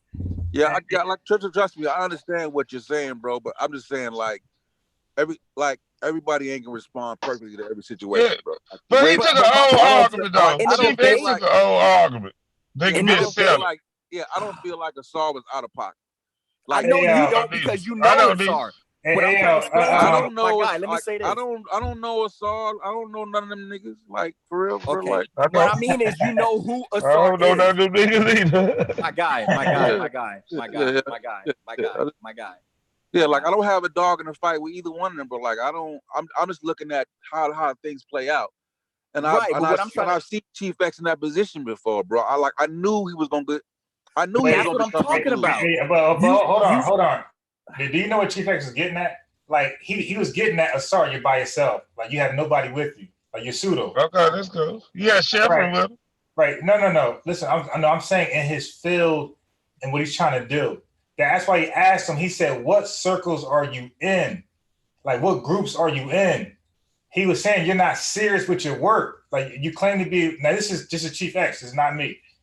He was saying you claim to be a linguist, but you're not in a linguist group. You're presenting your work to laymen like us that know nothing about this shit. We couldn't prove it wrong or right. How about But he showed it. But he showed that he's in the group and he's in that circle. But when you he's actually not in that circle. He's not, and that's why I could play it back for you right now. I can go back to the video. Nah, but he ain't a part of a multicultural group. Chief X want to be a part of a multicultural group. Well, bro. Linguists, all fields of study are multicultural. It's not one. No, that's what I'm saying. No, not in that field. That field is very racist, right? That's a soft science. We gotta understand. It's a soft science. It's not a hard science. Yeah, but it is a very racist field. Hey. Because they never came up with a real consensus. Y'all let Craig talk for a little minute, man. Cause he's saying some real shit. They feel it very racist. In linguistics, right? Because it's soft science. It was the last field, and they still going off a biblical narrative, right? And they basically base it on toponyms, right? Logistics, right? That means that all these people in this area who do cattle, they belong to this same spoken language group, right? And all these people over here who live in the mountains, they belong to this side, in the group, right? That's how he did the format. And Asar and Omega did it more scientific, based off the linguistic genetics, right? Scientific relationship. Yeah. And then what the question is, just because people worry about Negro Egyptian too much. He don't even worry about. He just said that was the title. They worry about the terminology. They based on that. Yeah. That name. Did y'all watch the Asar and Josh Kane debate? Yeah, we saw that. I saw that. Okay, Josh Kane from Team Osiris. Okay, so the agreement before the debate was Asar can't reference his own book. So Josh Kane was making the same point Chief X was making. He was saying, "Who else believes this stuff besides you?" He said that on that program, though. Asar had a hard time of referencing somebody else. And then, like, he had a hard time of giving a reference. And he got offended when Josh Kane asked for a reference. And then, at some point in the video, Asar broke down and started using himself as a reference. And then Josh Kane was like, "Yo, why you keep..." He said, "We agreed you can't use you." Yeah, but the thing is, let me say this right quick. The thing is, right, you have this, like I said, quote unquote, biblical narrative, white racist thing, right? That you can't reference yourself, right? You speaking the African language, you can't reference nobody in Africa. They want to know which white person agree with you. Yep. Nah, that's not what he's asking. He was trying to. That's what I'm saying. That's really what that's not what he was getting to. He was getting to. That is the the issue. Yeah, You can't use no black scholars. You can only use white boys. Yeah, because it's called in blackology, just like the scholars are calling it. The scholars said Obenga had a racial and political motive for his crazy Yeah, ass. they were based on the 9 Negro Egyptians. They never looked into the work. They were based on the 9 Negro Egyptians. Brother, and I say that was a damn downfall. That was bad name. I said that was I bad feel like name. we're getting passionate, my dude. We all getting extra passionate, and I'm No, I'm not getting passionate, brother. But I just said Negro Egyptian was a bad name. They shouldn't have chose that. All right, okay. It was already had a name. Like it was no other work to do. Yeah. And white people focus on that. Oh, you call it Negro Egyptian, and they ain't look at the work. It was the 70s. You know what I'm saying? My argument is, listen, my argument is this. If what he's saying is incorrect, and there's another scholar that you say, like Chief X has somebody that can prove it that's not correct, then they should be able to come out and just demonstrate that shit. Exactly. That's the point. That's Don't the just valid say point. that this person disagrees and then he's right because he disagrees. Like, no, come on and demonstrate that shit so everybody can see, okay, you're wrong because but he's working on that. Y'all don't follow Chief X on Facebook? Like Chief X ain't gonna prove it. That white boy ain't gonna, whoever he get ain't gonna do it. They ain't gonna do it. Wait, why you say they're not gonna do it? I guarantee you. I'm just saying. This is my opinion. I guarantee you, a year from now, we'll never see that video. Craig, he's offering to pay the guys. What are you talking about?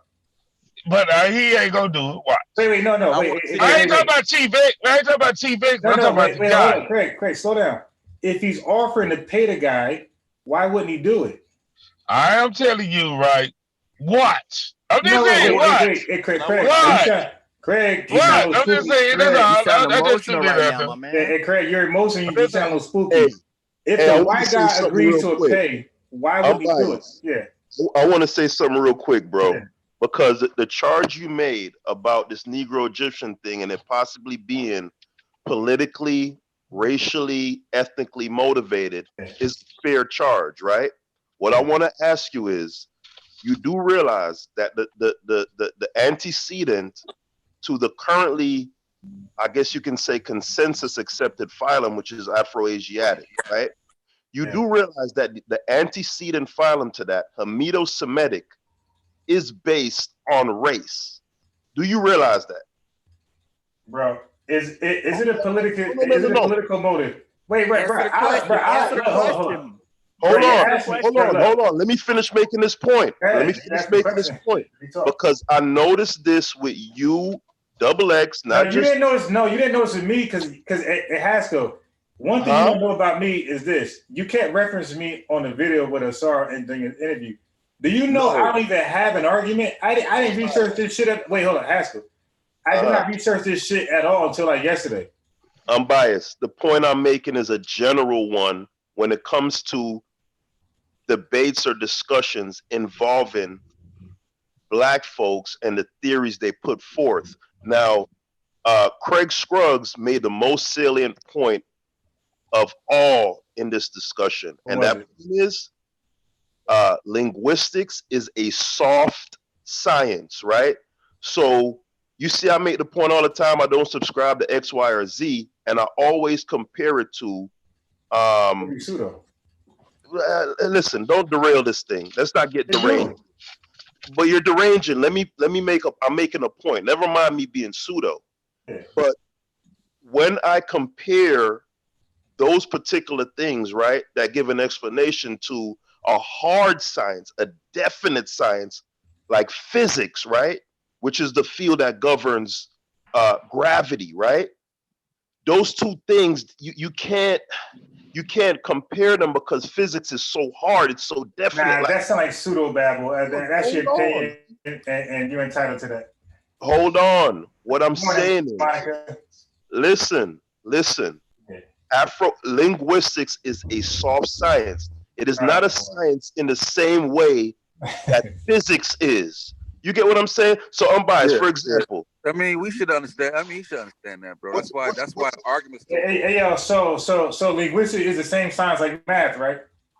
No, it's not. No, You know, that's what he's unbiased. saying. It's not. Hold And on, math is hold on, abstract. hold Math on. abstract too. Exactly. So Hold on, it's hold on. abstract. Hold on, guys. It's not physical. Math isn't physical. Hold on. Asar said that same thing, and I vehemently disagree with that because he said, "Oh, you know, it's just a matter of mathematics, and if you know the mathematics, then I disagree with Asar on that. It is not like mathematics.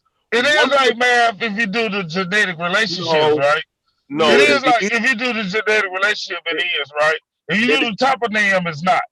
That's what I'm saying. The toponym is not. Yeah. And Asar's argument too is that they're using a different methodology. Like they're not a different methodology.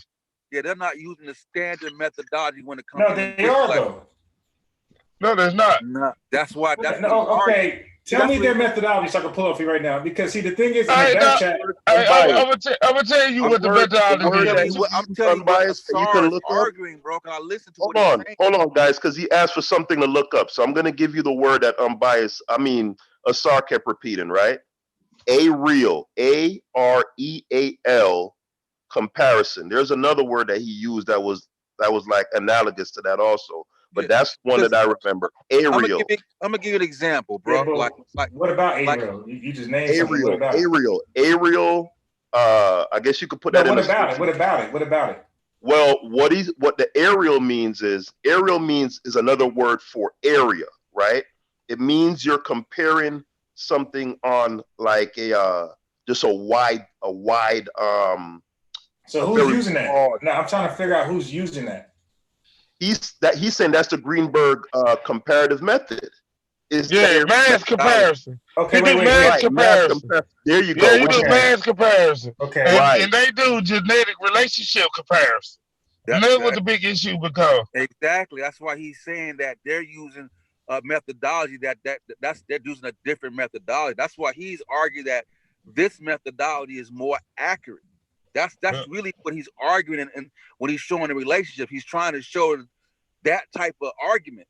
You know what I'm saying? It's no different when you're arguing religion. Phenotypes. We can do phenotypes in biology compared to DNA. DNA is more accurate than phenotype. Yeah, you have like when you argue religion, you have the great point, critical method, Craig. You have the historical hermeneutical method of just different methodologies that you can arrive at different conclusions if two people are using a different methodology. See what I'm saying? That's what he's arguing. But I'm like this. Asar got enough work out, right? And in books with that methodology that then somebody should be able to come on, whether it's Joshua King, like I thought he was gonna try and do. Man, I thought he was gonna kill him. I was cheerleading this shit. Go through what Asar is doing, go say, okay, Asar, he's wrong right here. Because exactly this compared to that, and that's wrong, and I can show that here. You know what I'm saying? Exactly. Somebody should be able to come on and do that, though.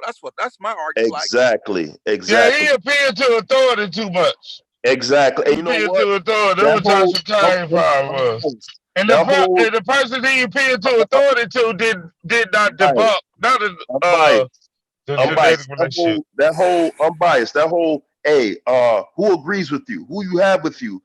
If you're purporting to be a scientist, that should be anathema to you. That whole who you got rolling with you, who agreeing? No, show me whoever it is that's saying that this shit is pseudo. They should be able to demonstrate it, just like King Sosa is saying. Take it. Okay, all right. Okay. Show a comparison. Can I speak real quick, please? Because I'm trying to understand it from a layman's point of view as a spectator. It's one thing to see two people on stage debating a topic, and one person or whoever point A is arguing against point B.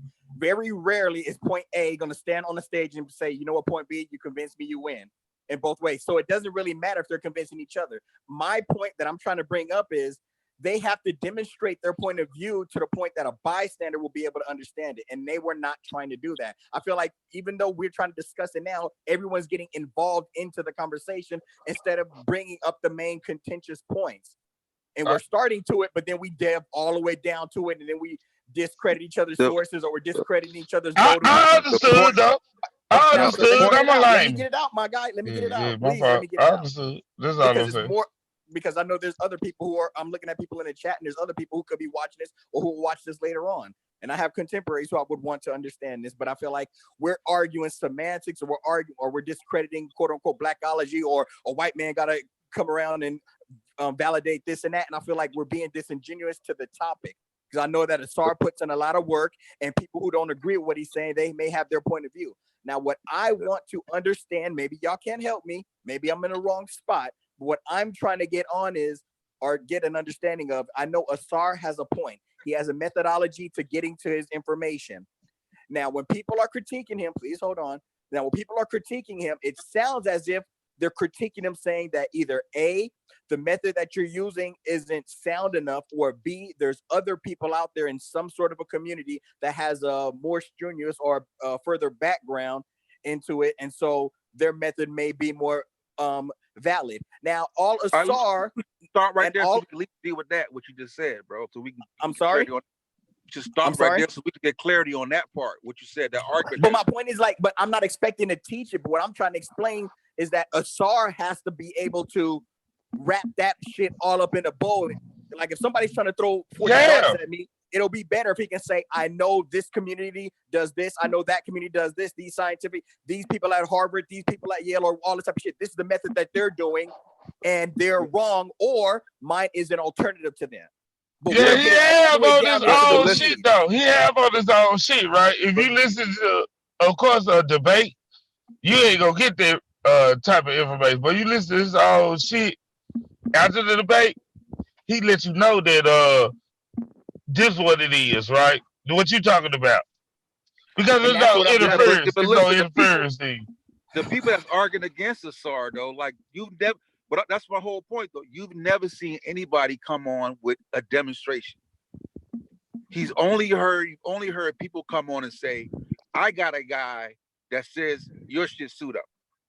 That's okay, it. Now freeze. Now from that point, Asar should be critical of that person. Like, okay, who is this guy? What method is he using? And how can we get to the bottom of it? He did that. He did do that. They never do that. They never do. They never bring them on. They never step up to his challenge. Hey, the Watcher. You know, at a point, Asar said this to me, bro. He said, yo, at a point, some niggas just ain't gonna care. If you ain't got, you know, I'm just gonna say it. If you ain't got a cracker or a non-black person that's gonna rubber stamp your shit, they not buying it. They don't give a fuck about nothing you talking about. And I agree with him to a point. I do agree with him. Okay. So that shit is true. Can I interject here real quick? Okay, go ahead. Well, okay, so this is the thing right here. I just tuned in like in the last 5 minutes. Oh shit! I thought that was Watcher. Go ahead, Butcher. Fuck me up. Go ahead. Yeah, but you, one of y'all hit it on the head. And I could tell, like the Watcher, I definitely feel what you're saying, but I want you to know, and everybody to know, that historical comparative linguistics is analogous to math, to very complicated math. And so nobody would go around, like, for example, nobody will go around and argue about calculus. Like if you show a calculus book to somebody, nobody's gonna sit there and look and try to just flip through the pages real quick and then go on YouTube and try to debate somebody. And so that's what's going on with people. And everything that people are asking or wondering if Asar did it or not, he did it in his books, and he does it on a regular basis. So what people are looking for are right there in front of their eyes, but they don't recognize it because they're not investing the time to even check out some basic stuff to be able to recognize it. It's like right there in front of you. So like one of y'all just said, I don't know who was who, but I heard the voices. But one of y'all said that nobody demonstrates, and that's the thing. Nobody is demonstrating anything. The only person that's been demonstrating things is Asar, and it's very simple. So let me explain it to y'all real quick. I did it the other night on a quick Facebook feed, but I'm gonna explain what the main problem is in a very, very simple way. This is the way I use it, and so far I've been successful with people understanding it. Me explaining it this way, very simple. So here's a scenario, right?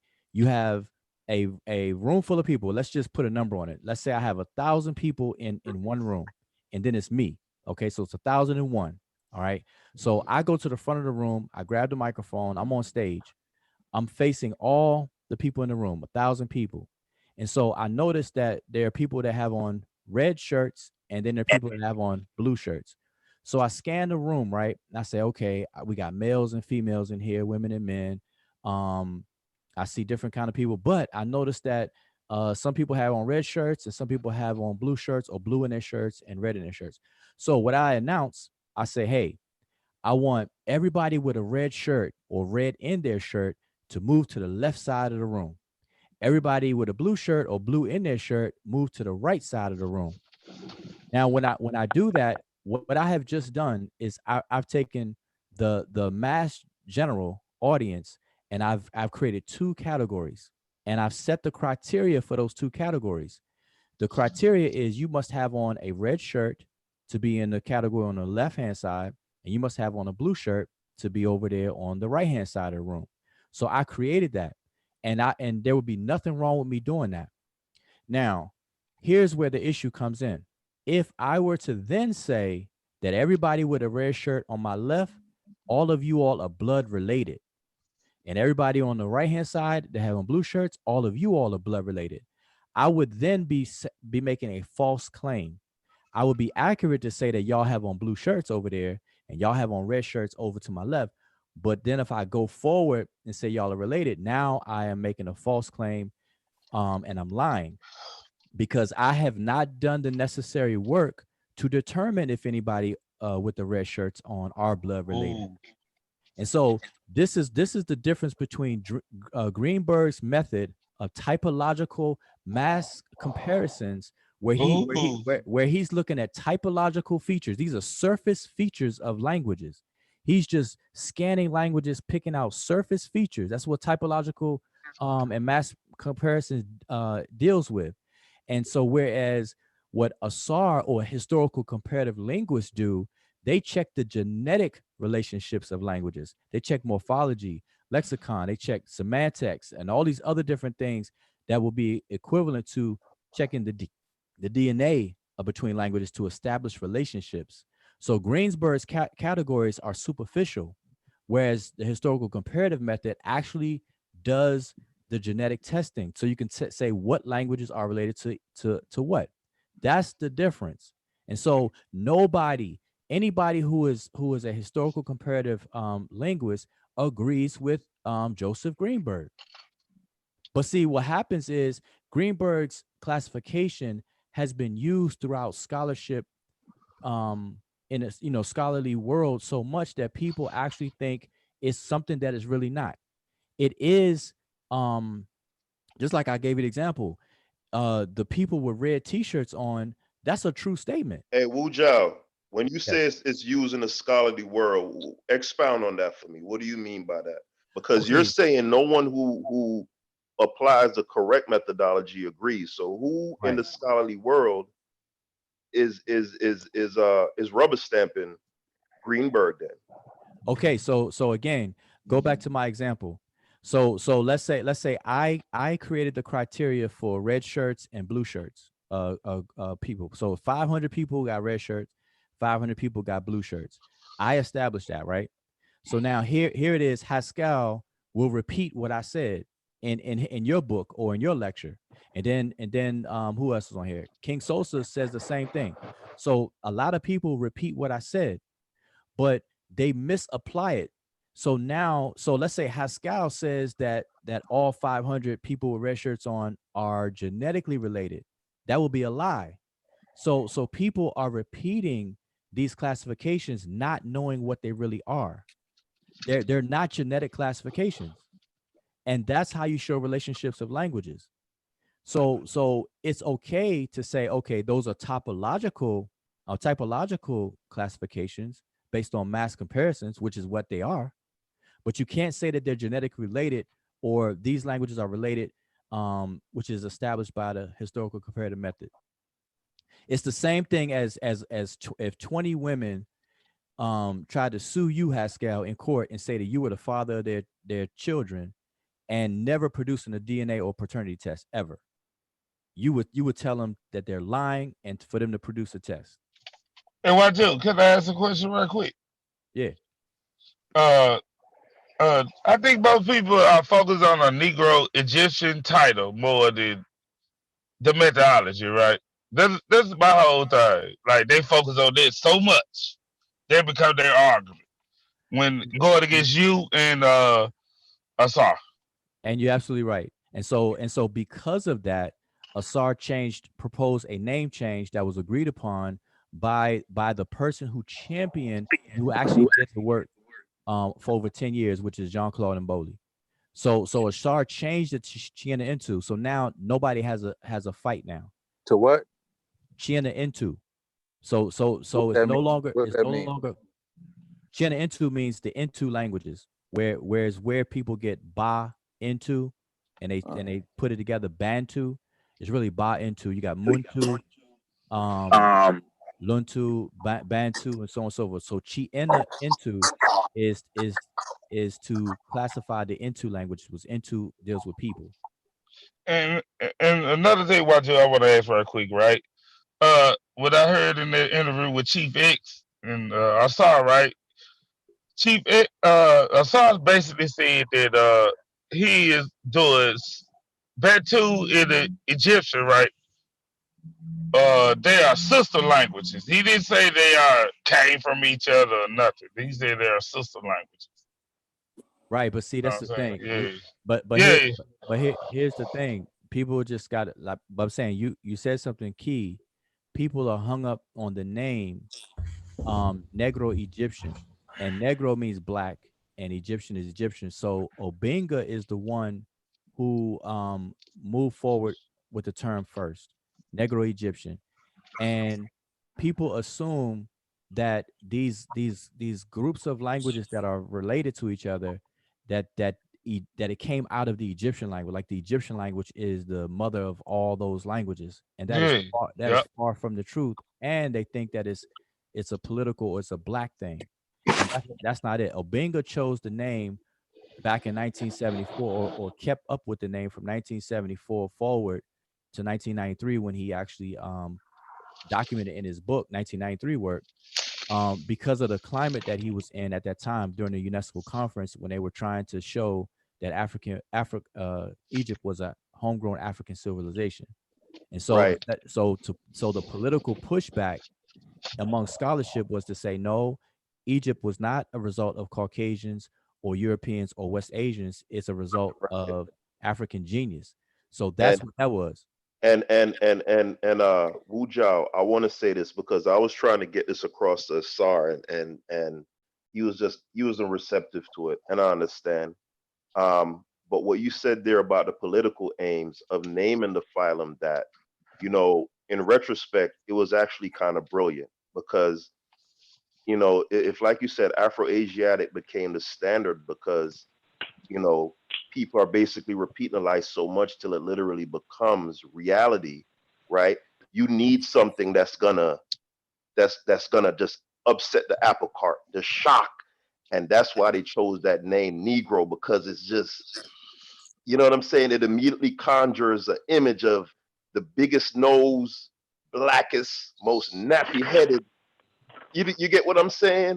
So that basically it put it in the public sphere, and and I think you guys shouldn't shy away from the racial aspect. I understand what Asar is saying.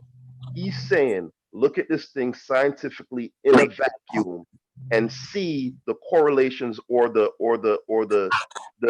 congruencies between these two things.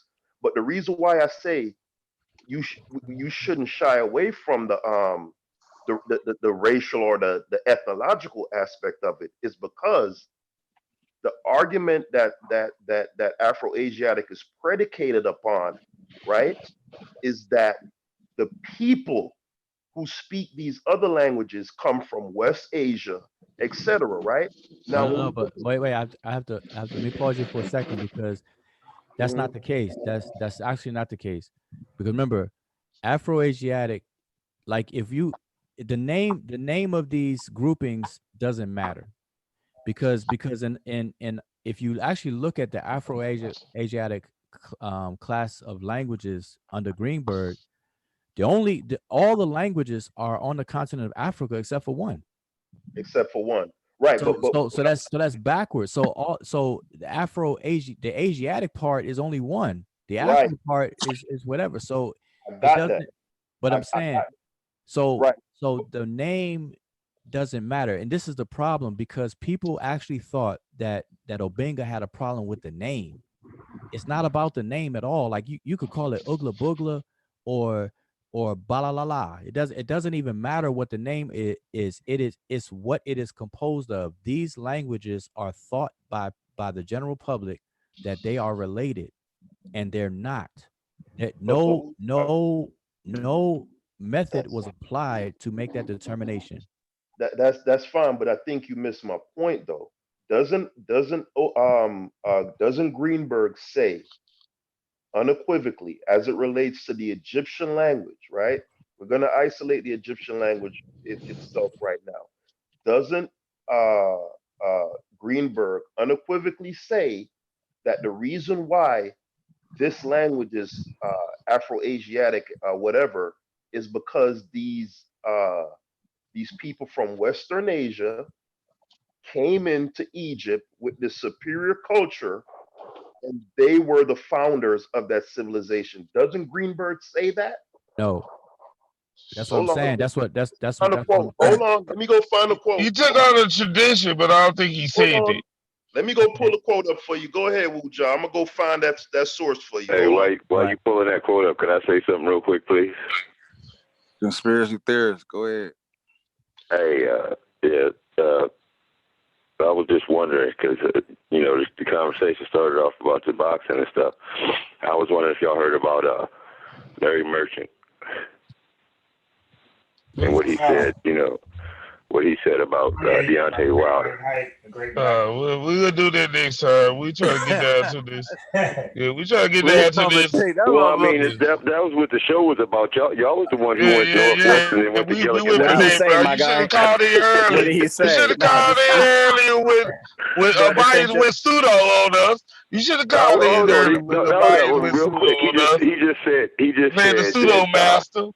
Wait a minute, hold on. He said, "Hey, don't overtalk him. Let him speak." Larry Merchant said that Deontay Wilder is the great black hope, and we all know what that means. And that's just turning around on us what they had to go through just to beat Jack Johnson. That's what they used to have, those great white hopes back in the day. Those trying to beat Jack Johnson, and he turned it around on Deontay Wilder and said he was the great black hope. Okay, you gonna have a random white boy say some crazy shit. Yeah. Hey, but yeah. I just think that was just from him trying to get back at the brothers, Mayweather and them, and having the opportunity to do it. Say crazy shit. Yeah, Young Pharaohs I listened to 2 hours of Young Pharaoh saying crazy shit. And nobody was rolling with that shit. Bro, nigga, every time, nigga, 90% of it. He had 10% true. 90%, nigga, it was 90% wrong. Nigga. He had the exit. You even battle him on some things. Hey, let me get a boxing analogy to connect the language thing real quick. So let me ask y'all, can y'all determine a champion or a rank of a fighter just by looking at them, or do you have to judge their fights? You have to actually see their fights and see the outcomes and see the ratio of punches and all that kind of stuff. Suppose they never fought, but you just look at their physique and how they look, and can you determine their greatness by just looking at how they look and not? No. We gotta get analytics. We gotta get into analytics. Okay. So here's the thing. That's exactly what's going on with this language conversation, because people got that quote for you, bro. Okay. People are trying to determine. 1 second, go ahead. People are trying to determine the nature or the genetic relationships of languages without ever doing what is actually necessary to make that determination. They're just looking at surface things, which is called typological and mass comparisons, and they're making these determinations. So you wouldn't do it for boxing, Why are people assuming that it's done for languages? And so, but the thing is, people don't know that. People don't know what is the requirement to determine relationships between languages, and that's And I learned that off the Chief X and the SAR conversation, right? The difference between typological linguistic and Yeah, but the native relationship see, linguistic. I learned that off there, right? I ain't know nothing about that until then. Joe, So I understand the argument. Know what yeah, I'm saying? Sometimes that's a technical argument. You know what I'm saying? You like the no, majority it's of not. the majority of the people are never gonna get that. That's just No, what it no, is. yeah. no. And I Hold on, blame hold on. it Read on that thing, them. Haskell. Let me. It ain't a SAR Okay, problem. It ain't I a want you. SAR problem no more. No, but I want you to read that. But Let wait a him minute. read But it. let me say something, Haskell. Listen, I gave that analogy about the scenario about the shirts to everybody that I ever talked to about language. I have classes, language classes. I have a lot of people that deal with my classes. Everybody understood it. So when you say nobody understand it, I will emphatically refute that with the data that I have. I have never been misunderstood by giving that analogy right there. Never. Hey, I Hey, probably hold know on. the Let me least read this about. quote Real right quick, can I quick, say something? y'all. Let me read this quote right quick, then I'm gonna let you go, bro. All right. So I actually got this from a presentation that started about a week ago on his channel. When it was lesson 4, Aluja Volume 2, lesson 4, Negro Egyptian, Chiena, and to explain, right? It's a quote from Joseph Greenberg. I guess this is from a book of his called Language, Culture, and Communication, California Stanford University Press, 1971, page 135. And Joseph Greenberg says, and I quote, Afro-Asiatic languages are spoken by Caucasian and Negro peoples. The Cushites and Ethiopians, Semites, are often classified as Caucasoid. The Egyptians, Berbers, and the remaining Semitic people are indisputably Caucasian, while the Chad speakers are Negroid. On this evidence, it seems probable that Afro-Asiatic languages were originally spoken by Caucasians and in some instances taken over by Negroes. So that right there is indisputable. He's saying the evidentiary basis for his language column is racial based and based on the fact that he believes Caucasians were the OG Egyptians. Okay, so here's That's where the you're root wrong. of it. What I want you to do is pay attention. So, because I'm very familiar with the quote, I'm very familiar with Greenberg's work.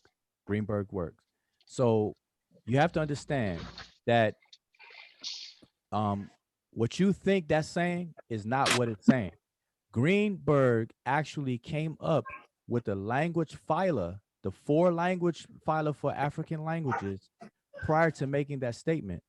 What you're reading is a result. So in order for him to even say, But speak, Wu Jiao, wait, that shows his mindset. let me explain, because you're disputing something. See, you're misconstruing what you just read. So this is What what is I'm there to saying. misconstrue? I can understand English, I'm Wu about Jiao. to tell you. What is there to misconstrue in that quote? But Let listen, him explain it, Haskell. and Haskell, there's a lot of people who understand English that still don't understand that All don't right, understand what somebody says. please Okay, give me I'm about to. your interpretation of that. I'm about to, because there's things that you don't know. See, you're doing a pull out the Bible quote type of thing. Go ahead, brother. Just expound. I don't need for you to go Okay, ahead. so Okay, you got to quit cutting them out though, Haskell. You got to quit cutting I them know, out. but Before you get to the point. I would have been done if you ain't interrupt me the first Go time. ahead, bro. You ain't got to diverge. Just go. Expound.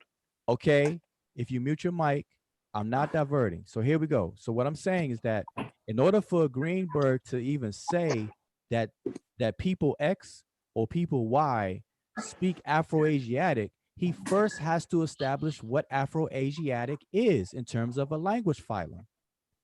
Now, in order for him to make that determination, he was not going off of he was going off of typological comparisons and mass comparisons. Everybody and their mother knows this who deals with linguistics. Everybody. Somebody got to mute out, but I can't. Somebody got to mute their mic.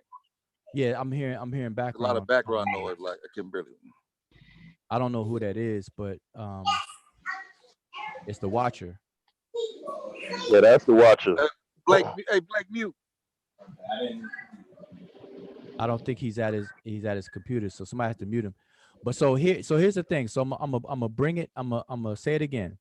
In order for Greenberg to even say what you just quoted him saying, he first had to establish what Afro-Asiatic language phylum is. And so in order for him to do that, he did not use what you quoted him to say. He didn't use an arbitrary race. Okay, because of these the skull morphology of skulls, we're going to call these Caucasians and all this other kind of stuff that we also know. He actually used the typological features and mass comparison to come up with the language phylum in the first place. So you said he was linguistic first, right? Basically. Hold on, because hold on, Craig, because Wu Jiao still hasn't explicated for me why this quote here doesn't give insight as to Greenberg's mindset when creating this phylum. I'm still waiting on that. Okay, because here's the thing. Greenberg's mindset is that the ancient Egyptian culture and civilization was brought into Africa from either Europeans or West Asians. Damn, hold on, Wu Jiao. I know I'm cutting you off, bro, but didn't 5 minutes ago you tell me that he didn't say that and he didn't believe that? That's not what I said. Listen, man. You did, bro. If you listen to me for a second and don't cut me off and then say you don't, you don't that's the later conclusion. Yeah, just let me say what I'm saying. Because listen, Haskell, I'm gonna tell you everything that came out your mouth in the last 20 minutes, I'm already familiar with. So you're not talking to a brand new person about what you're saying.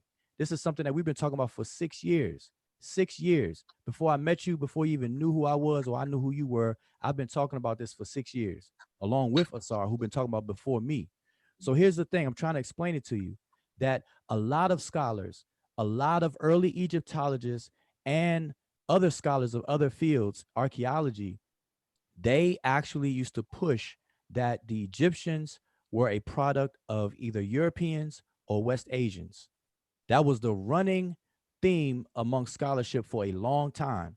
This is one reason why Obenga and Diop was pushing against that with the scientific data. So everybody knows that.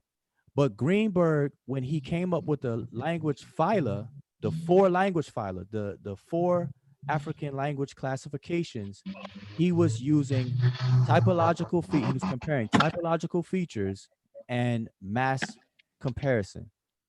Everybody who studies language and knows the history of those language phyla knows that. His opinion about the origin of the culture is his mindset separately from how he came up with the language phyla in the first place. That's what I need you to understand. Yeah, I disagree. Disagree completely. Okay, but listen. Wait, hold up. You can disagree, but I want to put a value on your disagreement. Have you read Greensburg work on how he came up with the language phylum? No, I haven't. All right, so I understand and I hear you on your disagreement, but I also want you to understand that your disagreement has really very little to no weight because you haven't even done the knowledge where I have. And I'm telling you, that's fine, Wu Jiao. Okay, but I want to say this, bro, and then you could go on, right? But just hold on. I see like I acknowledge your disagreement. Yeah, that's a conspiracy theory rap. I just want you to acknowledge your place, like the fact that you're making this disagreement based on ignorance is things that you do not know. And that's fine. I don't have a problem with that. All right, whatever. So that's my suggestion that you read. Yeah, whatever. Hey, can I ask a question right quick? Let me ask a question right quick. Go ahead, what is mass comparison in toponym? What is that? Give us an example of that. Okay, that I gave the example. So mass comparison is a procedure that Greenberg focused on in order to at that particular time solve an issue of time. How far back can the historical comparative method take us in terms of making determinations about languages. It was at that time it was thought that the historical comparative method can only take you back to about 8,000 years, 10,000 years. Mass comparisons can take you back further because it's less detailed. It's like looking at So a picture general. with less resolution versus a high resolution picture. And so there are so many holes and mistakes that could be made in mass comparisons that it's not the method or has no reliability in order to determine genetic relationships, where to the point where scholars compare it to astrology. Right. Scholars say that Greensburg's method is comparable to astrology on the question of genetic relationships, but on the question of typological relationships, it's spot on. So people got to understand the difference. It's and my example that I gave about the shirts is a perfect example. Yes, the people on the right hand side have on blue shirts. That's accurate. But that's all you can say. You can't say that they're blood related, folks. Hey, I And wanted to say this one thing. Going back to our little disagreement, Wu Jiao. You know, one thing I could say coming into or getting acquainted with this community, you guys are incredibly well read, incredibly well informed, and I think the brother Asar is uh, a brilliant brother. Um, I probably haven't had even a scintilla of the actual information that you guys have been exposed to or studied.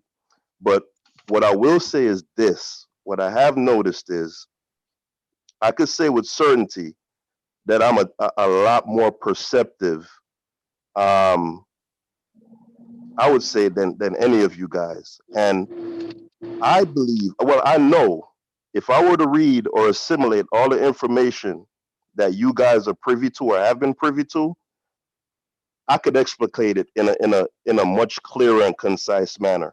The reason why I say that is, I dare you to do it. hold I on, challenge you to do it. That's a great challenge. Bold hold on. claim, bro.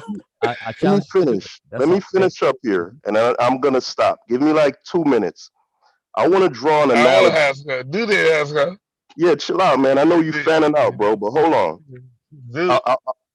You fanned out, bro. But let me wrap. I want you to do it though. I want to draw an analogy here between what Wu Jiao just said, because he says there's a clear demarcation between this aerial or this typological comparison that Greenberg formulated and his mindset, right?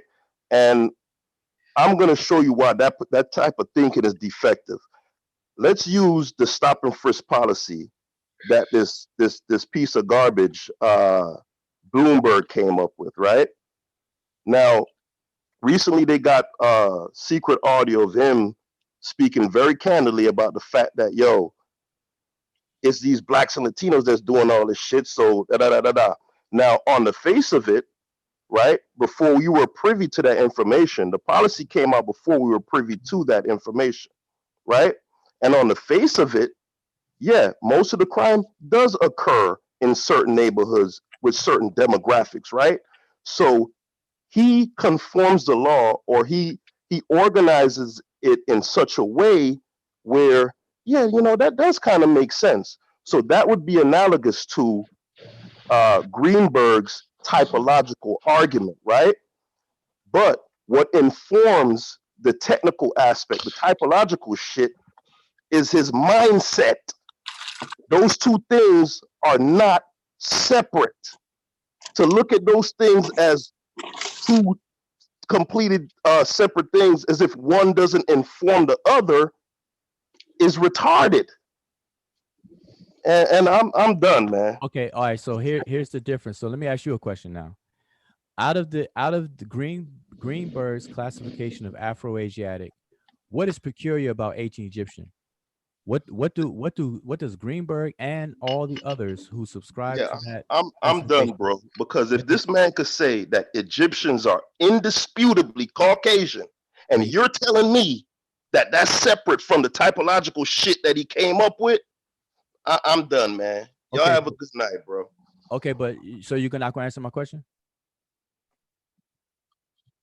But we can look at the Okay, hold up. history Wait, of wait, wait. Pat Smith, right? We can Hold look at up. the history of Pat Smith in Hold up. medical, right? Wait. It Let might be me say racist. Let me just say It might something. be racist, right? But that don't mean that you need Pat Smith right now, right?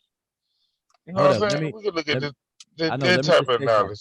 I just want to say something because that's an example. What Haskell just did is an example of how people don't learn.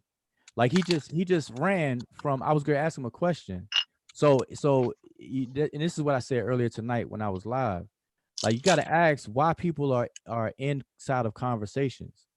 Are we here to expand knowledge? Or are we here just to kick it, just to pass some time? We just want to be right. I want to be right, nigga. I want to be right. Fuck you, Johnson. Y2. I just want to be right by any cost. But I know. Yeah. But here's the thing. That's what I'm saying. That's the mindset.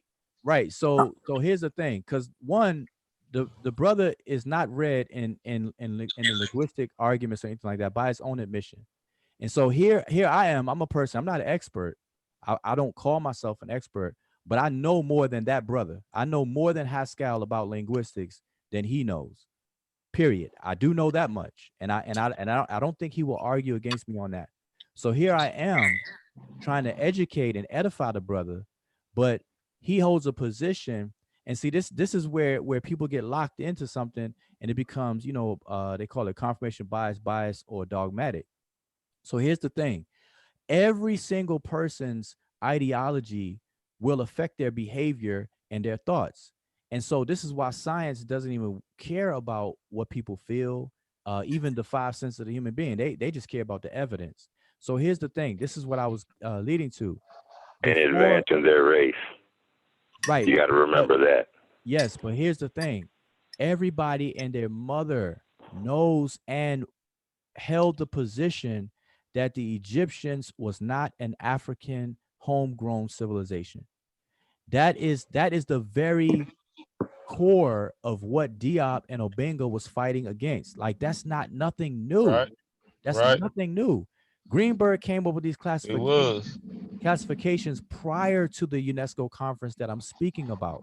So everybody and their mother was saying that Greenberg wasn't special in that. And Greenberg wasn't the only one who had these classifications. There were other linguists that had classifications as well. It's just Greenberg held up, and that's what people use. There's others that have other proposals. And so here's the thing.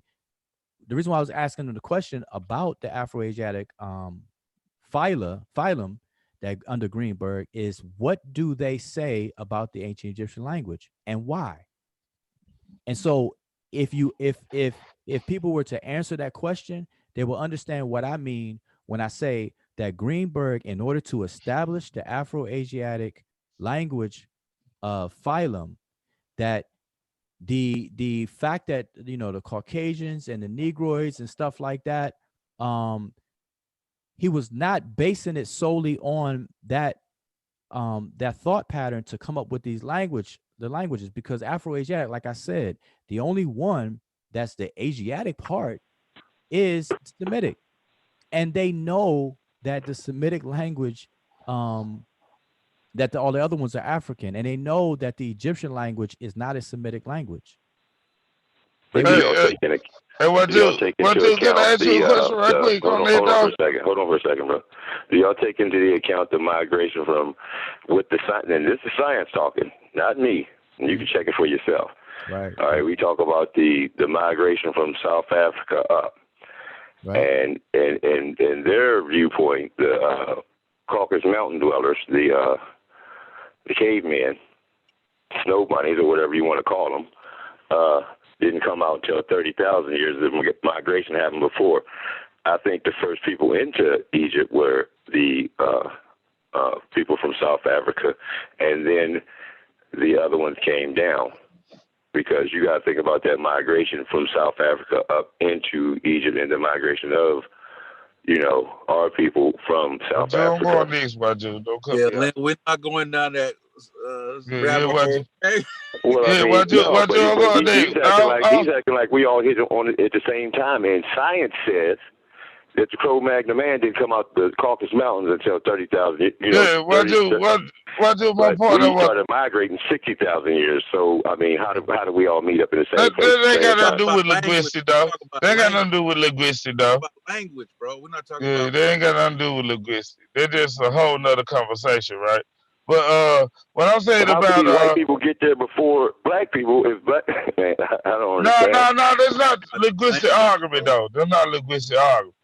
The Yeah. linguistic argument is well, I want to ask them as far as the grouping, right? The grouping is about the genetic relationships, right? So in the genetic relationship, do we it based strictly out the language, right? And the morphology and all that, right? Say your question again.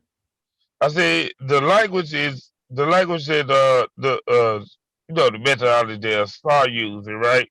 Mm-hmm. It's based off morphology, genetic relationships. It's not based off the racial that people are trying to spread propaganda, right? Right.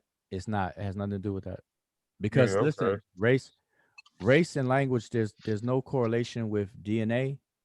Mm. You can't look at anybody's DNA and tell what language they spoke. Just like you can't tell. You look at somebody's DNA and tell what culture they live. Yeah. There's no such thing. So all that stuff is being superimposed into it, and it creates a bunch of noise. And so those people who are trying to explain the science avoid the noise. And when people try to bring it up and bring it into it, we have to show that that's a separate issue.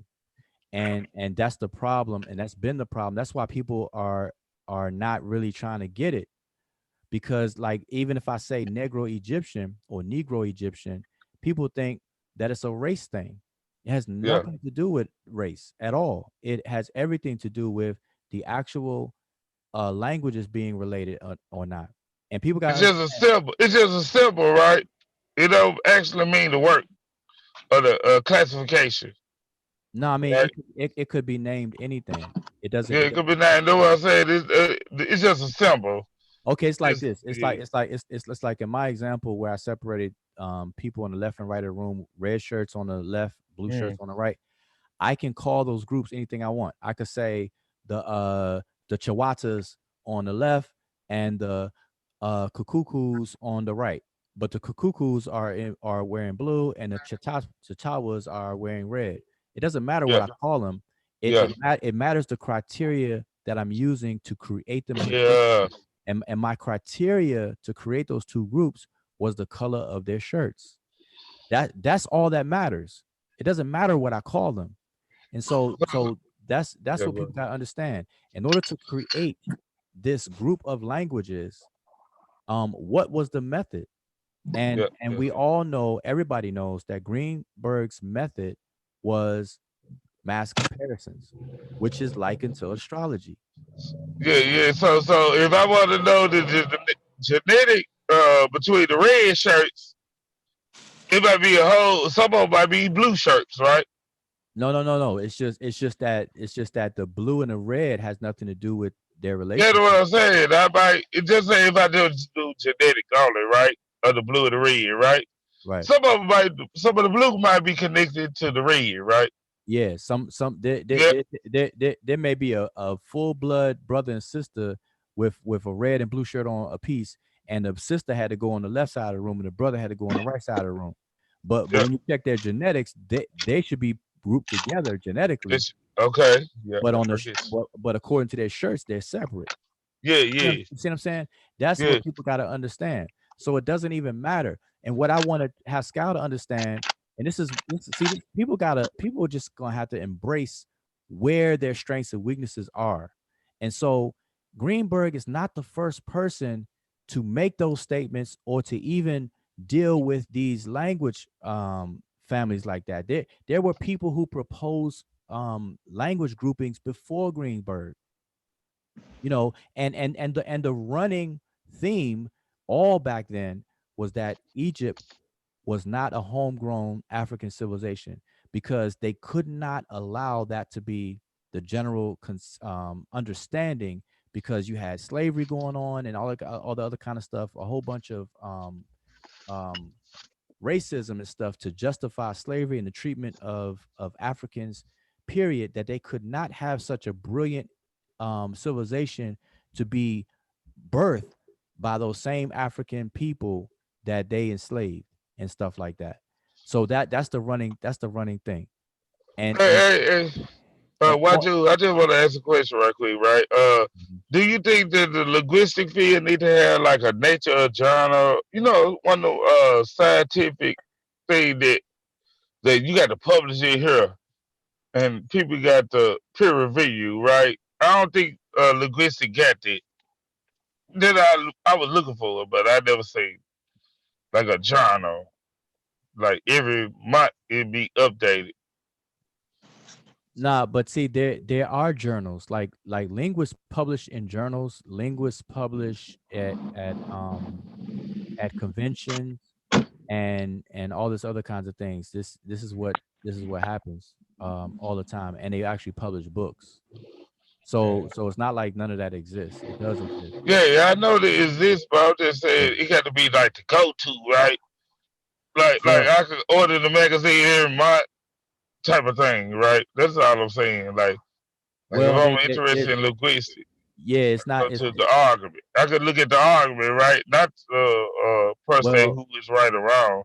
well, this is the thing. They don't like in the linguistic discipline. They don't have like what we would conveniently have as the nature journal, the journal of Yeah, nature, where we could subscribe to the journal nature yeah, or the scientific journal that we can get online and subscribe to that.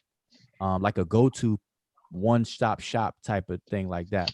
yeah, But if you're in the field, you know the journals, you know the arguments because it's required. You have to know them to even have a discussion. And so that's what I was trying to. So even so, for example, Haskell in the chat is saying that proves that its ethnological and demographic justification and its technical exposition on the phyla are wholly separate. That's ridiculous logic. I'm sorry. So what's ridiculous logic is for somebody to take a firm stance and not read a thing about the arguments, that they pull a quote out like how Christians do. They pull one verse out of the Bible and then they go run with it and they apply it to every aspect of your life. That's the equivalent of what people do. And so what I encourage and what Asar was saying the other day is that people don't read. And it's like calculus. It's like chemistry, calculus, astrophysics. It's like, man, you are going to have to read. If you don't want to read, just admit you don't want to read and then just chill, because people are one, they have to appeal to authority, and then they take a stance and try to argue with you when they're not read in on the topic. And so the thing is that everybody is has behind them their ideological dispositions, their biases and stuff like that. And this is what science sifts out. And so we're like, forget it. It doesn't matter what those are. It's like, show the evidence. And the bottom line is that Greensburg's classifications are not scientifically sound. That's it's not genetic relationship based. It's top of knowledge. It's a hypothesis. And how Haskell gonna run off the pedal and then throw tomatoes off from the penny Yeah, gap? yeah, tomato throw. You Boo, can't do that, Haskell, bro. Raju, boo, watch. I ain't never seen Haskell just dip out like that. Yeah, Like, he was hot. Like, you made Haskell mad. Like, he never dip out like that. You dropped the mic. You don't want to talk no more. I'm like, damn. But hold up. But here's the thing. Here's the thing, real quick. So even if you look at Afroasiatic as it exists under Greenberg's classification, right? Like I keep saying, first of all, do you all know the language families that are under Afroasiatic? Do y'all yeah, know? pretty much. I can't say it on my head, but I looked at it plenty of time. Right? I don't. Yeah, I do, but yeah, you can Okay, explain it for us. okay, For well, without getting into the minutia of it all you have to do is look at Wikipedia Afro-Asian Asiatic language. It's going to tell you about 300 languages. All right, that falls under each other as sub branches, and so on and so forth. So So Egyptian, the ancient Egyptian is, according to Greenberg, is an Afro-Asiatic language. But scholars will tell you that it is on an island by itself among other Afro-Asiatic languages. And the question is why? Because even if Afro-Asiatic, out of the Afro-Asiatic languages, Semitic is the only one that reflects the Asia part. And so if Caucasians, Caucasus Asians, the Caucasus Mountains and the how they classify skulls, when they talk about Caucasian, they're talking about skull structure and everything, the bone structure. When I don't Yep. even know if people realize that the aquiline Yep. feature of, and there are Africans who have Caucasian features in terms of bones. But see, when we say Caucasian as a lay person, we think white. Right. But Yep. that's talking about bone features. It's not talking about white. And that's another thing. And so people got to understand all of that. They were trying to say that the Egyptian civilization was not African, non-African, Yep. you know. And so this whole black thing and stuff is all recent. But the Caucasian is a term that's used in a different way than how we use it, you know, in regular day-to-day type of discussions. And so what people got to just understand is that the language phylum was established based on a method. The method was not race. All right. And so nobody's going to find anybody saying that the Afro-Asiatic language phylum was established on the basis of race. Hey, whatever this song, right? He was saying that basically the toponym of like certain areas, right? Like the Dalo Sahara, it was based on, okay, since these people are cattle and herders, they got to be related in language, right? It's a toponym, right? So this how Greenberg structure his stuff, right? In Africa, right? No. Okay, you mean, well, see, toponyms are something different. So I don't know if that's what you Yeah, meant. mass comparison. I might use the wrong one. Like since these people all of indulge in the culture of agriculture and they're in the same area, they speak the same language type of thing, right? No, mass comparisons, like I said, it's the comparisons are surface features in the language that Yeah, I'm that trying to get an example of it. That's all. But it's based. But he's saying it's based on the language and not necessarily the culture, right? that again. Right. You look. The evidence is in the actual dialect, not the culture, whether they were cattle herders or agriculture, right? That's what you're saying. Well, the culture, like being hunter gatherer versus an agricultural society versus a pastoral society, will be revealed in the lexicon. Because, like, for example, a hunter gatherer culture, whatever group of people that are hunter gatherers by mode of production, food production and stuff, they're not going to have words for farming equipment or, you know, hoeing the land and stuff like that. So that's in the lexicon itself, but not in the relationships that's built off of regular sound meaning correspondences, which is how you determine genetic relationships. That's a key feature. No, I'm talking about as far as Greenberg method. I wasn't talking about the genetic relationship. I'm talking about as far as Greenberg. He like if you close together and you speak a click language, right? A hunter gatherer language. Y'all related. Well, that's yeah, I would say yes, because that's actually how the Khoisan and all those languages Yeah. were grouped together, just based on the fact that they have clicks. Yeah. And Bantu, right? It's Congo languages. They do click still too. So he kind of mixed them two together. Right? I don't know. I'm just asking the question. I don't know. I kind of read it Well, but see, this is the thing. It's just real simple. See, the thing to just drive home is that the language phylums that we are used to right now. You have Niger Congo, Nilo-Saharan, Afro-Asiatic, um, and what was the other one? It escapes me for a second, but it's four, right? Yes. And those were created on a method that is faulty. It's a flawed method. Yes. And so I if agree. we just keep it that simple, and so if you're asked, well, how was the method flawed, then the scenario I gave is the best example that I give in terms Yeah, of. I agree. I agree. I was just trying to go into the psychology of it. Like how did he kind of put like, okay, you speak click, y'all close together. Even though y'all probably were isolated, how do y'all have the morphology languages? Y'all might took a different route. That's all I'm saying in Well, language. yeah. So, but that's the thing that people have to understand. This whole back and forth about Negro Egyptian. One, Negro Egyptian is just a name for a category of genetically related languages. That's it. So, but you got people who get stuck on the name and don't even know what it actually means to group languages together.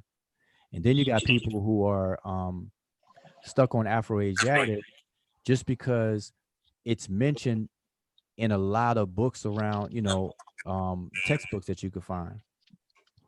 And Yeah, we so, got Wikipedia. We got Wikipedia. That's what it is. right.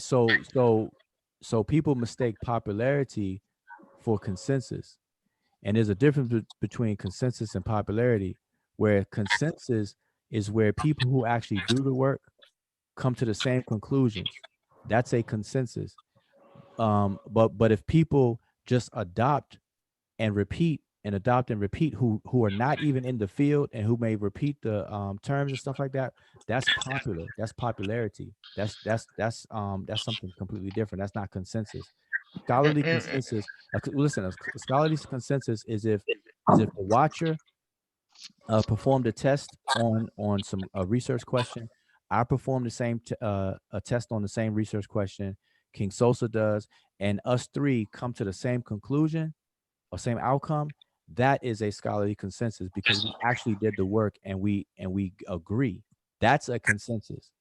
But if I do some work and then you don't do the work and you just repeat my outcome and it gets repeated, that's not consensus. mhm. That's just popularity. It's a and big and difference. and the project Waju is that right when I debate people, right, I use the Asiatic the Afro Asiatic as evidence, right, when it comes to language, right? And now, I gotta refine for that, right? But that's what I used to use, right? Because it is popular and I understand the argument now. So the argument is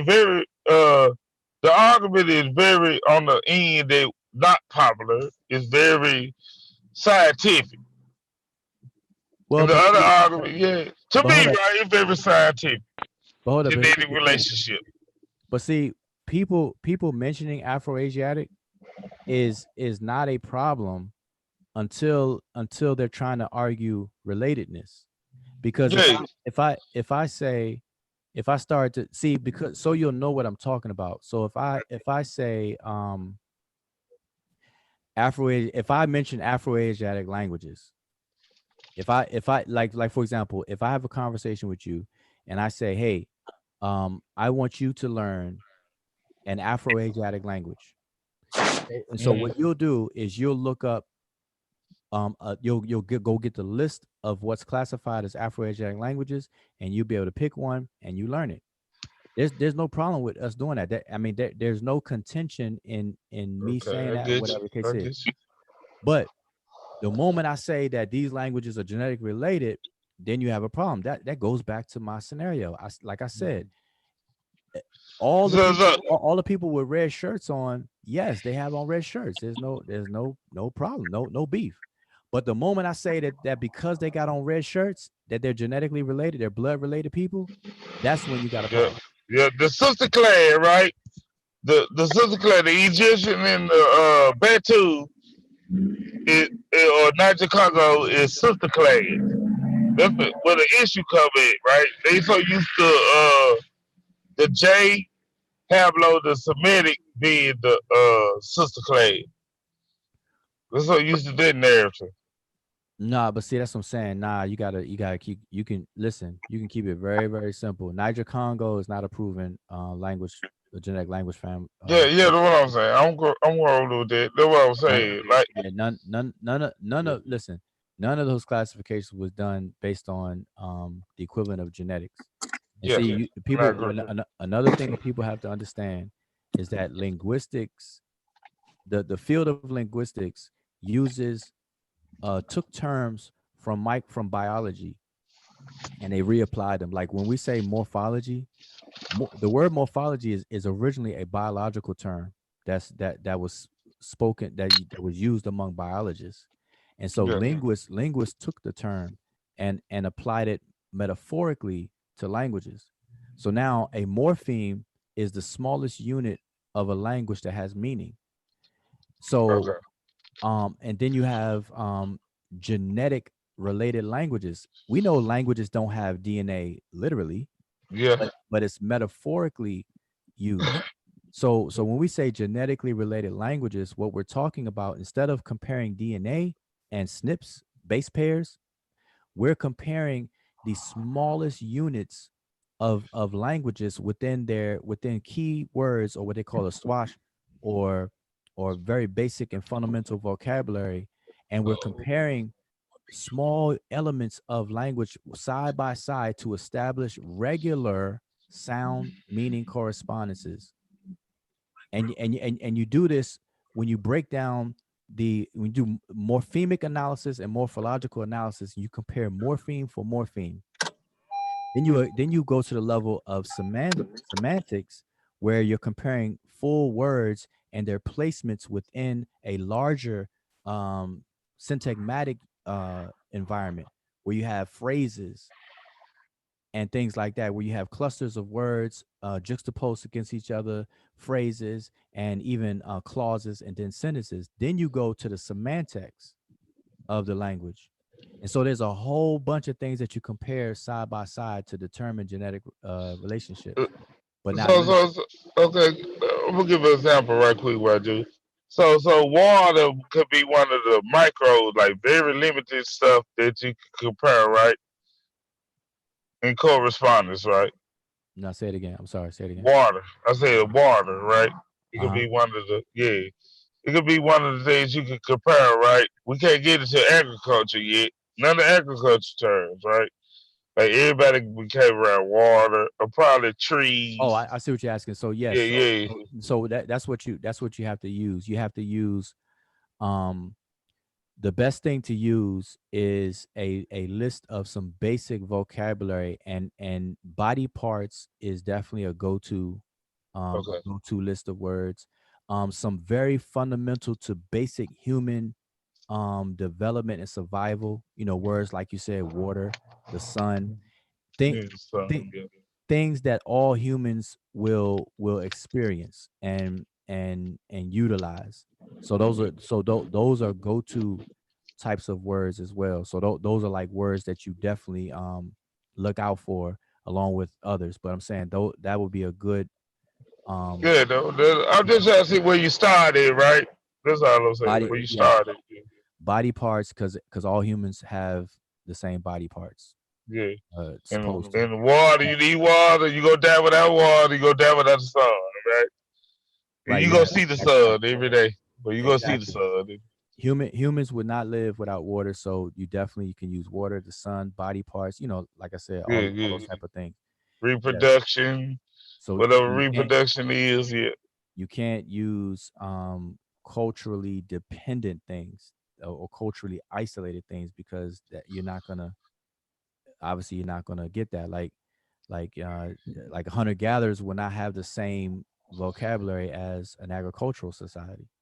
Okay, yeah, You yeah. know, Know what I'm saying? So you got to start from the Badu first, right? yeah. Not no long words, right? Cause you know Egyptian got a lot of long words.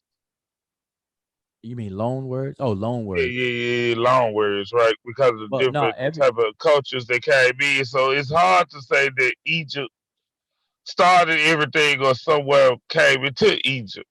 So they well, kind of, yeah, well, like a crack. but here's the thing. So when you're doing this kind of work, you take that into consideration. So you compare words that are geographically distant, so you don't have to um contaminate your sample size and stuff by Okay, languages or people that are very close, live close to each other, where you will have borrowed words or loan words okay, swapping with each other. So you compare languages that do have some distance between them, and that's what comparatists do. And so okay, yeah, I'm getting you it. I'm getting it. that's how you establish more of this. But see, I guess the point that I want to reiterate though is the confusion that the conscious community is having over this whole ordeal is because the bottom line is because people, whether they have the time or even the interest, people cannot microwave this. You're gonna have to pick up a couple of books and dive in. And if you don't have the time and if you don't have the interest, then it is best for you not to take a stance and try to come on YouTube or Facebook or whatever platform and try to argue if you have not done it or you're not willing to do that, because that creates the noise. Because we have to argue with people who don't even know enough to ask the right questions.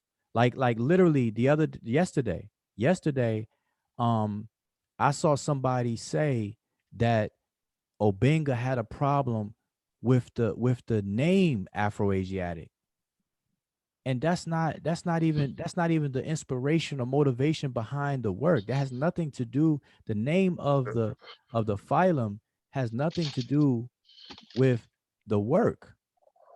But that's what that was their understanding.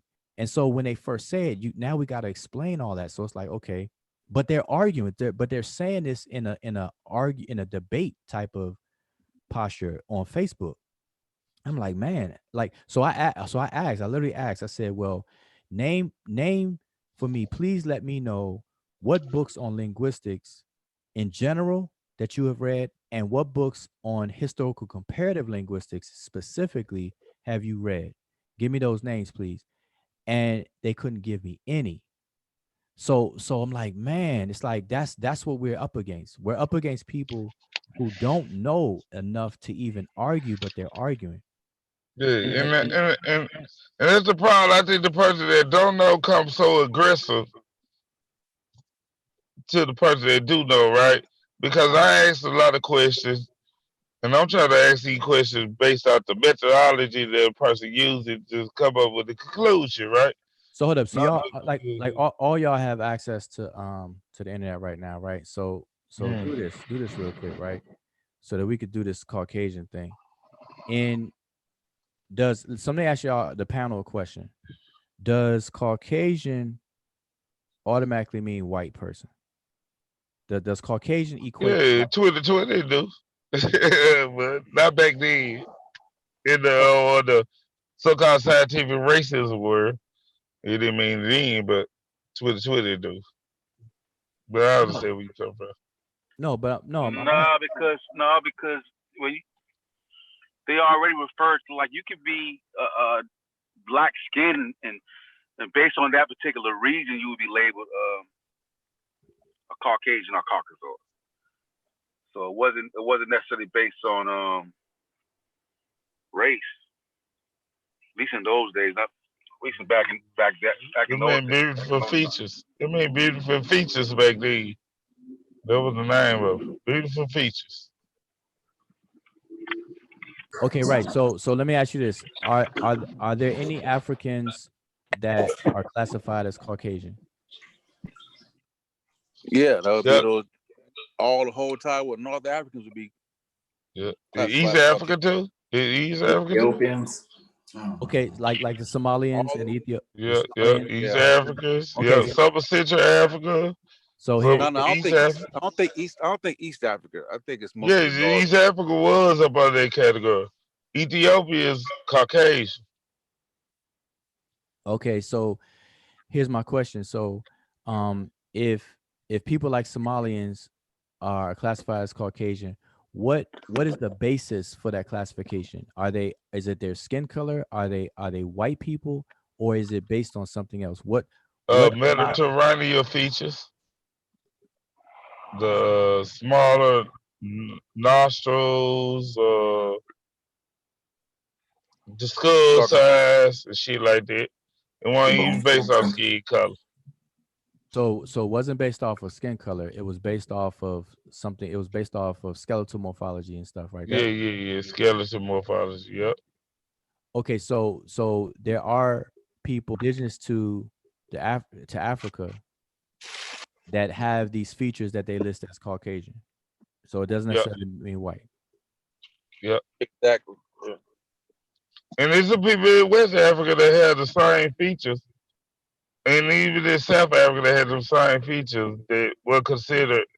It's up over there. They try to say that the Europeans or the West Asians came into Africa. That's why they had that Caucasian features, right?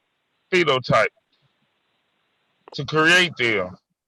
That's the Nah, argument. nah. What he's saying is basically, I mean, I there is mean, no that's the bad. argument with Nah, it, not right? saying. Yeah. Nah, Go ahead. basically, underline the point is that there is no No, it's basis not. It's not. for I the agree with argument. that.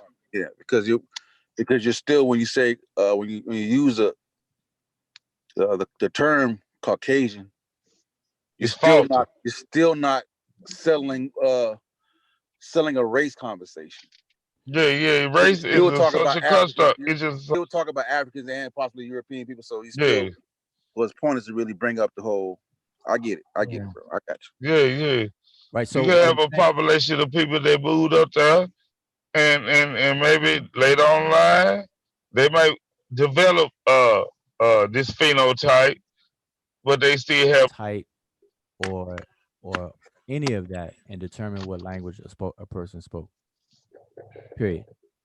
And so I need people to understand that there is no skeleton in what is the field of the study of skeletons called? Is that paleontology? no, Study that's because of archaeology. Nah, Bones is paleontology. Yeah, Yeah, it's bones and paleotype, but that's not no, that's not archaeology on the phenotype. no, that's not the phenotype. Phenotype Nah. is biology. So here's the thing. So Yeah, archaeology biology. So yeah. archaeology is material culture. So paleontology is dealing with bones and stuff. It's with There, Bones. right. So there's no study of a bone in the entire field of paleontology that you're going to dig up a person's skeletal remains and tell what language that person spoke. Yeah, I I agree. I need everybody to understand that. There's Yeah. no so if the classification, the old classifications of paleontological race, which you have the Caucasoid race, the Negroid race, the Mongoloid race, and it was based off of the bone structure, then it cannot translate ever at all to language. That's what people wait, hold on. That has to marinate for a second. I know. It marinated with me, right? I said, is there a type of conversation about basis off that? No, that's not. That's You that's trying a to get straight. that top them in for That's a minute. Yeah, yeah. I'm no, just saying if I say, no, hey, since I found this no. in this Listen, region, they speak this Explain to him what a no, top them language is, right now. Mr. I'm no. just saying, Okay, listen. See, you're saying toponym. That's not the correct word. You're trying to say typological, yeah, typological, right? right?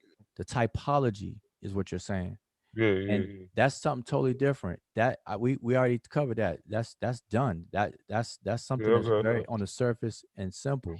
What I'm explaining is, see, this is how people, like, if people want to really know and not just swim in the noise and just keep the noise going for the sake of, then people got to understand some of these things. So what I'm saying is that there's no study of any bones that's going to reveal what language a person spoke. Yeah. And so if classifications were created based on the observations of bones, then that can never translate over to languages. I just And listen, that's something basic. I hope that people yeah, who are listening right now, whoever listening right now, will understand what I just said. I just be wanting to, like, I'm trying, like I bro. said before, Asar got enough work out, like, either come with the demonstration or just don't even get involved. At this point, we should be ready for some type of demonstration to show what's right and what's not. You know what I'm saying? yeah, from the other Otherwise, side. But Asar already did. Yeah, from the other side, you're right. Yeah, from the other side. So sort of the Watcher. Let me Watcher. Can you talk right now? Yeah, I'm right here. Okay, so listen. So here's what I'm saying, because you say you're trying. So here's what I'm trying. saying. Okay, here's what I'm saying. And I'm just gonna ask you a question each step of the way. It's gonna be real quick. So if you dig up a person's body, right, and all you have left are the skeletal bone, the remains, can you tell what language the person spoke by examining the bones? Fuck, no. Okay, all right. So we're on the same page so far. Now, if I dig up 1,000 human remains, 1,000 bodies, and you just now said that I cannot examine any of those 1,000 bones and tell any language that any of those 1,000 people spoke, are we still on the same page? Still there. Okay, so now if I notice differences in the skeletal remains, so out of the 1,000, let's say out of the 1,000 bodies that I dug up, I can see four distinctions to the point where I can classify those 1,000 bones into 4 categories. Are you with me so far? I'm with you. Okay, so let's number them. Category 1, 2, 3, and 4. All right. Now we've already established that we cannot deal with anything with language, right? So how is it ever possible for me to use those categories of bone classifications? How is it possible to cross that over and have discussions about language? You can't logically. You can't. Not, I mean, logically or otherwise. You just cannot do that. It's impossible. So wait. So this is the point that's being made. So remember, Caucasoid, Negroid, Mongoloid, and all those other kind of things, from a paleontological view, they were classifying bone structure and mainly the craniums of these human remains, and they started to classify them based on the features. And so if the study of bones cannot produce a conversation about language, how in the hottest of hells can anybody use that to classify languages? And that's what I was trying to say. Hold up, Craig. Well, dude, and I agree with you 100%. I'm just saying though, that's what I was saying they were doing it, right? That's what they were doing. But Craig, hold up. I want to make sure Watcher's with me so far. I'm always with you until everybody starts interjecting. Yeah, but they shouldn't be able to. It doesn't make sense. Right, they can't, right? Right. That is my point. This is what everybody needs to understand. So when people try to throw that in with Greenberg or whomever, it's a bunch of noise. And so what we're trying to say is for people to learn and the work is done. Here it is. But nobody wants to look at it and read it. That's why people cannot produce a demonstration on the other side of the argument, King. Well, dude, all I was saying is that's why you correct me, right? It was typical, right? Logical. Somewhat challenging. Because I understood I'm going along with all of y'all on this. I understand the argument. I'm just trying to get the other side. Yeah, since I'm able to be heard right now. See, this was the main reason why I called in, because I was sitting there I'm in the audience trying to watch a debate, and I'm hearing everybody jump sides because they're rooting for team A or team B, but I'm not getting anything clear, concise, or something to understand, and nobody even trying to walk the conversation through. I felt like everyone was on defense, or they were being more frustrated, or people were asking leading or disingenuous questions, so we couldn't really get to the point. So I'm glad that you're patient enough to get it done and help out a little bit. But on a quick note, because I've been trying to get in contact with you, I think I sent you a message with my contact information. I went online trying to do the info session metanetra, and I think the mailbox was full, so I couldn't get in contact through the website for as far as the courses and stuff. Okay. So king of patience. Are you all right? So my email address is wujao, same spelling as my name, at gmail.com. It's real easy. So wujao@gmail.com. So send me an email, and I need to check on that. If you said if it's bouncing back to you, I need to check on that. Well, thanks for telling me that. But yeah, wujao@gmail.com. Yeah, you the king of patience, Waju. You is the man. I love you because of that. I ain't gonna lie. Like I don't have that patience. I'm trying to get that. That was one thing I'm trying to get from you. Oh, but hold on. Hold up. Correct. Not correct. King Sosa, do you have access to your computer right now? On my phone. All right. So watcher, are you at your phone? I mean, at your computer? Yeah. Okay. So do this. Go to Wikipedia real quick, right? And search. Look at the article on Caucasian race. Wiki Caucasian race. Okay. Now, Wuja, you said that there were Caucasian bones and Caucasian tribes in Africa, right? I'm right here. Yeah, that's what we're about to read. I'm gonna show you right here. Well, I just wanted to ask you a question real quick while he was bringing that up. All right, if it's, so let's you, read. you can't, we understand that you can't, look at bones and discover what language they're talking. But if it's so hard to, determine whether they were Caucasian bones, if they are so similar, then if you find bones up in Europe, how can you say that they were white people? I mean, if the bones are so similar and they are considered to be Caucasoids when you find those bones in Africa. Right. So that's a great point, and that shows you how when we today use these terms white and black and stuff, that's a superficial classification. It's a social construct. But hold up, but that's a good point. But I want him to read that first. So are you there? Watching? Yeah, I'm here. There's okay, so racial anthropology, Caucasian race, physical traits, skull and teeth, classification. No. Read the first two paragraphs. Okay, the Caucasian race is a grouping. Can you hear me? Yeah, I get you. Yep. Okay, the Caucasian race is a grouping of human beings historically regarded as a biological taxon, which, depending on which of the historical race classifications is used, has usually included ancient and modern populations from Europe, West Asia, Central Asia, South Asia, North Africa, and the Horn of Africa. Continue. Yep. Next paragraph. Yep. Okay.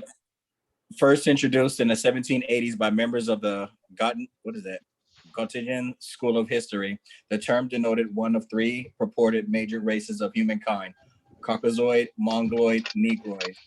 In biological anthropology, Caucasoid has been used as an umbrella term for phenotypically similar groups of these different regions, or from these different regions, with a focus on skeletal anatomy and especially cranial morphology with regard to skin tone.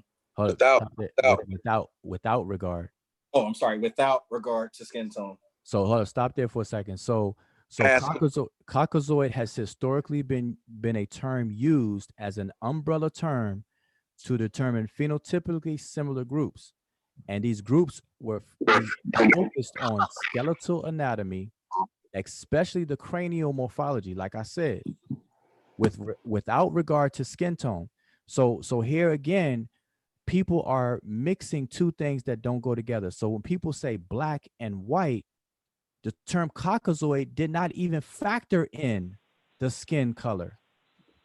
You see what I'm saying? So even right there, without even bringing up language at all, this is just a basic conversation to correct the whole thing about Caucasian and who is a Caucasoid and Caucasian. it was not based on skin color. It was based on the observation and the measurements of skeletal anatomy with the special attention paid to the craniums, the skulls.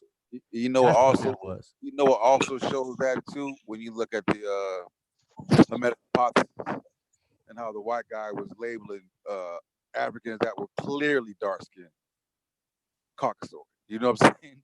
But that's not but based on how they even came up with that umbrella term, that's not incorrect, because they all they're doing is looking at similarities in skeletal anatomy and craniums. Yeah, So but I'm saying that they weren't looking at the color. The color didn't mean that.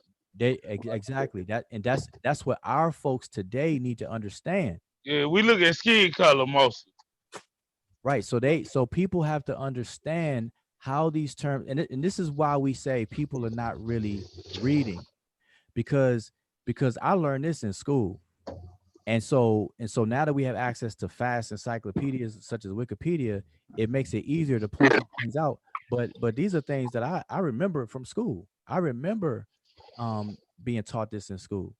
And so if people were just to go back and read and understand that Caucasian is a term that surpasses the skin color. It was not based on skin color, although today we think it is, and we use it that way. Say Caucasians are white people, but that's not how the term was used. It was based on skeletal features. That's it. It's a Mediterranean feature. So it's the a Mediterranean feature. So the horn of, well, it told you, it said European, West Asian, and the Horn of Africa, and so on and so forth. So they saw similarities in the bone structures of those areas, and they clumped them all together under the term Caucasoid. It's just that simple. So now when we want to bring up language, that conversation has nothing to do with language at all, because you cannot look at anybody's skull or skeletal anatomy and determine what language a person spoke. So people bringing that up is just adding to the problem and adding to the noise. And this is what I was trying to convey. If Pascal would have stayed around, I was trying to convey this to Pascal that none of that stuff matters. None of that stuff matters. If Greenberg wants to say all that stuff, none of that stuff matters. None of it matters. They're not to the genetic relationship. It has nothing to do with languages, period. So what that says is that it reinforces the flaws in his methodology. That's it. So you have people remember early Egyptology, the birth of Egyptology came after the decipherment. Champollion is considered the genesis of the field of Egyptology. And so from early Egyptologists, the people who write about Egyptian culture and its language, they were wholly of this idea that Egypt was not homegrown, was not an African homegrown civilization. So everything you read from back then is going to say that. As a matter of fact, a popular scholar, Gadala Abdullah Gada, I forgot his name, Gadala, forgot his first name or last name. I just know one of his name is Gadala. He even in modern times, like recently in his latest, one of his latest books, he still says that well, no, he actually uses the term Caucasian. And so he's going by the old terminology, but people assume he's talking about white, and he's not. And so let me give y'all an example in reverse, right? In America, if anybody moves from any African country that's above the Sahara Desert, including Egypt, Morocco, Libya, Mauritania, and all those countries right there, if you move from those countries, regardless of your skin color, you could be dark blue black, and you move from those countries and come to America, you'll be classified as white. Did y'all know that? Yeah, true that. According to the United States Census, you would be classified as a white person. And so that just tells you that people got it all wrong. People got this whole thing wrong, and it just creates a bunch of noise. So what we're here to say is like, listen, deal with the science, deal with the proper methods to find out the answers and solve these problems. Cut out the noise. My Like, question is this why though. bring it up? Mhm. Question though, if like being that that methodology is so muddy, right? What has enabled it to stay status quo when it comes to linguistics? Like, why does that argument remain, just solid? You know what I mean? Not solid, but just stable. You feel me? Like, Okay, I get your question. So that's a good question. And so so listen to this. Among linguists in the field, it's not. It's only outside that it like hold fast. It's like it stays strong. And that's because of what I said earlier. You have people who are not in the field who repeat and use because okay, here's the thing. Genetic relationships of languages is not a valuable set of information outside the confines of comparative linguistics. And so not everybody's a comparative linguist. So all the different fields outside of that, they have no use of the rigor of the precision of it. And so they can use the term Afroasiatic. They can use a flawed methodology because it has no real impact on any, the other fields outside of comparative linguistics. You see what I'm saying? So you don't really know it's a problem until you step inside of comparative linguistics. So it really doesn't matter. So for example, there's people that misuse terms in everyday language, but it's okay. But it's okay because everybody understands each other. But not until you get into a language class where it matters. At that point, you'll be corrected. So I like got it. for Basically like Darwin, like how people say Darwin is the father of evolution. That's public and that's popular. When you step into a room full of actual scientists in America, he is. they'll tell you he's actually not. But you gotta be. But for the layman, they just let it rock and don't really. Exactly. No, That's a good. When did craniology start? When did the studies of cranium start? When did all that become? I mean, were they talking about this in Africa, or is this something much newer? Much more new. When you say you mean in terms of time frame, like ancient Africa, or what? Yeah, when was the word created? We're talking about words. You can look up when the word was created, when it was first used, and Oh, in terms of the field, the field of cranium. Yes. Yeah. I'm not even. It's been around for at least a couple hundred years, I would think, right? Because I would say it started with Darwin. Darwin and his theory. Nah, hell nah. They were way before Darwin. Darwin came later. I ain't bring up Darwin to go down. Yeah, Darwin came later. Yeah, he came later. They were doing that. Okay. They were doing that with the Hermetic. Yeah, they were doing that, baby. They were trying to base it off intellect and how to dehumanize people. That was one of the reasons. They've been around for a while, though. They were based around that biblical hypothesis. Yeah, but if you're talking about like the discipline of measuring the skulls and stuff and applying that measurement to different well, I'm not talking about people who are doing something similar but didn't call it that. You know what I'm saying? When was this word created? I mean, you had people who were, you might have been talking about it, what were they calling it? Craniology. When was this word created? Right now, because actually, if you look into craniology, you have phrenology, which is coming from the Greek word, was the mind and knowledge, but it was used to the outside of that, the skull and stuff.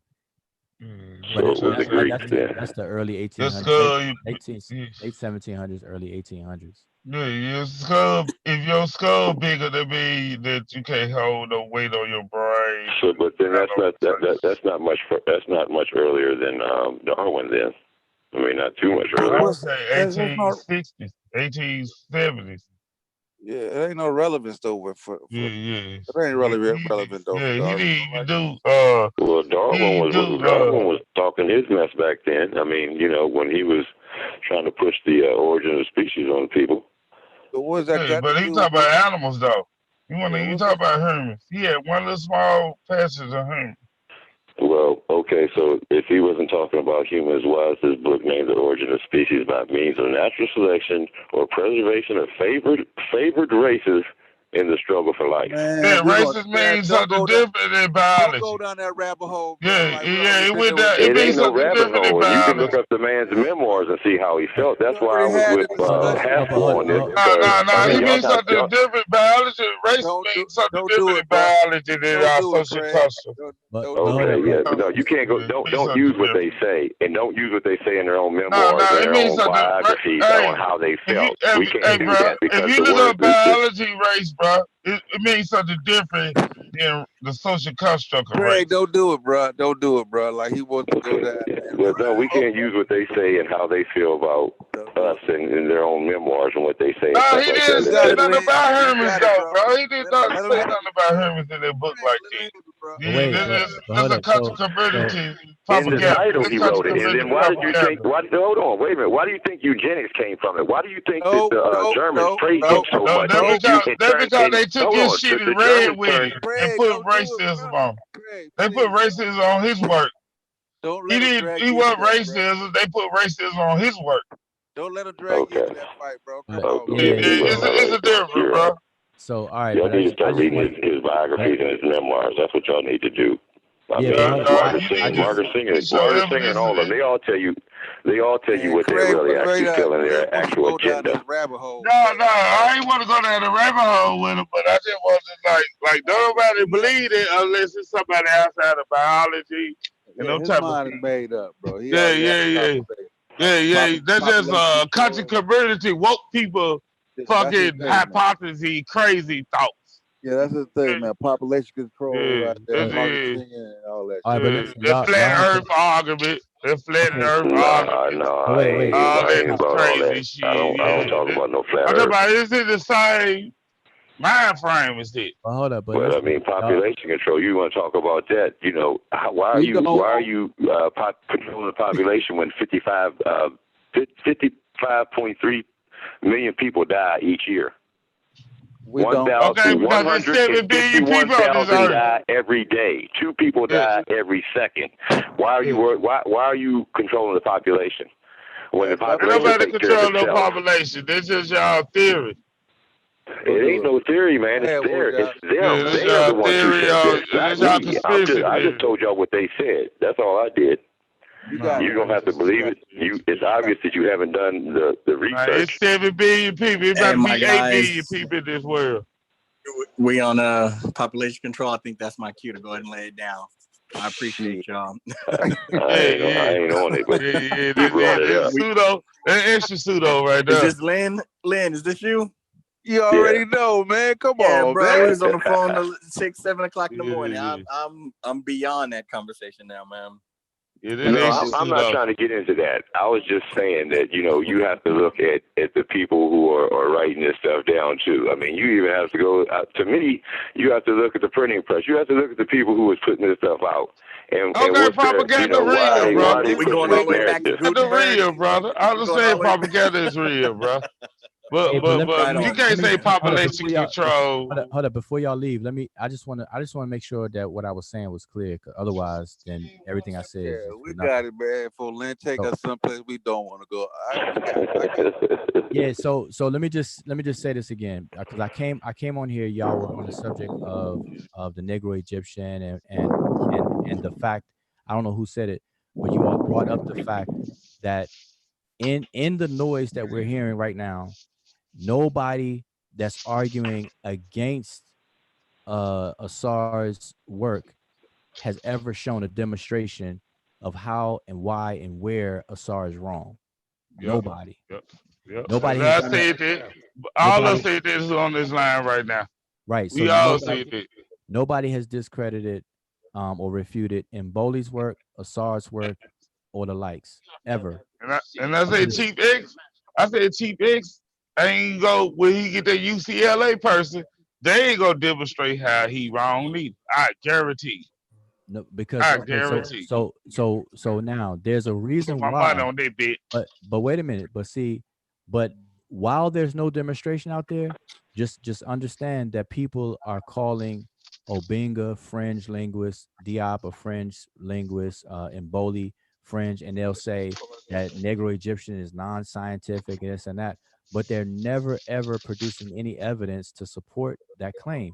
So the claim itself is very shallow and it has nothing, no backing whatsoever. But our Based folks, off the nine. It's just based off the nine of the title. so what's happening in our conscious, so-called conscious community, the circus, people are grabbing these little sound bites or verbal clips, and they're repeating it, trying to throw jabs and stuff, and all they're doing is creating noise, and it's gotten to the point where people are even more confused, and they're not trying to, and they're not, it makes for people not being able to learn, and that's counterproductive. And so Yeah, it turned me off. right, so when we come on and have a discussion about it, we're trying to kill the noise as quick as possible. So when people try to bring that noise up, we're like, listen, get out of here with that, because you don't even know enough to even know why you're parroting somebody's unsupported opinion and things. So anyway, I just want y'all to understand at least one thing is what Greenberg's methodology is compared to, astrology. It is not Yeah. it is not a method that is even used to determine genetic relationships.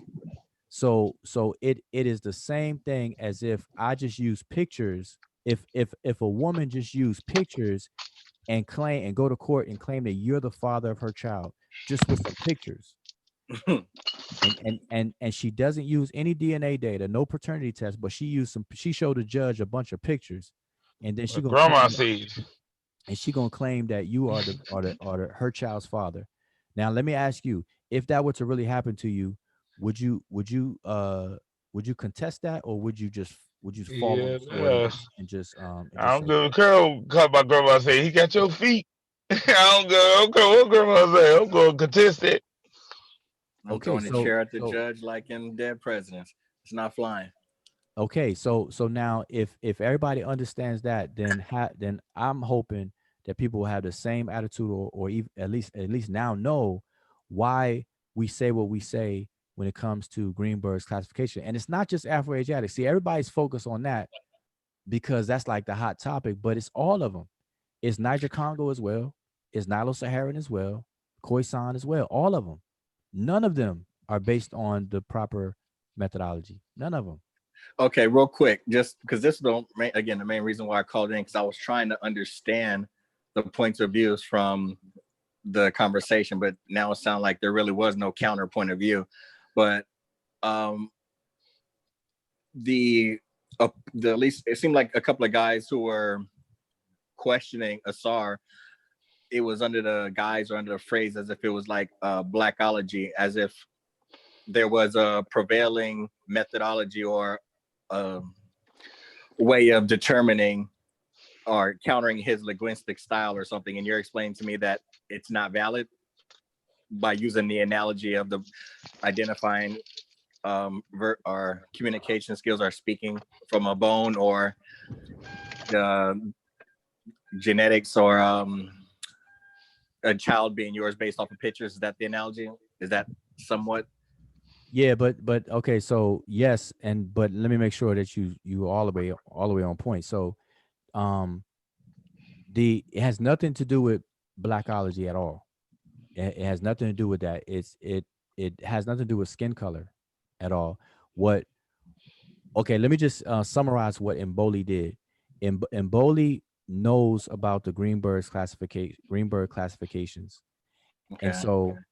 And so what he did was that he dispensed with all of those categories. you can't ignore that the languages exist, but it's how they're clustered and grouped together by Greenberg is what's the problem. And so he dispensed with all that stuff and he started from scratch. He used the proper method, which is the historical comparative method, and he compared language by language, 14 languages, and he compared them to establish their relationships. And by doing so, he can not only establish that they're related, but now he can tell you the proximity of the relationship. Is it direct? Is it two levels down? Just like a family tree. Like either they're the parents of one another or their grandparents or the sisters or cousins and stuff like that. So by doing this kind of work, he's able to map out the relationships of these languages and to the extent of those relationships. It has nothing to do with skin color at all. He dealt with his own native language, Shango, and then he compared it to Middle Egyptian, compared it to all these other languages, and so his book, which is over 630 some pages long, big, he actually walks you through the process. He didn't write a book just sharing his conclusions. He actually walks you through the process from stage one all the way to the conclusion, step by step. He actually shows you the languages. He got tables galore in there showing you the comparisons, the consistency and sound meaning correspondences, and the whole nine. But the This is thing a is, SARS book? no, this is in Boli's book. Okay.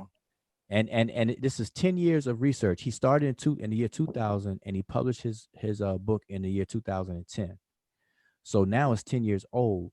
So it's 20 years ago that he started this journey. And to this day, people have still don't not trying to do the knowledge on it. And partly is because it's in French. And so that's a barrier for at least American students. But regardless, the point is people have so much to say about it, but they don't even know what it is. They haven't even read it. They don't even know the method or anything. That's why y'all never see anybody who is a detractor or a hater. They never demonstrate anything because they can't. They can't. So now they have to rely. So now they search the internet and see if anybody says anything ill about Obenga or Mboli or whatever the case is. And lo and behold, we found a wiki article that claims that Negro Egyptian is a pseudo language and this and all they do is just copy and paste and repeat that stuff. But even the articles that say that, even those articles don't demonstrate anything.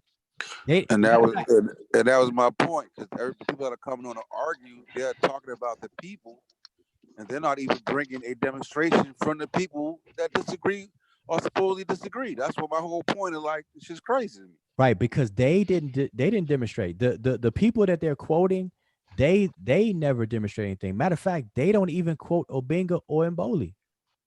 They don't even quote them. If you go look at the article, the wiki article is deleted, but you can still see it, right? If you go, you go through wiki and you can find it. When you read it, there are no quotes of Obenga's work. There's no quotes of Mboli's work. Not only do they not quote them, but they don't demonstrate anything. They don't demonstrate how it's wrong or nothing. So it's a bunch of commentary. It sounds like trolling. I don't understand how you could debunk something without holding it up and verifying or pointing out the contradictions in it. So it wasn't even a fucking argument. You just wasted my time with all that bullshit. Yeah. So let me wait. Let me give you the equivalent. So now here's how it should be done. If I say if I make a claim and say King Sosa is genetically, biologically related to the Watcher, if I make that claim in public, I should be responsible for demonstrating the claim of how I came to that conclusion. So I better show some DNA results. Right.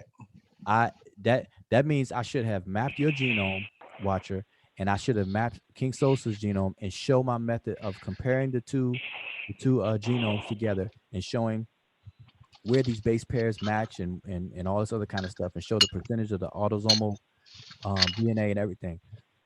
to prove that you all are biologically brothers. You know what I'm saying? And if I don't do that, then I don't have a claim to stand on. I don't have a leg to stand on. Yeah, and if you do that, and I disagree, then I'm supposed to come on and demonstrate how your conclusion you came up with is wrong, and let me demonstrate why. You know what I'm saying? That's crazy. And check it out. You're right. And in order for you to do that, you have to use what would you still scientific tool or methodology? No. More specific. What would you have to use to discredit my claim? Your work.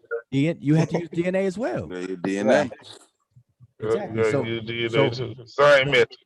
Right, exactly. So we both have to use the DNA of the Watcher and King Sosa, but you would have to point out the flaws in my method. Right. And see, and that's what I was looking for. I was trying to figure out, okay, so where's the contradiction? Where's the flaw? What's the method that he used? And then where was the corrections? That's what I want to see right there. That's what I want to see right there. Y'all get the saw wrong. What is the methodology? Prove it wrong with y'all methodology. What he went wrong, line for line. That's what I want to see. I want to hear nothing else after this. Nothing else. That's what I was trying to explain with the whole argument, because like I ain't a linguist, but I understood the fact that I'm not trying to explain them. Like a lot of people don't understand that Asar is making an argument that the methodology is incorrect. Like most people don't even understand that part of it. Right. You don't even have to framed as if you're wrong because this guy says you're wrong. That's a good point. See, you don't even have to be a linguist at all to at least understand the rationale behind how somebody is refuted. You know what I'm saying? So the only way that somebody can refute a claim about the genetic relationships of languages is to show a flaw in their methodology. And the only way you can do that is to demonstrate it. And nobody to date has done that. I don't care who these people are on Facebook, YouTube, all these people got all this mouth and everything like that. They are never demonstrating anything, and they can't. Regardless of the reason, most people are not even qualified, but even the ones who are qualified, notice that even the linguists don't even say anything. Like you have Dr. Cambone that everybody runs to out there in Ghana. He's a person who actually has a degree in linguistics. He doesn't come forward and demonstrate anything against Mboli or SARS methods. Not a thing. He was scared of the Kimmy topic. Oh, my fault. I'm sorry. I just had to throw that out there. I had to throw that out there. I'm sorry. Hey, does he have contention with it or no? He just leaves it alone. Period. Well, he is on record at disagreeing with Mboli. Like he doesn't think Mboli is a bona fide linguist or SAR a linguist. So he downplays them and sons them, but yet he produces nothing to refute anything that Mboli has published or what Asar has published. He took the white people's side. I hate to say it. Nothing at all. And so that's what people have to understand. And so we just gotta have this understanding. And that's why like when I chime in on these conversations, the first thing I do is just suffocate the noise. Like I don't even throw water on it. I just strip the air from it. That's another way of putting out fire. Like putting out fire is throwing water on it or stripping the oxygen, because fire needs oxygen to breathe. So I just take the oxygen out the air, and let's just get to the nitty gritty of things. So I don't care if people can bring up race. Listen, there was no such thing as a white person until 1681. But a lot of people don't even know that. There was no such thing as a white person until 1681. Yeah, you did send me that video. Yeah. Was it Janet? What was her name? Yeah, exactly. I forgot her full name, but yeah. Yeah, I think the first person that wrote it was a white guy named Theodore Allen. I think they kind of piggyback off his work. Vision of the White Race, right? You talking about? It was Jacqueline Balata. What's her name? It's the video. If you want to watch it, a nice concise version of it is called "The Birth of a White Nation." Yeah, by Dr. Jacqueline. What's her name? Balata or something? Janet something, I think.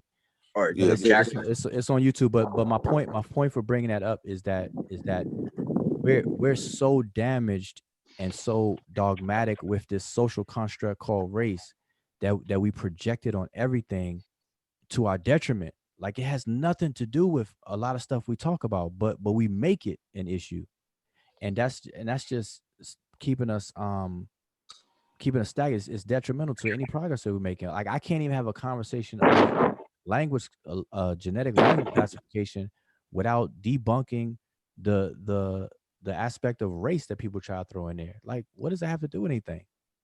We Yeah, it talk is about crazy, especially when they put it on the when they put it into the that whole Levant area when they start being like, "Were these people black?" And I'm like, "Nigga, are you talking about African? When you say black, are you asking me are they African, or are you asking me did they have dark skin?" You know what I'm saying? I'm like, buddy, the exactly. whole conversation. You know what I'm saying? Like, Exactly. So what one thing, and this is one thing that I kept bringing up with the whole ADOS conversation. When you classify, see the art and science of classification is called ontology when it comes to existence of being, and then taxonomy when it comes to hierarchical relationships among different things. But the most popular one is biological taxonomy, dealing with living organisms. But when you understand how to do that and what it takes to do that, you'll understand that for every category, there is two things at one time. There's an inclusionary criteria, and by default, there's also an exclusionary criteria. So if I say that only women are allowed in this room, then what I'm doing, I'm establishing an inclusion, which means that you have to match what I define as a woman. And then by default, even without me saying it, I'm excluding men. And so that's what happens with all these different classifications. People have to understand that these are defined things that they have to meet a criteria. And so, like I was saying about the Caucasian thing, what was the criteria for something to be called, or a person to be called a Caucasian? It wasn't their skin color. It wasn't their skin color. So in order to be black, black is not a literal color um marker, because nobody is literally the color black. Like if you look at this Zoom screen, I know graphically it's the hexagonical number or whatever, pound 0000000. Nobody's skin color is that. And so black becomes a label, an arbitrary label for a level. It is the bottom base level of society, whereas white becomes the high level, or the highest rank in society, in this society. And because we have self-identified with these colors, and we identify somebody else as the color white, and we're opposed to them because of the treatment of our immediate ancestors through the slave trade and everything, we sound real funny by saying that I want to be white. If any of y'all on this panel said I want to be white, everybody would laugh, and you would commit YouTube suicide by saying that. But what you're really saying is that I want to go from level 1 to level 4. I want to go from low to high. yeah, I want that white status. Exactly. White privilege. The white privilege. Yeah, you know. White privilege is white privilege is real, but it's not based on skin color. People make it about skin color, but it's actually about your classification. Yeah, And yeah. that's and so for people who think that that's far fetched, like I said, everybody that lives north of the Sahara Desert, if you live in those countries, you come over to America, regardless of your skin color, you'll be classified as a white person. But psychological entitlement is real. No, that's no, you're right. The psychology that's exactly what I'm talking about. I'm saying that we took something that was arbitrary, that had nothing to do with color, literally, and we made it about that psychological. So now We don't understand the guy. We didn't make We don't it that understand the way. guy. It We was don't understand the guy. That's our problem. 14th through or 15th through now We've been here science, this long. We don't understand the guy. and their teaching and all of that put us in this position. We didn't have a say in how this went. But it doesn't matter. We don't know the game though. But hold up, Everybody who come over here know the game. We don't know the game. But hold up, I'm not saying that we're responsible for creating it. I'm saying that we are responsible for burning it in our, like it's burnt in There's our somebody in country the now. yard or something, man. Somebody got meet up. Somebody in the backyard right now. Something. That's Craig. I don't know where Craig is at. Craig, Nah. mute, bro. Somebody. You hear me clinking some things together. That's all. Yeah, somebody. Yeah, go ahead. It's making working on the car or something. Working on the car. That we moved into this. No, we didn't move into it. We were thrown into it. Yeah, we gotta recognize the game, though. We gotta recognize the game. We've been here too long. But we didn't have that option. Yeah, we've been here too long, though, not to recognize the game, though. But Craig, I mean not Craig. Who? Somebody's on the phone. I don't know your name. That's Lynn. I call him CT, conspiracy theory. He's our conspiracy theory guy. But check this out. So here it is right here. So you're right. But at this point in 2020, we have the ability to shake that out. Like you said, we had no choice and stuff like that. But today we do. So instead of going along for the get along, why haven't we categorically rejected it if that's the issue? And so my point is that it's so psychologically ingrained in us, burnt in us now, that it's not even seen as an issue because we keep it going. We relate everything to this arbitrary, illusionary race thing. It is simply a social construct that we operate off of. And so we are essentially claiming to be a bottom class of people, and we're proud of it, and we want to stay there. Now we don't say that, but that's how we're behaving. We want to stay at the bottom.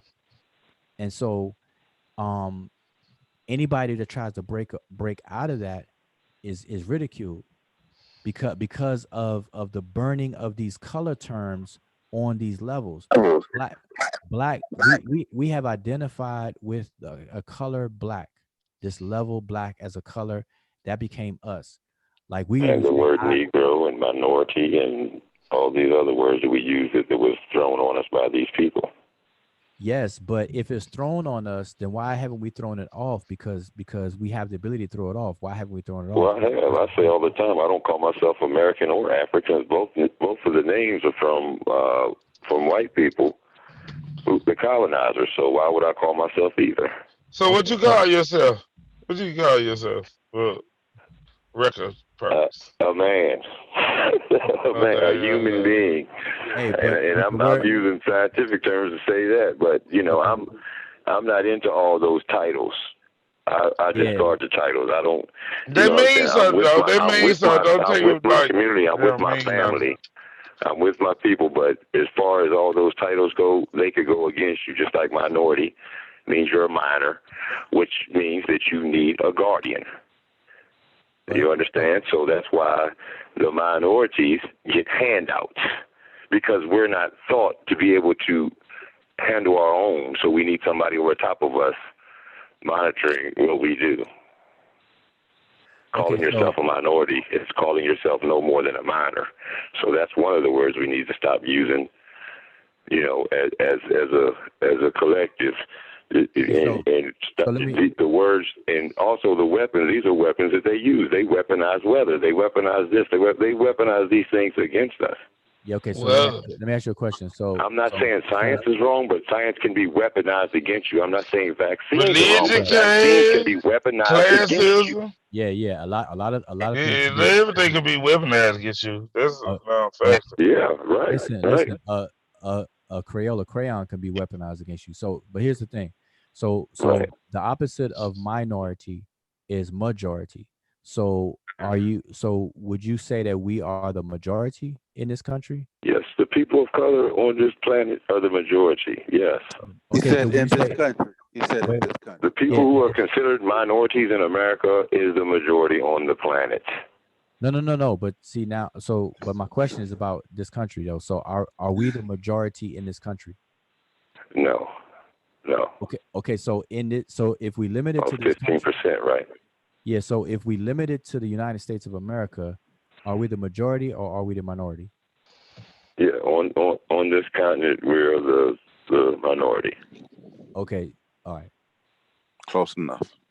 yeah. So Yeah. so all right, but listen, man, I didn't realize it was 4:15, man. But I hope everybody like again, I don't want to confuse anything, but I just wanted to speak to clarify the essence of the disagreement that people should focus on rather than all the noise that everybody seems to be eyeballing, and it all boils down to a flawed methodology of a man named Joseph Greenberg. It just happens to be popularly repeated versus the correct methodology of the historical comparative method and the production of true genetic related languages. Regardless of its name, it's not called Negro Egyptian anymore. It's called Chiena Intu. So if people have a problem with the name, you tell them that, listen, the name has been changed. Now what? Yeah, Chiena Intu. So now it's like, okay, so if they have a problem with the name, say, all right, the name changed. Now what? And then watch how they get quiet. They're gonna find something else to complain about. So, it's gonna boil down to either people stop talking about it and talk about something else. Talk about the next debate coming up or something.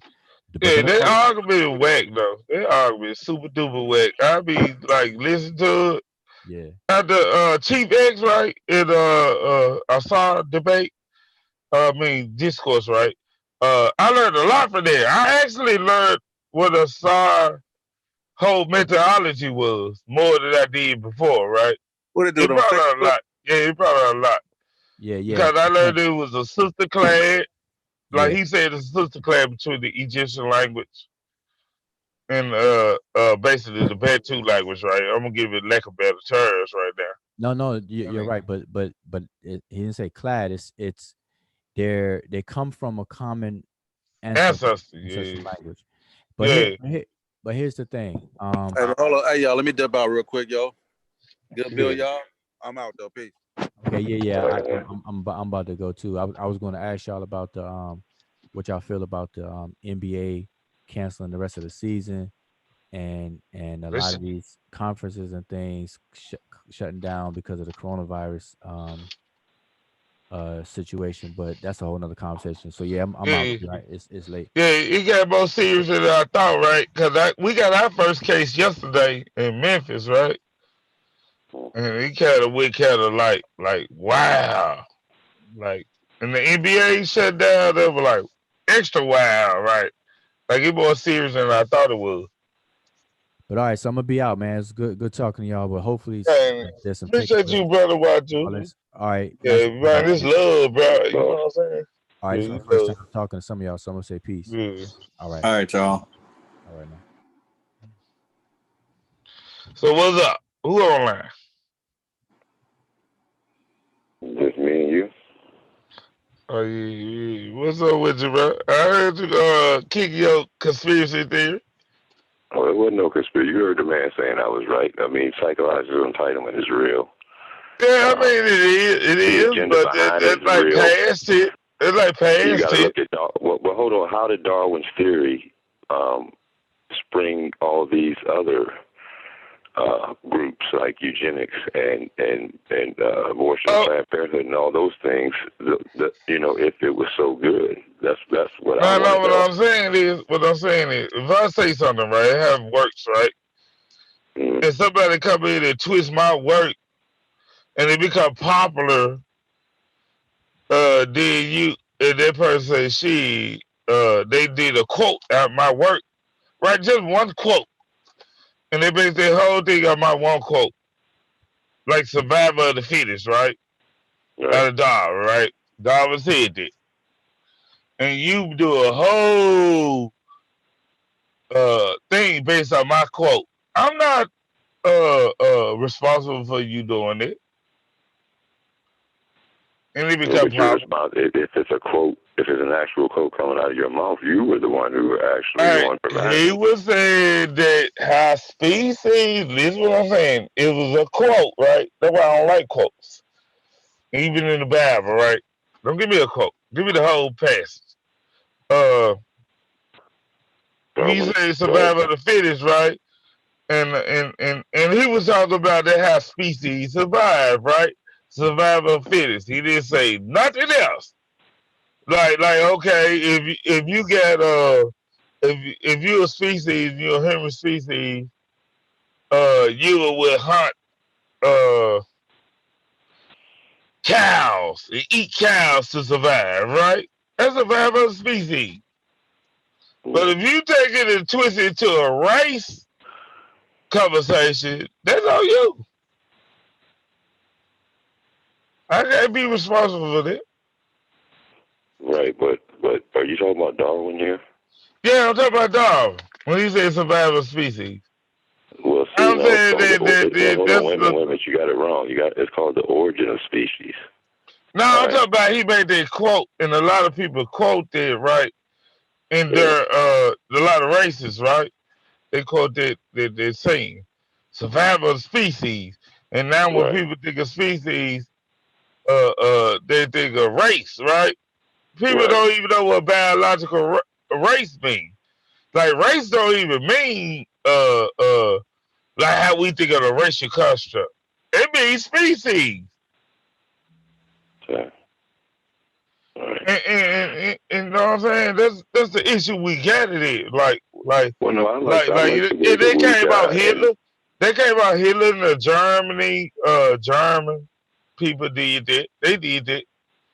And yeah. W.E. Du Bois was W.E. Du Bois, where everybody hate, was fighting against it. He said that race is a social construct. He always said it. And Simon would always said that he is the person that propagated it, right? It's a social construct. Where do y'all get this shit from? Yeah. So we gotta But just kind of put things in the proper perspective. We got a lot of things that we heard from other people, and then we read into it, right? But right. if we go, package everything and start over. You want to see it like that. You want to see it like Well, that. I used to do that too, though. I'm guilty of that too. yeah. But I mean, I just, when you're even if you didn't mean bad by it, there's just so much bad came from it. Yeah. The thought of natural selection and the preservation of favored races and the struggle for life. That is right there telling you that it goes right along with eugenics. It goes right along with population control. It goes right along with Margaret Sanger and her abortion, Margaret and she was Singer, a eugenist. Margaret Singer She was a was eugenist. Hold on, she Margaret was a Sanger was a G nigga. eugenist also. You gotta go. Margaret Singer was a G nigga. Y'all got that wrong too. Well, Y'all she got was a Margaret eugenist Singer a also. G. She was a eugenist also, bro. She was a eugenics, right? You gotta understand, eugenics was like genetics, right? Trying to create a super race She and suppress wasn't the that. That other was Hitler. and suppress That the was other Hitler. races from mating and suppress the other No, races this from was. mating. Yes, it was. No, it was. Would you like me to read it? The other people twisted her work up just like dog. Well, no, I mean she said it herself. She'll tell you herself. She was No, going she did. after the preachers, so the preachers would, give this. Only thing she keep said us that was quiet. controversial, right? And she said she didn't. She said she didn't. Hold on, wait a minute. She said she didn't want. She said she wants the word. We don't want the word to go out. We want to exterminate the Negro population. And the ministers is the man who can straighten out the ideas if it ever occurs to any of their more rebellious members. So she said right there. Nah, that's false. You'll never find no work that she said that on, no primary work on it. Oh, you That's won't? a controversy. That's a controversy. I Photoshop information. can give you the book she said it in. I mean, What if you'd book? like. What book? She said it in her work, or somebody who worked up under her. She no put in her nigga own, came in this is in her own memoir. 2013, Look, in 2006. okay, Eugenic Sterilization and Urgent Need by Ernest Rudin, who was Hitler's director of genetic sterilization She didn't and a fuck with founder Hitler. of Nazi. Wait a minute, huh? She didn't fuck with What you Hitler. say? She didn't fuck with Hitler. She listen to me. Listen to me. It was his director of genetic sterilization and the founder of the Nazi Society for Racial Hygiene. All right. In her praise for eugenics program in Germany, Sanger called for the implementation of such programs in the United States, specifically targeting African Americans. No, she did. The following editorial. Hold up. The following editorial was published in a June 1932 issue of the Birth Control Review, volume 16. So are you saying that she did that to Negro race only? No. No, because Anybody that they I'm deemed gonna tell you, unworthy. Margaret Sanger, right? Anybody what that happened, they right? deemed unworthy, they were doing it to so-called white. That's what I'm saying. But you gotta understand the climate at that time, right? The climate at that time was right. At that time, we consider kind of not humane like how we think today, right? But she did say that people who are dumb, like retarded dumb, them two people should not be mate, right? Because they only go produce another retarded dumb motherfucker, right? And that was her main thing, right? And that's why she came out with the birth control, like retarded motherfuckers only fuck and they get took advantage. And they have babies, they don't know who the fucking daddies are, and niggas run off. You know what I'm saying? I ain't talking about niggas, right? White people, right? That was going on in their communities. I don't know, man. I mean, I'm just saying that's how that shit you came how they about. feel in their own memoirs and in their own biography that they're telling you these things that they are against the black people. I mean, Like what Darwin said, savage race, right? You know what black people did? When Darwin said the savage race, uh uh no, he said the Greeks, right? In the origin species, he said the Greeks and the people around their area, they got rid of their savage races, right? So us as black people, gonna say, damn, they got rid of black people. Yeah. So we quit. He never said nothing about no race. He just said savage race. And we ran with it. We said automatic savage race mean us. And I know the white people did that too. We could be and the I know the white undesirable. people did that too. We could be the retarded. We could be the undesirable. We could be these weeds Yeah. They said weeds that needed to be exterminated. They can give us any title they want. No, I'm just saying, but you can't put that off on no person, right? You can have like, okay, if I use the wrong terminology, like we had the Negro Egyptian conversation, right? Just based on the Negro Egyptian conversation, people say it's pseudo, right? Not actually what the content mean, the category, the classifications. They never did none of that, right? They just going out, okay, Negro mean black. And it mean this, you know what I'm saying? So we did that, and we doing the same thing with the word savage race. Because in his content, he let you know what savage race is. And we know what savage race is. That means people who still do cannibalism, which he said, type of shit. And you have people on the planet that still do cannibalism. Well, that could, I mean, back then, like you said, it was so racist, that could have been any group of Africans or any group that they, Yeah. It could be because they were African, living the off the Indians. land. They were still living off the land, Yeah.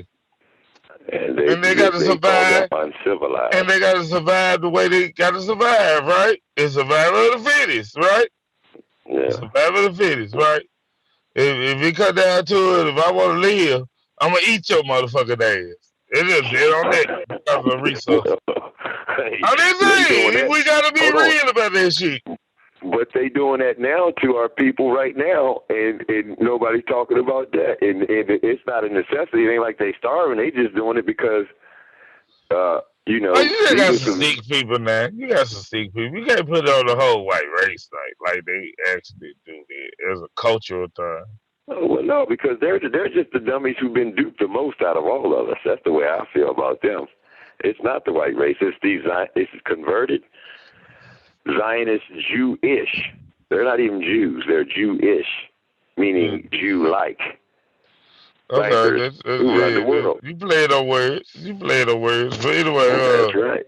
yeah, That's you play right. it on words Because right there. they are not real in any way. They are converted. Hey, okay. And they are I don't know no Jewish. real I don't know no real North American Native Americans right now neither, right? But if you got enough DNA and you practice the culture still, I'm gonna fuck with you. Yeah. For our I'm just people. saying, if you don't practice culture, you can't say you a fucking Jew. There's the end of the discussion with me. Yeah. Well, that's something that we don't get paid enough for because the whole world wants to be us. The whole world wants to be the American, the African American, let me say. Yeah, I agree with that. I agree. We just don't get paid step for up it. to They it. We don't cultural step up to appropriate it. all the time. They steal from us all the time. All their knowledge that came from Africa. The majority of things. I mean, just because I can't say nobody steal from us. People, oh yeah, they did. Oh yeah, they did. And then they burnt the books. Then they burnt the books when they come over here in 1492. They burnt those teachings and all that, where they Aristotle and Socrates and all them sit at the feet of the Moors and other black scholars and taught them. That was way early before the Moors even got in the picture. And there was colleges way earlier before that, before there was anywhere else in the world in Africa. There were colleges way before. How do you think Alexander got his library? He got his library out the Egyptians. Okay. Yeah, they just took what they seen us doing and added their name to it. And Greeks did that. That was a Greek culture. Greeks the Greeks were the first translate. one. They translate The Greeks were your the first information. so-called white people to get in. Remember, Alexander, and then our white people came in after him. Yeah, white people been there though. They been there, but he was the first strong army. So-called white people. You consider the Greeks white people. They was already there. They considered them that, but how could you had Alexander who went in the strong army. But how could a black person flee from Africa and go hide out in Greece if they're all white people?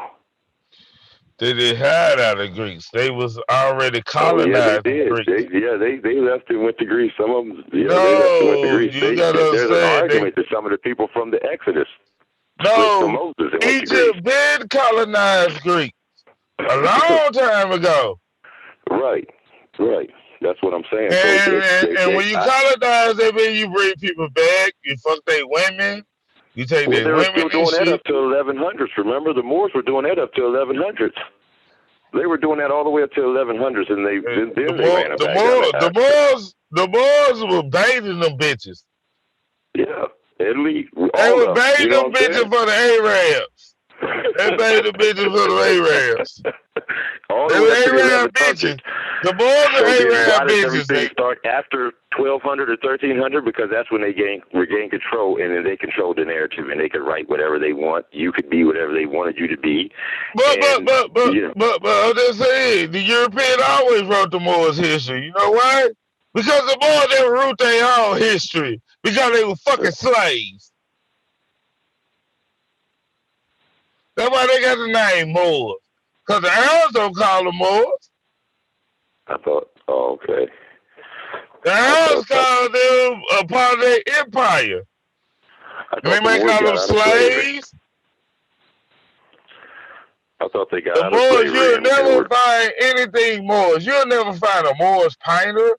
You'll never find a Moors. If you go to England and all over their caverns, If you go to England and all over their taverns, they have pictures of Moors all over, dang near everywhere. You know what I'm saying? Because yeah. And I agree with you, right? And I agree with you, right? Because the Italians don't consider themselves, quote unquote, that area in Spaniards don't consider themselves right now today. They don't consider themselves European like that.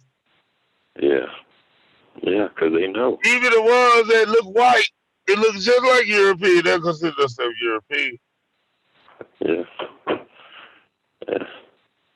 Well, they look down on the Italian and stuff when they first come over here because they already knew that they and they did the Jews like that too, though.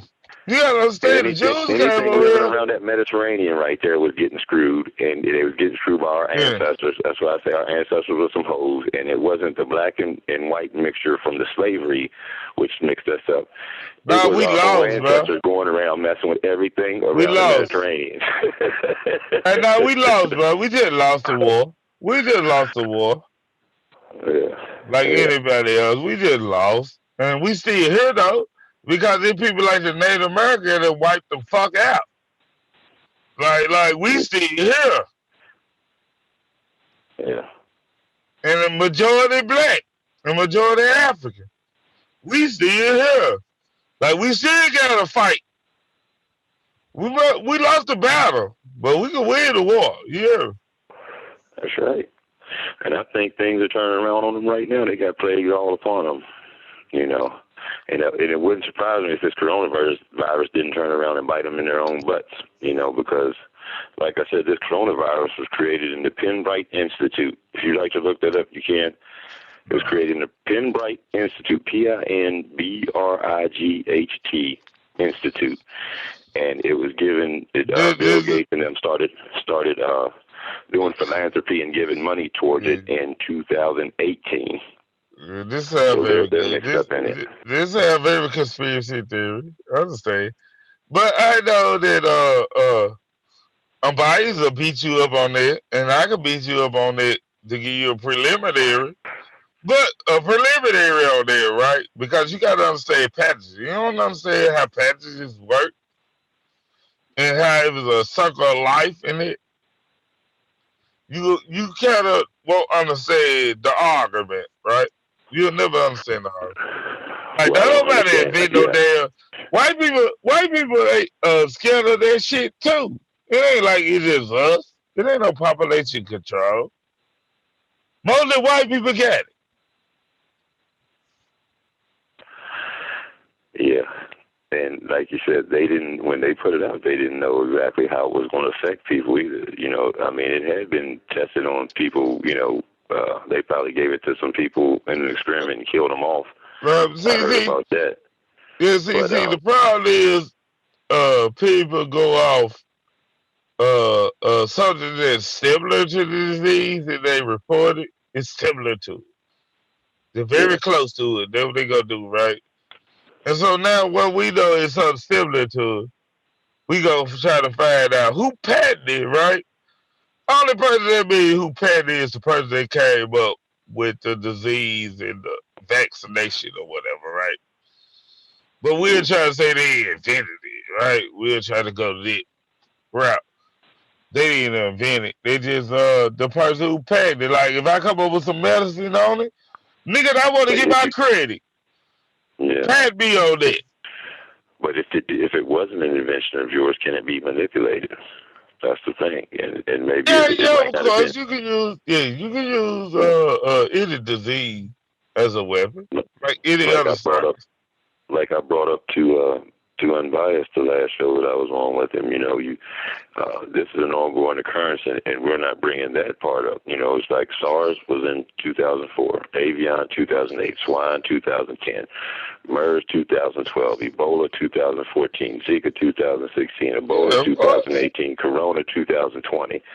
So it's not, you know, what I mean, and it's just been getting worse. Disease happen all the time. Like back in the days, in biblical days, they called it the plague. Every disease was a plague that killed motherfuckers out. Yeah. It was the plague. They ain't had no goddamn classification. They ain't had no medical way of dealing with shit. It's a plague. It's God did it to us. They was spooked out. And I'm just saying that we have to have a different type of methodology on dealing with this shit. Like we gotta hear both sides of the argument.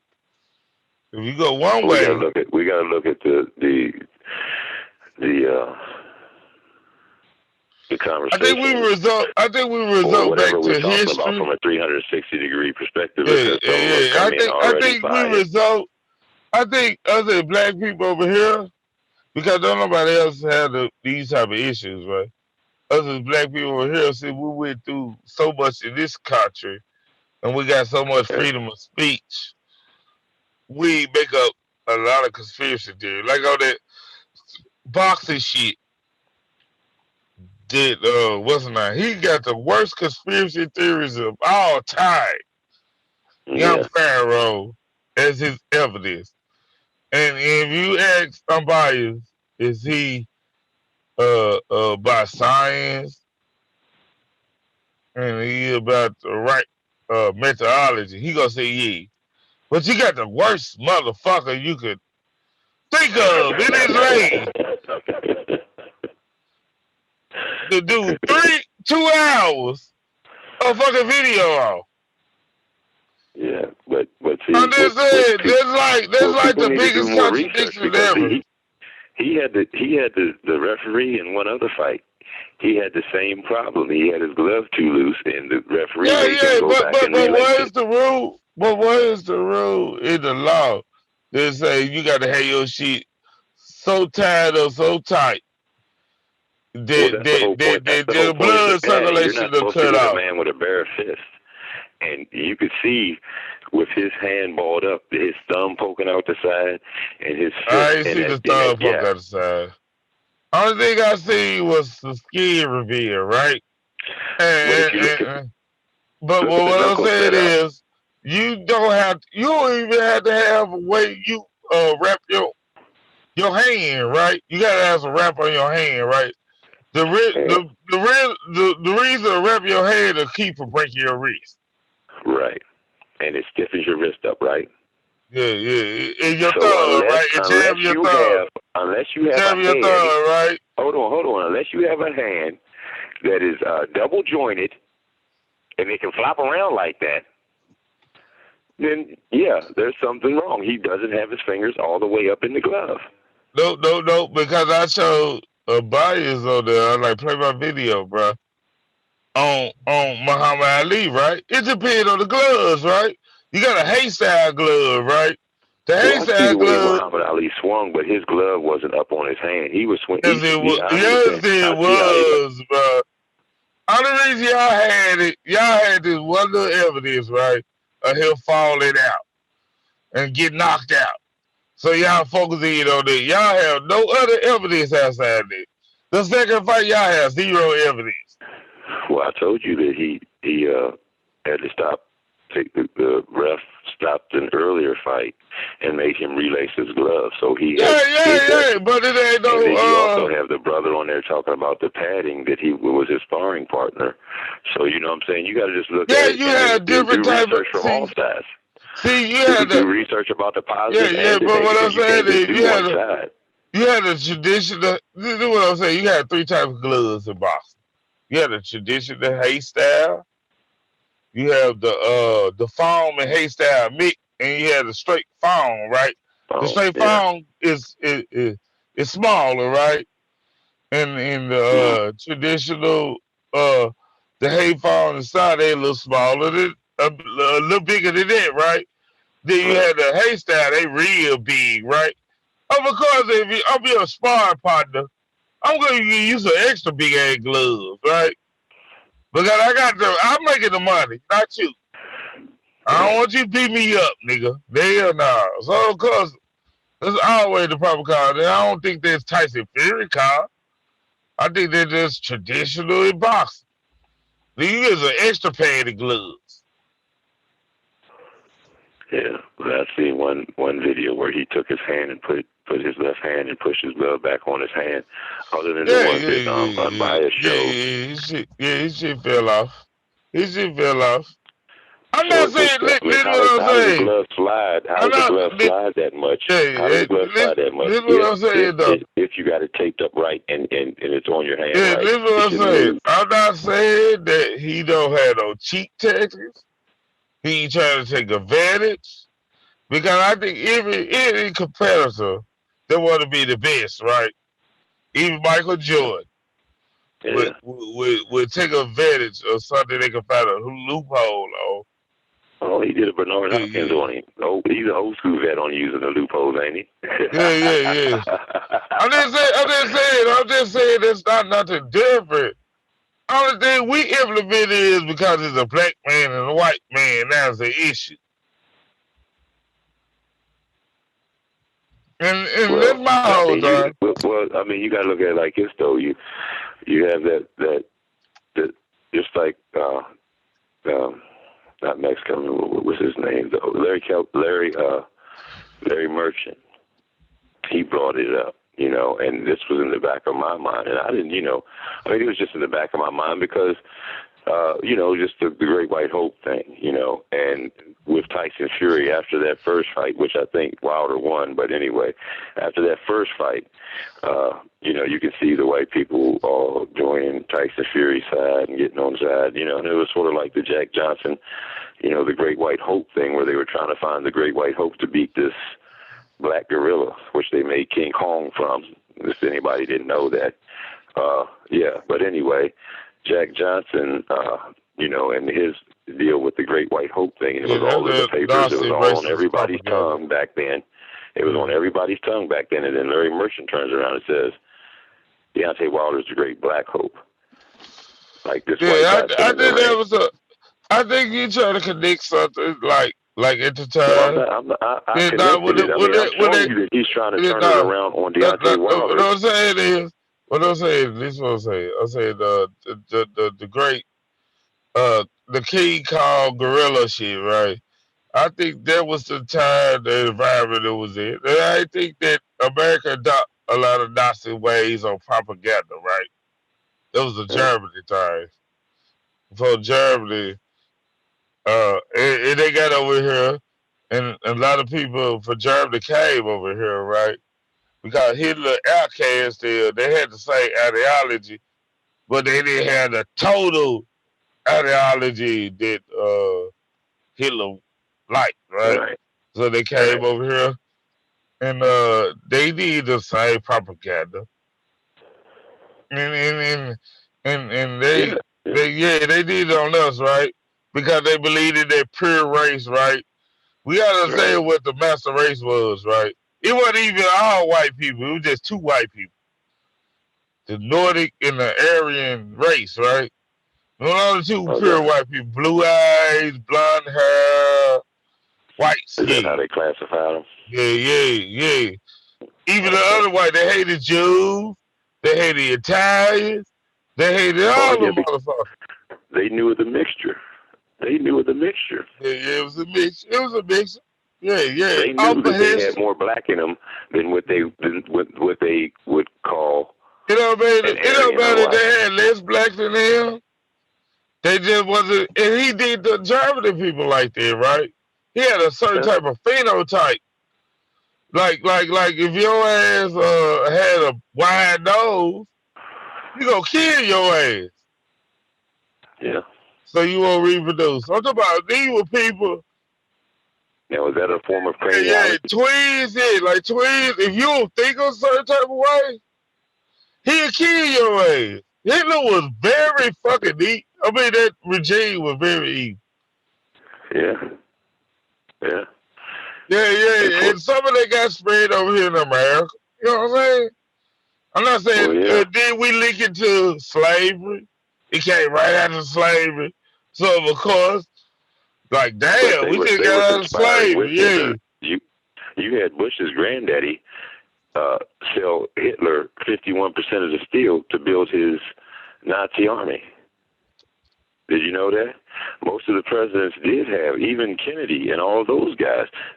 Joe Kennedy was over there fraternizing with Hitler and all of them. That's why a lot of your presidents, they have childhood friends right over there in Germany because they was going back and forth.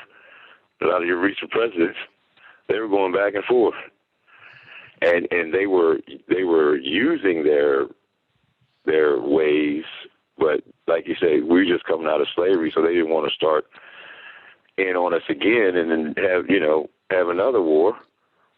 So they had to do it from the side. They had to come in sideways and implemented it into the schools where they have us from the age of 5 to 18 and keep on forcing this stuff down our throat. So then when we get out of school, this is what we're talking, and this is we're talking like we're learned, but we're not really learned except for what they wanted to present to us, their agenda. It's very segregated, and then you gotta understand. The people of 1930, like the black people of 1930, right? We came off Marcus Garvey, right? We came out of slavery. Marcus Garvey was the biggest movement then. But he took a Hitler type approach too, right? He took a hit for race first, purity of race. Yeah. He didn't like light-skinned motherfucker dudes. He didn't fuck the light-skinned bitches. He didn't fuck the light-skinned bitches though. The other nigga had light skinned bitches. All right, damn, how y'all niggas had light skinned bitches? What the dark skinned bitches is? Right? He took that approach. They took that in their ideology. Like, okay, you light skinned, kind of like how Dr. Umar did said it.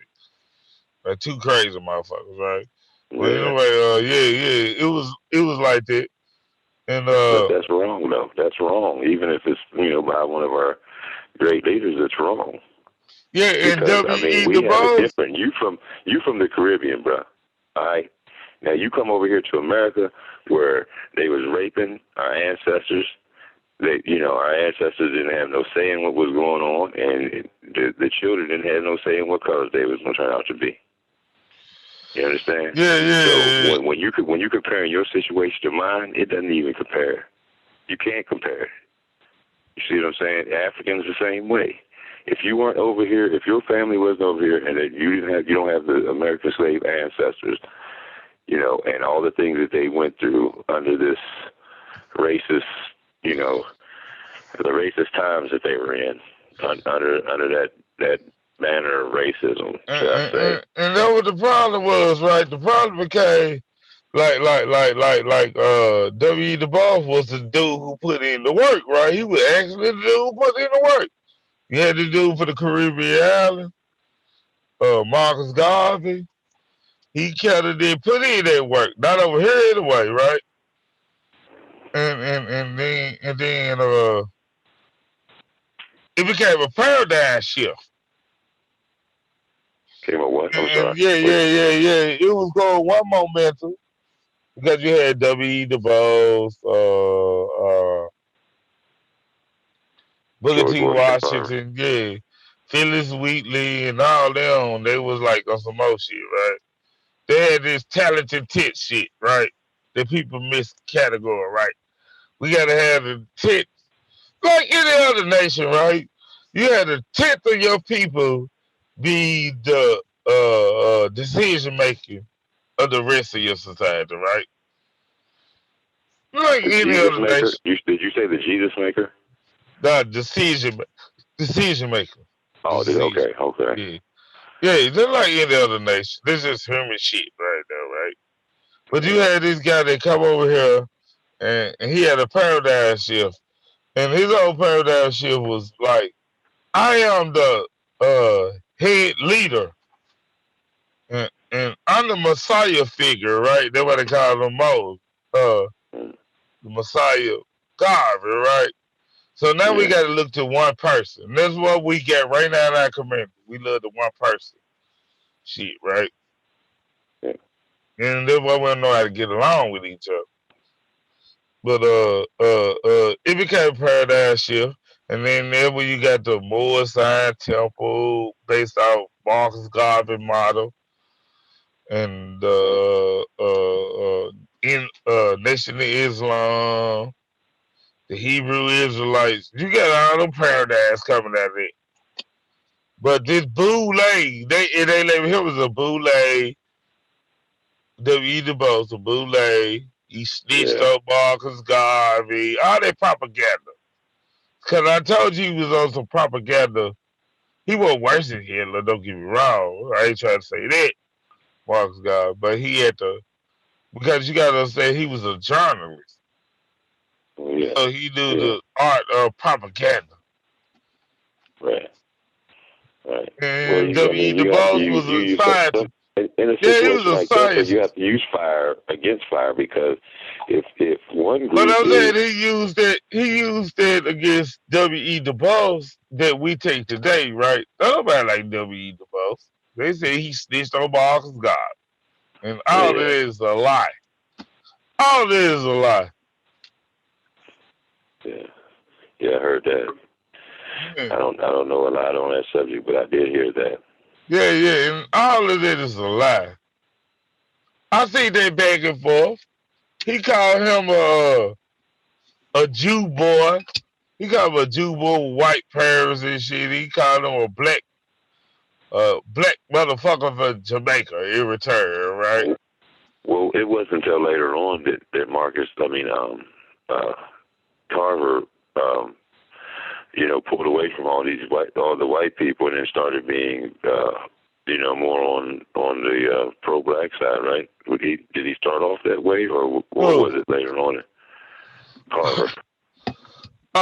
Garvey? Carver. George Washington Carver. Oh yeah, George Washington Carver always been No, black, not George. I'm right? sorry, But Booker T. yeah. Washington. Booker T. Washington. I'm sorry. Yeah. Booker T always. They had the dispute between W.E. Du Bois and what's his name? He was like, let's take a specific, right? We good at agriculture. So let's take over the agriculture guy, right? That was Booker T. Washington. W.E. Du Bois was like, okay, nah, bro. We need to get into like all the fields, right? The W.E.G. Du Bois was the one who was sponsored by all those white people, and they helped him on his come up and all that stuff, backed him and all that. Both of them was, though, if you look at it, both of them was. Oh, okay. Yeah, both of them was, but yeah, they both were race first. If you read their work, they both were race first. It's undeniable, right? But we're trying to say they were mixed and shit like that to try to distort the information. But you look at their work, all of them was like race first. That's why they went to Pan African Conference. That's why they wrote race first books, type of books, right? They were very black. So can't nobody say that. Now you might have a problem with their methodology, but shit, you gotta understand the environment they with it. They ain't in our environment. See, the problem is we're trying to apply our 2020 thinking to what they was going through back then. So this is what our problem is. Yeah. But I mean, Yeah. you have to remember your history. You're bound to repeat it. That's the old saying, And I mean, if we I'm keep talking going about how we judge our own people, our ancestors, right? I consider them ancestors. How we judge them, we will try to apply to it. I live back then, man. I fuck a white person up. I kill their ass. I put on a 9mm. You know what I'm saying? All that extra shit. We're trying to put our fucking 2020 ideology on these people that were actually doing the work and going through this shit and got works on it and actually got evidence of what they did for black people. I'm not saying that it was perfect, but they did stuff for black people. Like Martin Luther King, people hate Martin Luther King. Nigga, I would never die for y'all black ass. Fuck y'all. Yeah. You know what I'm saying? Well, I mean, that's like, I kind of feel the same way about Malcolm X. At first, he was preaching sort of the same thing as the Klan was. Yeah. As far as, kill the white man and the white man's the devil and all this. When, like I said, He got them real I light mean, about. He got them real they light. just, yeah, they they've been duped more than anybody on the planet. But they were the dummies who came over here basically voluntarily. We were drugged over here, so we didn't have no say in what was going on and science and how things were written and none of that. I mean, even now, the Constitution is against us. And we're not even on that. We need to change those old colonizer rules that are going on, like some of the African countries. We took the religious route, right, with the Marcus Garvey model, right? That's why I made up the Marcus Garvey W.E. Du Bois, right? W.E. Du Bois, he might practice a religion, but he did take the religious route, right? I'm saying the people that came out the Marcus Garvey institution took the religious route on how to deal with our problems. Right. You know what I'm saying? I'm saying W.E. Du Bois was scientific. You read his work, he was very scientific. That's why the scientific community quote him. Yeah. They don't quote no damn Marcus Garvey. He's a good philosophy, don't get me wrong. He had great philosophy. And I'm a race first type of person still, right? I know it's so construct and it's very real in reality, right? Regardless of, but when it comes to science, it's not real though. But when it comes to our social aspect, it's real. So sometimes I know we conflict the two together, right? We're mash them together. And sometimes the argument don't mean mash them together. Well, the only reason why I called tonight is, I know they have done things to help, and there's science and their efforts to better humanity or whatever you want to call it. But, it's just the negative things that were used that we don't talk about and their agenda or their narrative behind, the negative uses for, science and medicine and all those things. And, we have to look at it from a 360-degree perspective instead of being on one side or the other. You got to look at whatever you're studying. So I should check this out. If I'm a scientist, I should just let humanity die because some crazy ass white fashion will get a hold to it and misconstrue my work and use it against humanity, even though now humanity still live, mostly based on my work. So which one am I supposed to choose? You said Moses? I said mostly, right? Okay, if I'm a scientist, right, and I got some groundbreaking shit that go say humanity, right? Help humanity out, like vaccination, right? Right. Vaccination, right? Like vaccination was the reason why there's fucking 7 billion people on this earth. You know what I'm saying? You could have had a guileless heart when you created it, I mean, you're being honest. You coming in with no, not looking to be honored or anything. You're just trying to help out. But like you said, it could be weaponized. They could turn around and weaponize it. What I'm saying is, okay, when I made it, right, it was 3 billion people on this earth, right? Now, it's 2020 is 7 billion people, close to 8 billion, right? Is that a success because you had a couple of crazy motherfuckers like wiped out 50,000 people over here, 20,000 over here? You only got 17. Yeah, is it a success? Is I worried about them crazy motherfuckers getting a hold of my shit? Or should I worry about humanity? Because that's why I think that was kind of what black people come in and like, okay, so crazy motherfucker get a hold of, right? Because I know crazy black people that get a hold of information and they go retard. And they kill the black race just off information, not medicine.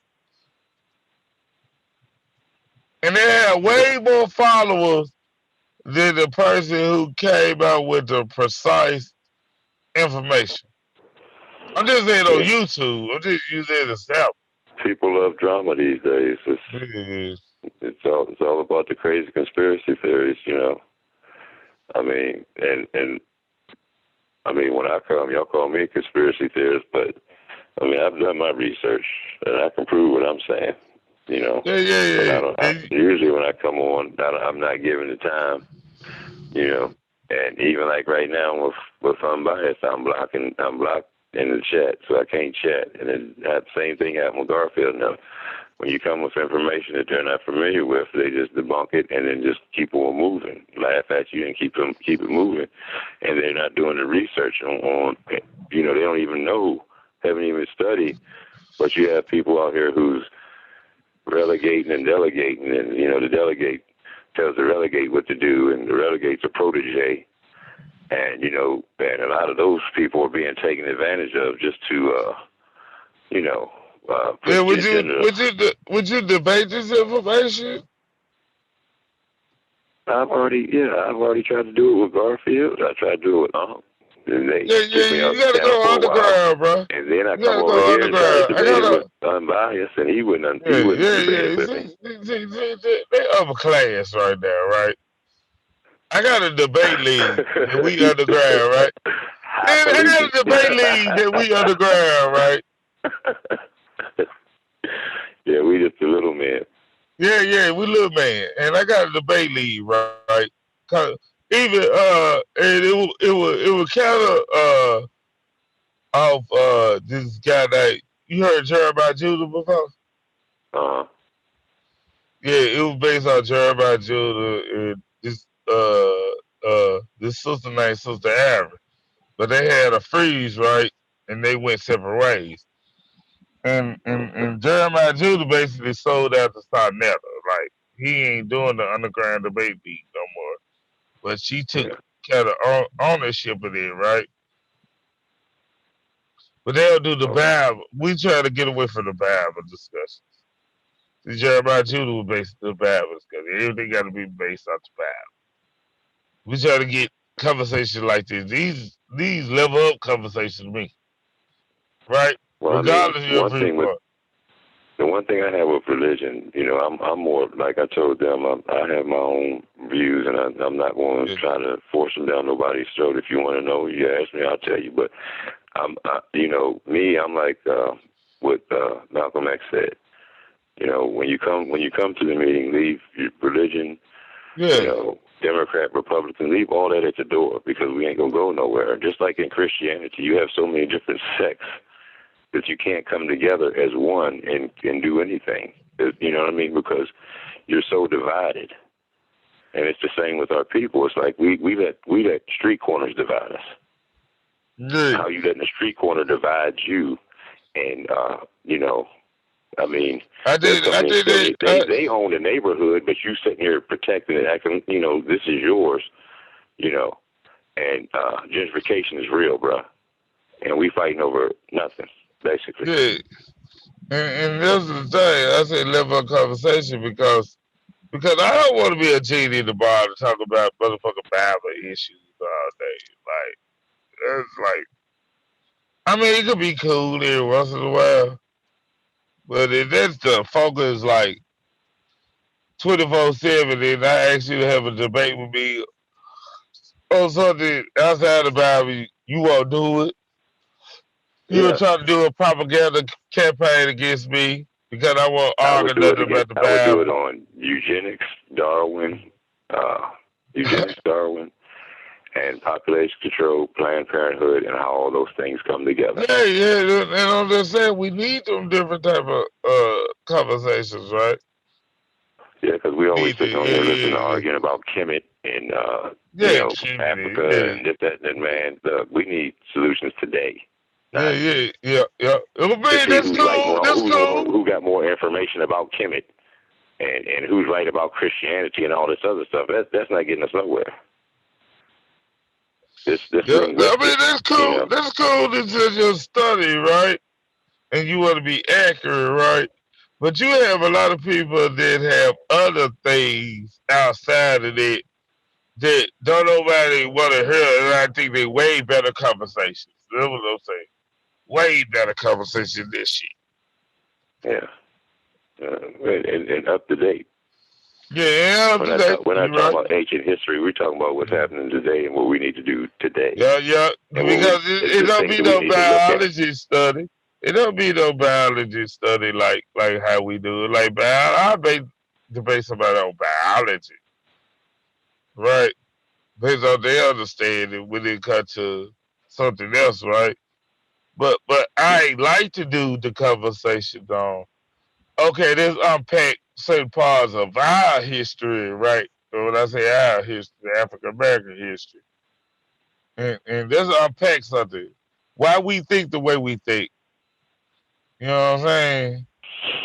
Yeah. We've been programmed for social, we've been psychologically engineered for psychological entitlement. And I don't even blame white people.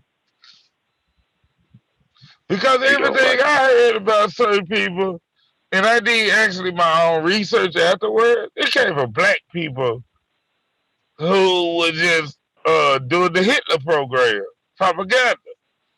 Yeah. I'm like, damn, I understand white people ain't gonna teach us about Moorish history in school and shit. Who gives a fuck about Moorish history? If I'm in America, I'm gonna teach American history, U.S. history, or whatever, right? And world history go be great accomplishments, right? And like I said, the Moors were bitches to the Arabs, right? So of course it's gonna sound like I'm talking about Arabs, right? But for us, if we have any black people that were Moors, that's on us, right? To learn it. Yeah. I'm just saying, I don't blame white people for teaching us.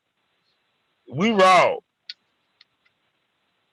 We wrong if we think white people gonna teach us about they go the black people they choose, they respect Suppression of information. That's basically what you're saying. Yeah. Suppression of information is a weapon used against us also. No, I think they respect certain black people who did shit like Martin Luther King, Malcolm X. Everybody do Malcolm X list, right? And I have a problem with that. Of course, they ain't gonna do no like person like Khalid Muhammad or Farrakhan. Man, that's the man, Khalid. That's the man right there. Yeah, he fucked up though. He fucked Why'd you up. say that? I think King College speech when he said, I mean, he was telling the truth.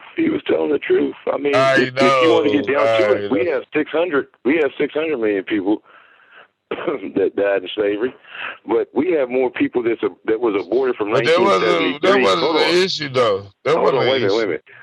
We have more people that died from 1973 until now. 63 million people have been aborted. That's 10 times more than the Jews died over there. There was 6 million of them. Yeah, but that wasn't the. So they say it's one of the biggest Holocausts ever on the planet. That's a bunch of BS. And of course, I agree with it. We had a 400-year Holocaust, right? I agree with it. Yeah, but that wasn't what they got him on. What they got him on when he said, kill the white man, kill the white woman because she like a airport seller that get the white man, kill the white man that crippled, crazy, and blind. Kill them all. And they got 24 hours to get out of South Africa. Come on, stop down. Like, that's the shit you keep to yourself. Yeah. He did go off on him. I loved every minute. But I agree with that. Yeah. Don't get me wrong. But I don't think you put that in a public circle like that. Hey, I mean, that's the only way we would get to see it. Is to see, Yeah. But you got to go to the organization. Yeah, because the first two ain't really been about Malcolm X, except for the people who he was affecting in his area until the news started putting him out around the world. And then that's how we all found out about him. The people not from where he was at, New York and wherever he was, preaching. Yeah, and people start joining the Nation of Islam based on Khalid Muhammad, right? He was a great promoter. Like they were there through too. And sort of like a Malcolm, like Malcolm X and Malcolm X. Like they need to exist. They need to exist. Really, right? We gotta put it in proper context. They need to exist before Malcolm X. It was a little fringe ass group. He brought the attention, brought the people signing up and joining. He made a lot of that happen. Yeah, they went from like probably about 2,000 members to about 20,000. Fuck around Malcolm X. Right. That's why I say Khalid was sort of like him, because Khalid did, had the same effect. Yeah. And then Farrakhan put him out, and then the man ends up dead. I'm not saying that they killed him or nothing, but I'm just saying he ends up dead. So it's sort of the same, similar story. I understand, because sometimes you got to think about your flock. You got to think about your flock instead of the individual, right? If you're a leader, right? Because he still, both of them had a role, right? They were the leaders. Yeah. They was just, they was like positioned by the leaders. So you still have a chain of command. They were pawns in the game, and once you started getting bigger than the pawn, getting more attention than the king. But you can't. I don't think if he never, like even Malcolm X, when he said the chickens come back to flock, right? Come back to roots, I think. Because I agree with that, right? Like that's JFK, nigga. Nigga, black people love him and white people. You know what I'm saying? Yeah. Yeah, well, so that was kind of. He wasn't for the BS. He wasn't gonna let you be his people. Regardless of whether you was a leader or not. Like he said, the kids was money hungry, and that's what he said in his speech. I don't know. I wasn't there, so I couldn't tell you. But he said that he turned it over to his kids, and they was all money and power hungry. And I'm sure he would have exposed them like he did way more if he was alive, and he probably would have been the one taking over. But they kicked him out because, like I said, he got too big for his britches, and you taking over for the king. You trying to take the king's spot, and everybody loves the king.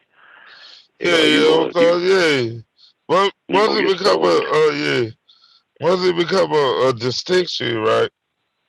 Once it become a issue, of course, there's gonna be the problem. Like, you try to take over Lord Muhammad, you think you bigger than Lord Muhammad? Because you gotta understand, he started talking to the white press, and he should, right? I'm not saying that because he didn't have no backing, right? Because they started shooting hitmen out of him, and they controlled all the money.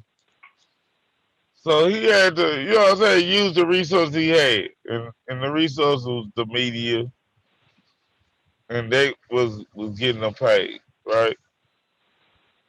And he started making up with Martin Luther King. He started making up with Martin Luther King and all the motherfuckers and shit like that. He apologized. And Elijah Muhammad tried to do the same thing.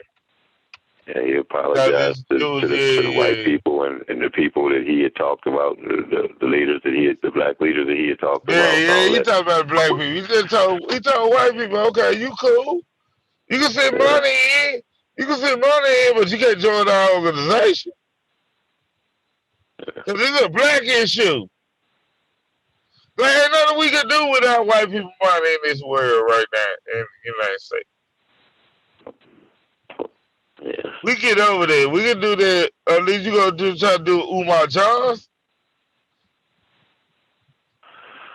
See how that shit worked out. There's good and bad and everything. You look at John Brown and some of the abolitionists who was helping with the slaves on their way. They could have been strung up and killed just as much as, we all need to come together as Americans.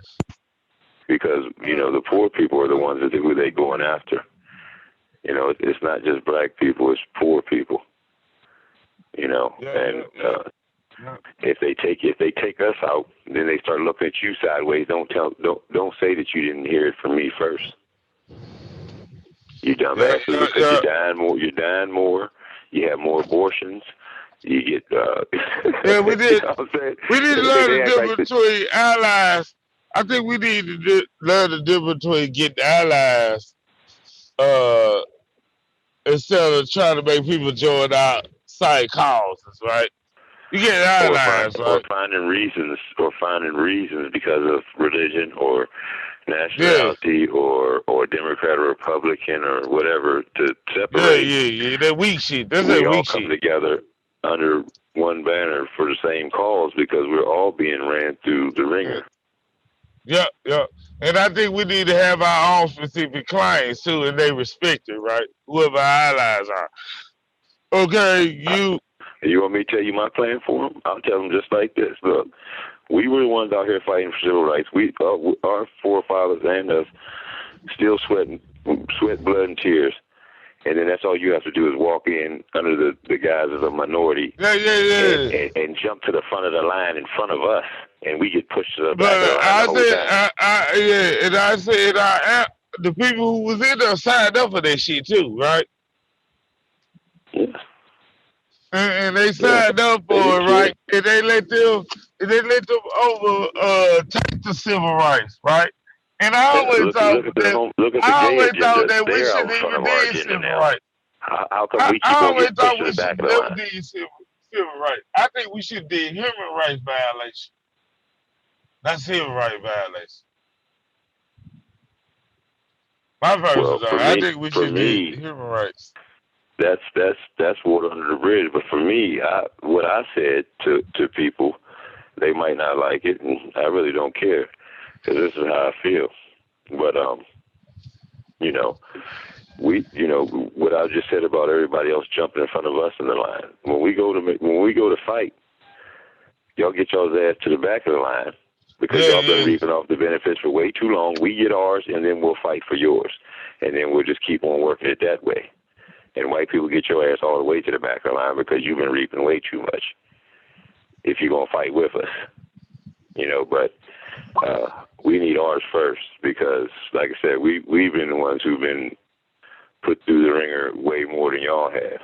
And that's all you have to do is come over. And like you said, they give you the classification as white, and then you're looking down at us. You got some Africans, they come over and look down at us, or even the Caribbeans. And you got a lot of TV. You see all these TV shows now with all these immigrant hosts. Like the Daily Show. The guy, how they bring people over here now, the game is different, right? They don't bring, United States used to go get your poor people who used to have issues, right? Now people send their people over here, right? Because the policies got different, and they be smart. They don't be dumb motherfuckers like immigration. They don't be smart. They don't be dumb no more. So they take advantage of a lot of resources. From the Caribbean. Yeah. A lot of intelligent people come from the Caribbean. The Caribbean people already went to college and shit. They come over here and go to college football, and they get certain type of degrees and shit. Next thing you know, they working in the ones that came over here legal, right? They get certain type of qualities, right? Because they qualified. You know what I'm saying? Yeah. And we don't go into. We hate science. We hate math. We just love religion over here. Yeah. It's spirituality. We want to be the most spiritual motherfucker. We're lazy, and technology is making sure we stay that way. Yeah. I mean, when I was young, I used to have to get up to answer the phone, get up to turn on the TV. Now you can just sit on your butt, use the remote. And I don't think people do that. I think people go out their way to be more religious than more spiritual. I think they go out their way.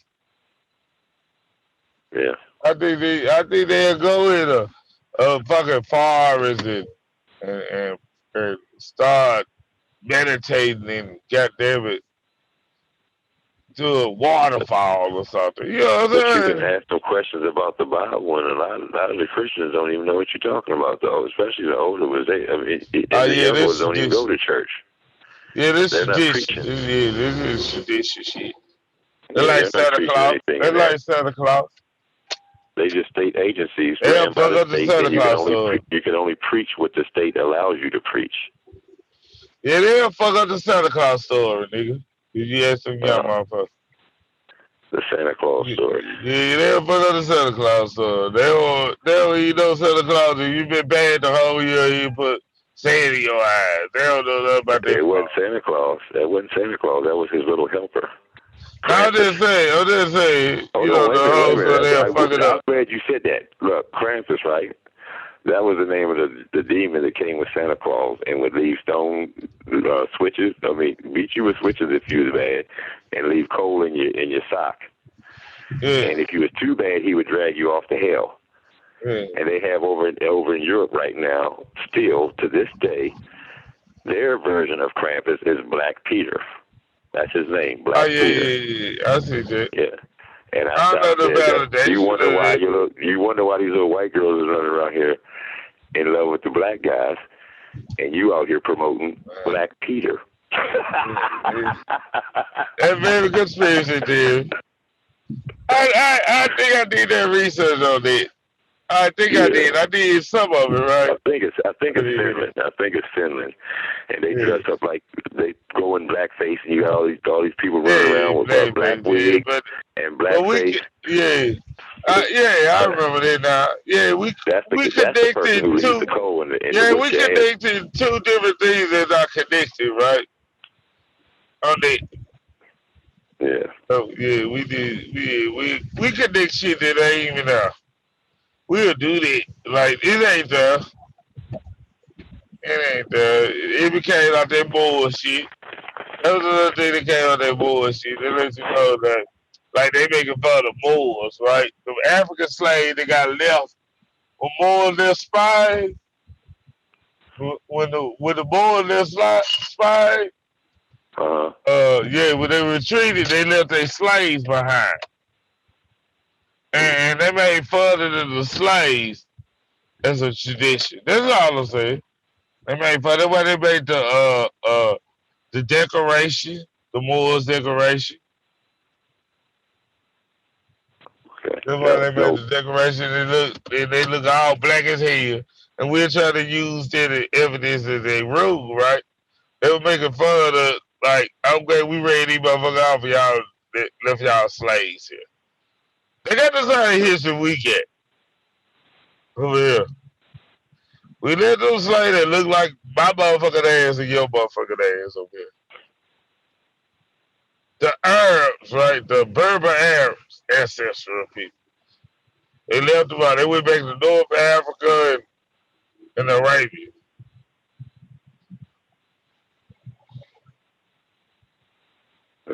What about them? I said the Arab. That's why Christopher Columbus is so vital, right? People don't even understand the content of Christopher Columbus, the 1492, because that was like at the same time, because that was the total end of the Islamic Empire, right? AKA Arab and more. They got rid of the last empire then. It was over. And the Christians came. And the Christian came in. They converted all the Jews, right, to Christianity. If you didn't want to, you gonna get kicked out. If you want to stay in the land, you got to convert Christianity, right? No, I didn't need the Jew. And so that was like that marker right there. And when they came on there, they were just a motherfucking service of Christopher Columbus explored. The Jews who was highly Jewish, they called them crypto Jews. Right. I've seen that. I've seen that. Yeah, so they were Jews.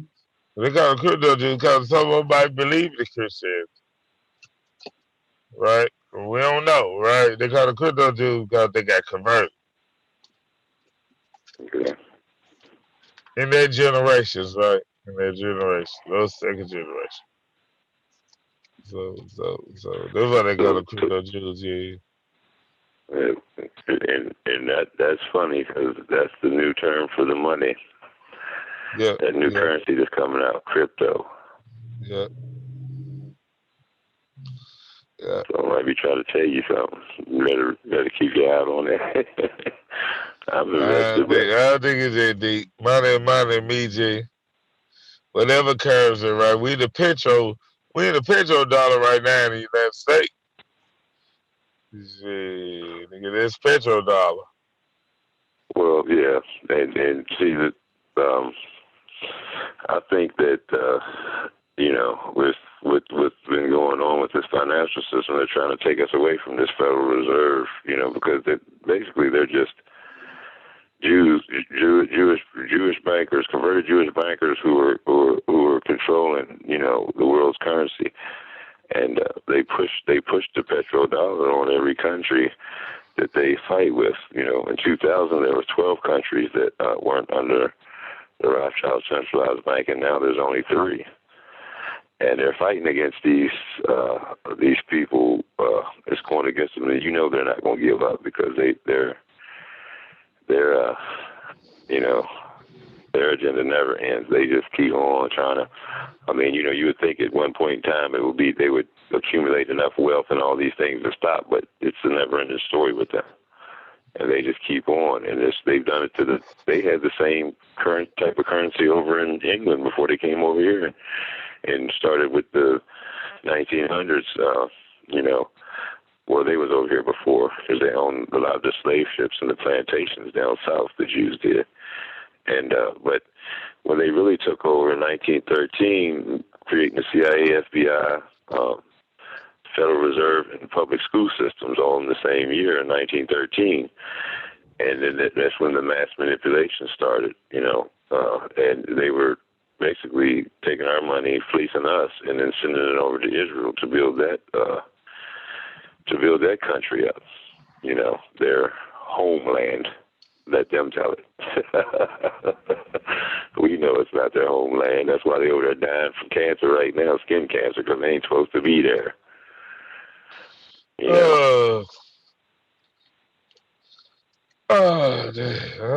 can I put that?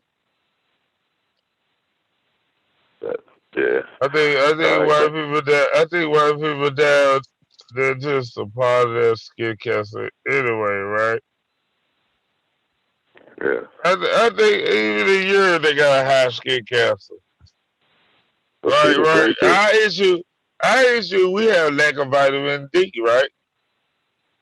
We have vitamin D issues, like in winter, in cold areas, right? Yeah. So it goes kind of both ways. But should we not be in Europe, in Upper Europe? No. But you know what I'm saying? I think it's just based on what your ancestry is rooted from, right? Your latest ancestors rooted from, as far as skin pigmentation, genetic mutation, and when it comes to them, right though, like them two skin diseases only.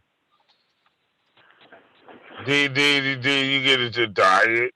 Diet a whole other discussion. Like Wuja was talking about. We gotta put things in this classification. You know what I'm saying? Yeah, even the dirt that you're walking on. I mean that can make a person adapt or mutate or whatever you want to call it in a certain way. It's more based on the climate and the diet, right? Like you be in a harsh climate and your food resources is very limited, right? But if you live on nothing but red clay, you don't think that red clay is going to affect you too, your DNA?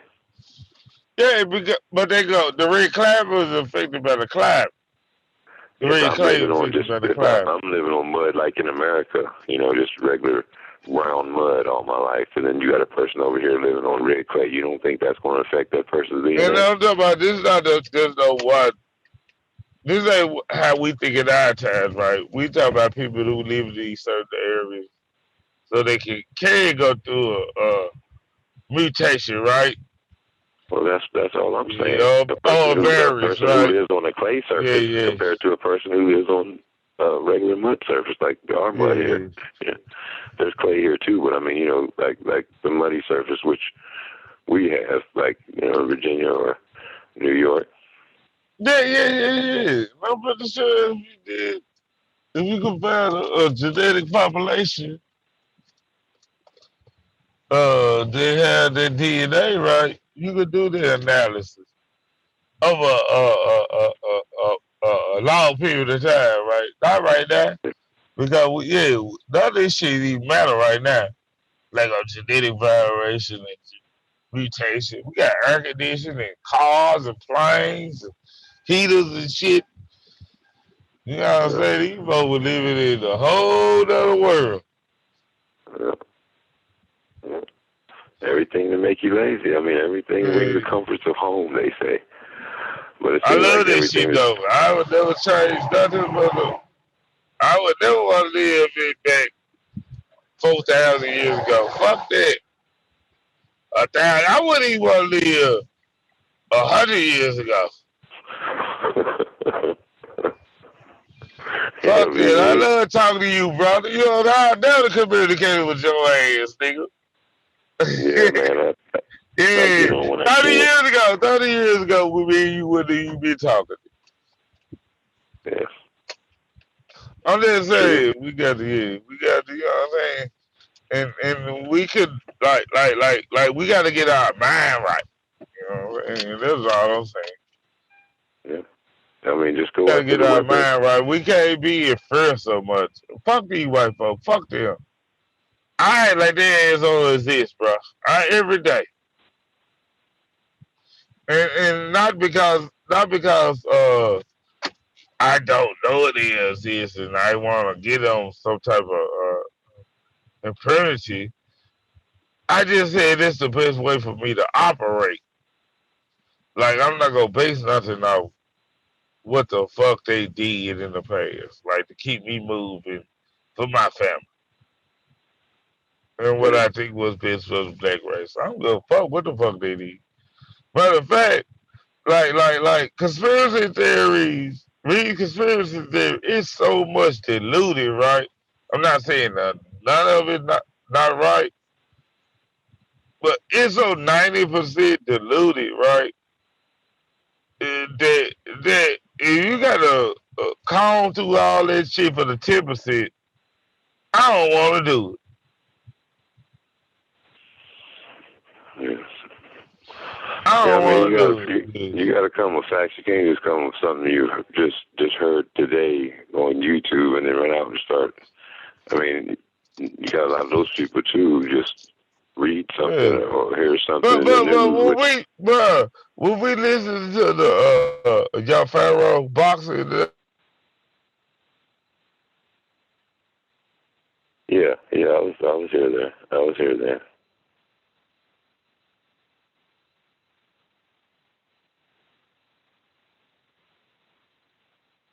Hello.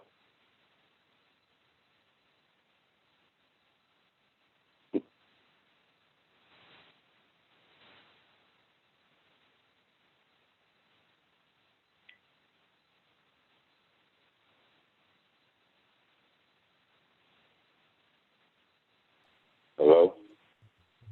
I'm not saying that, right?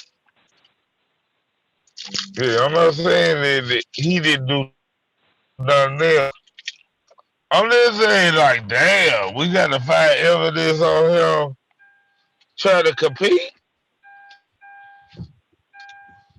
without no concrete evidence on how he's cheating. We Well, I gotta mean, say the loophole is wrong. The loophole is wrong.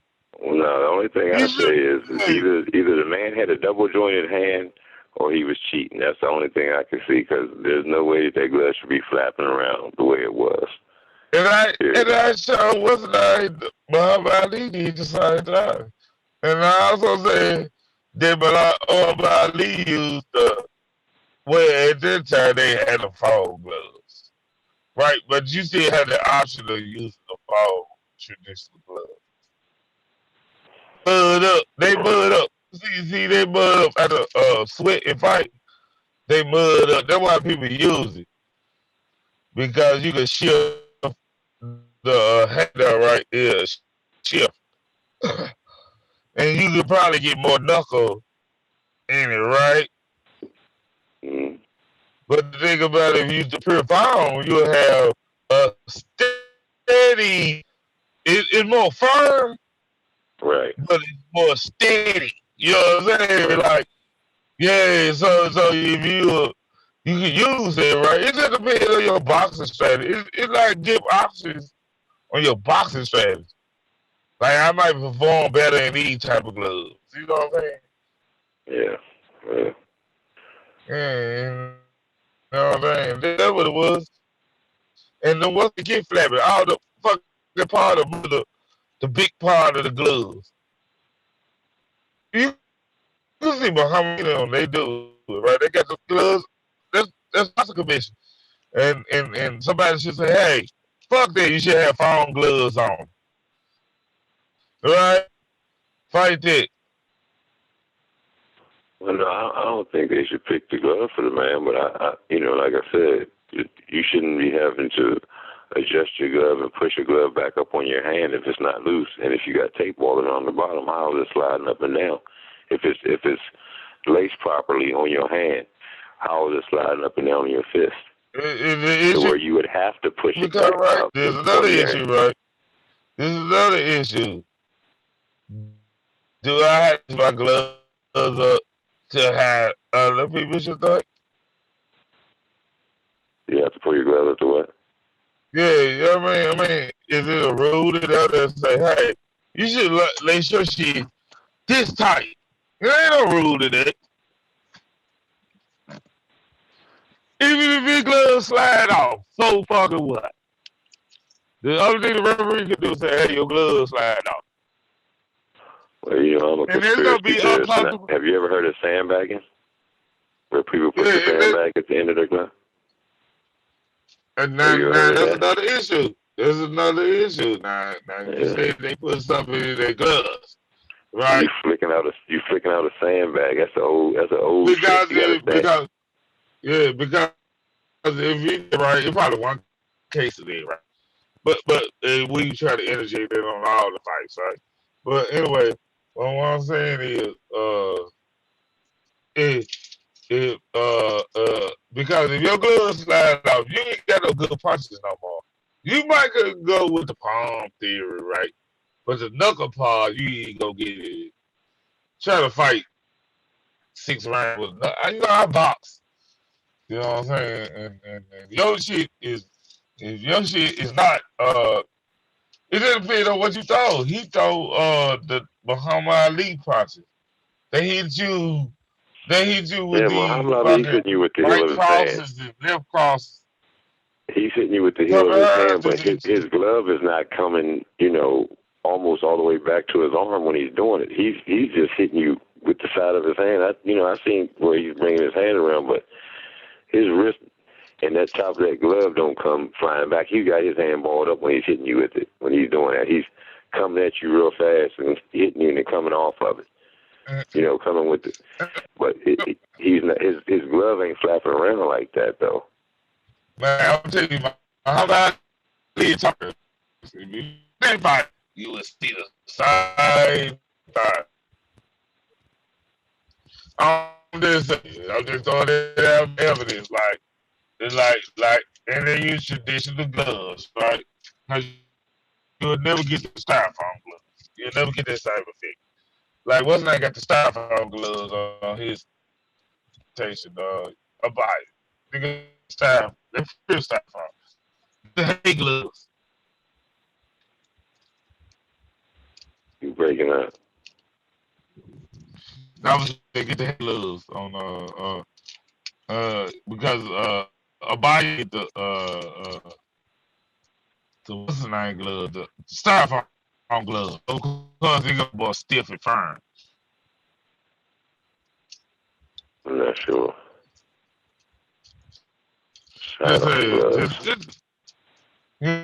just look at the different style of gloves. Right? And you be my Facebook friend, and I can show you like the different types of gloves, like for people who are bird box. It's like every time you talk, it kind of goes in and out. I'm probably out of here. Cause I'm in front of my house, bro. I'm in front of my house. You probably go die. Sick.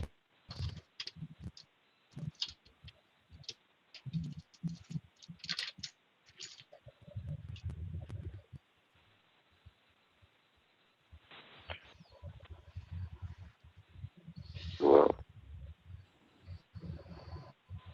there you go.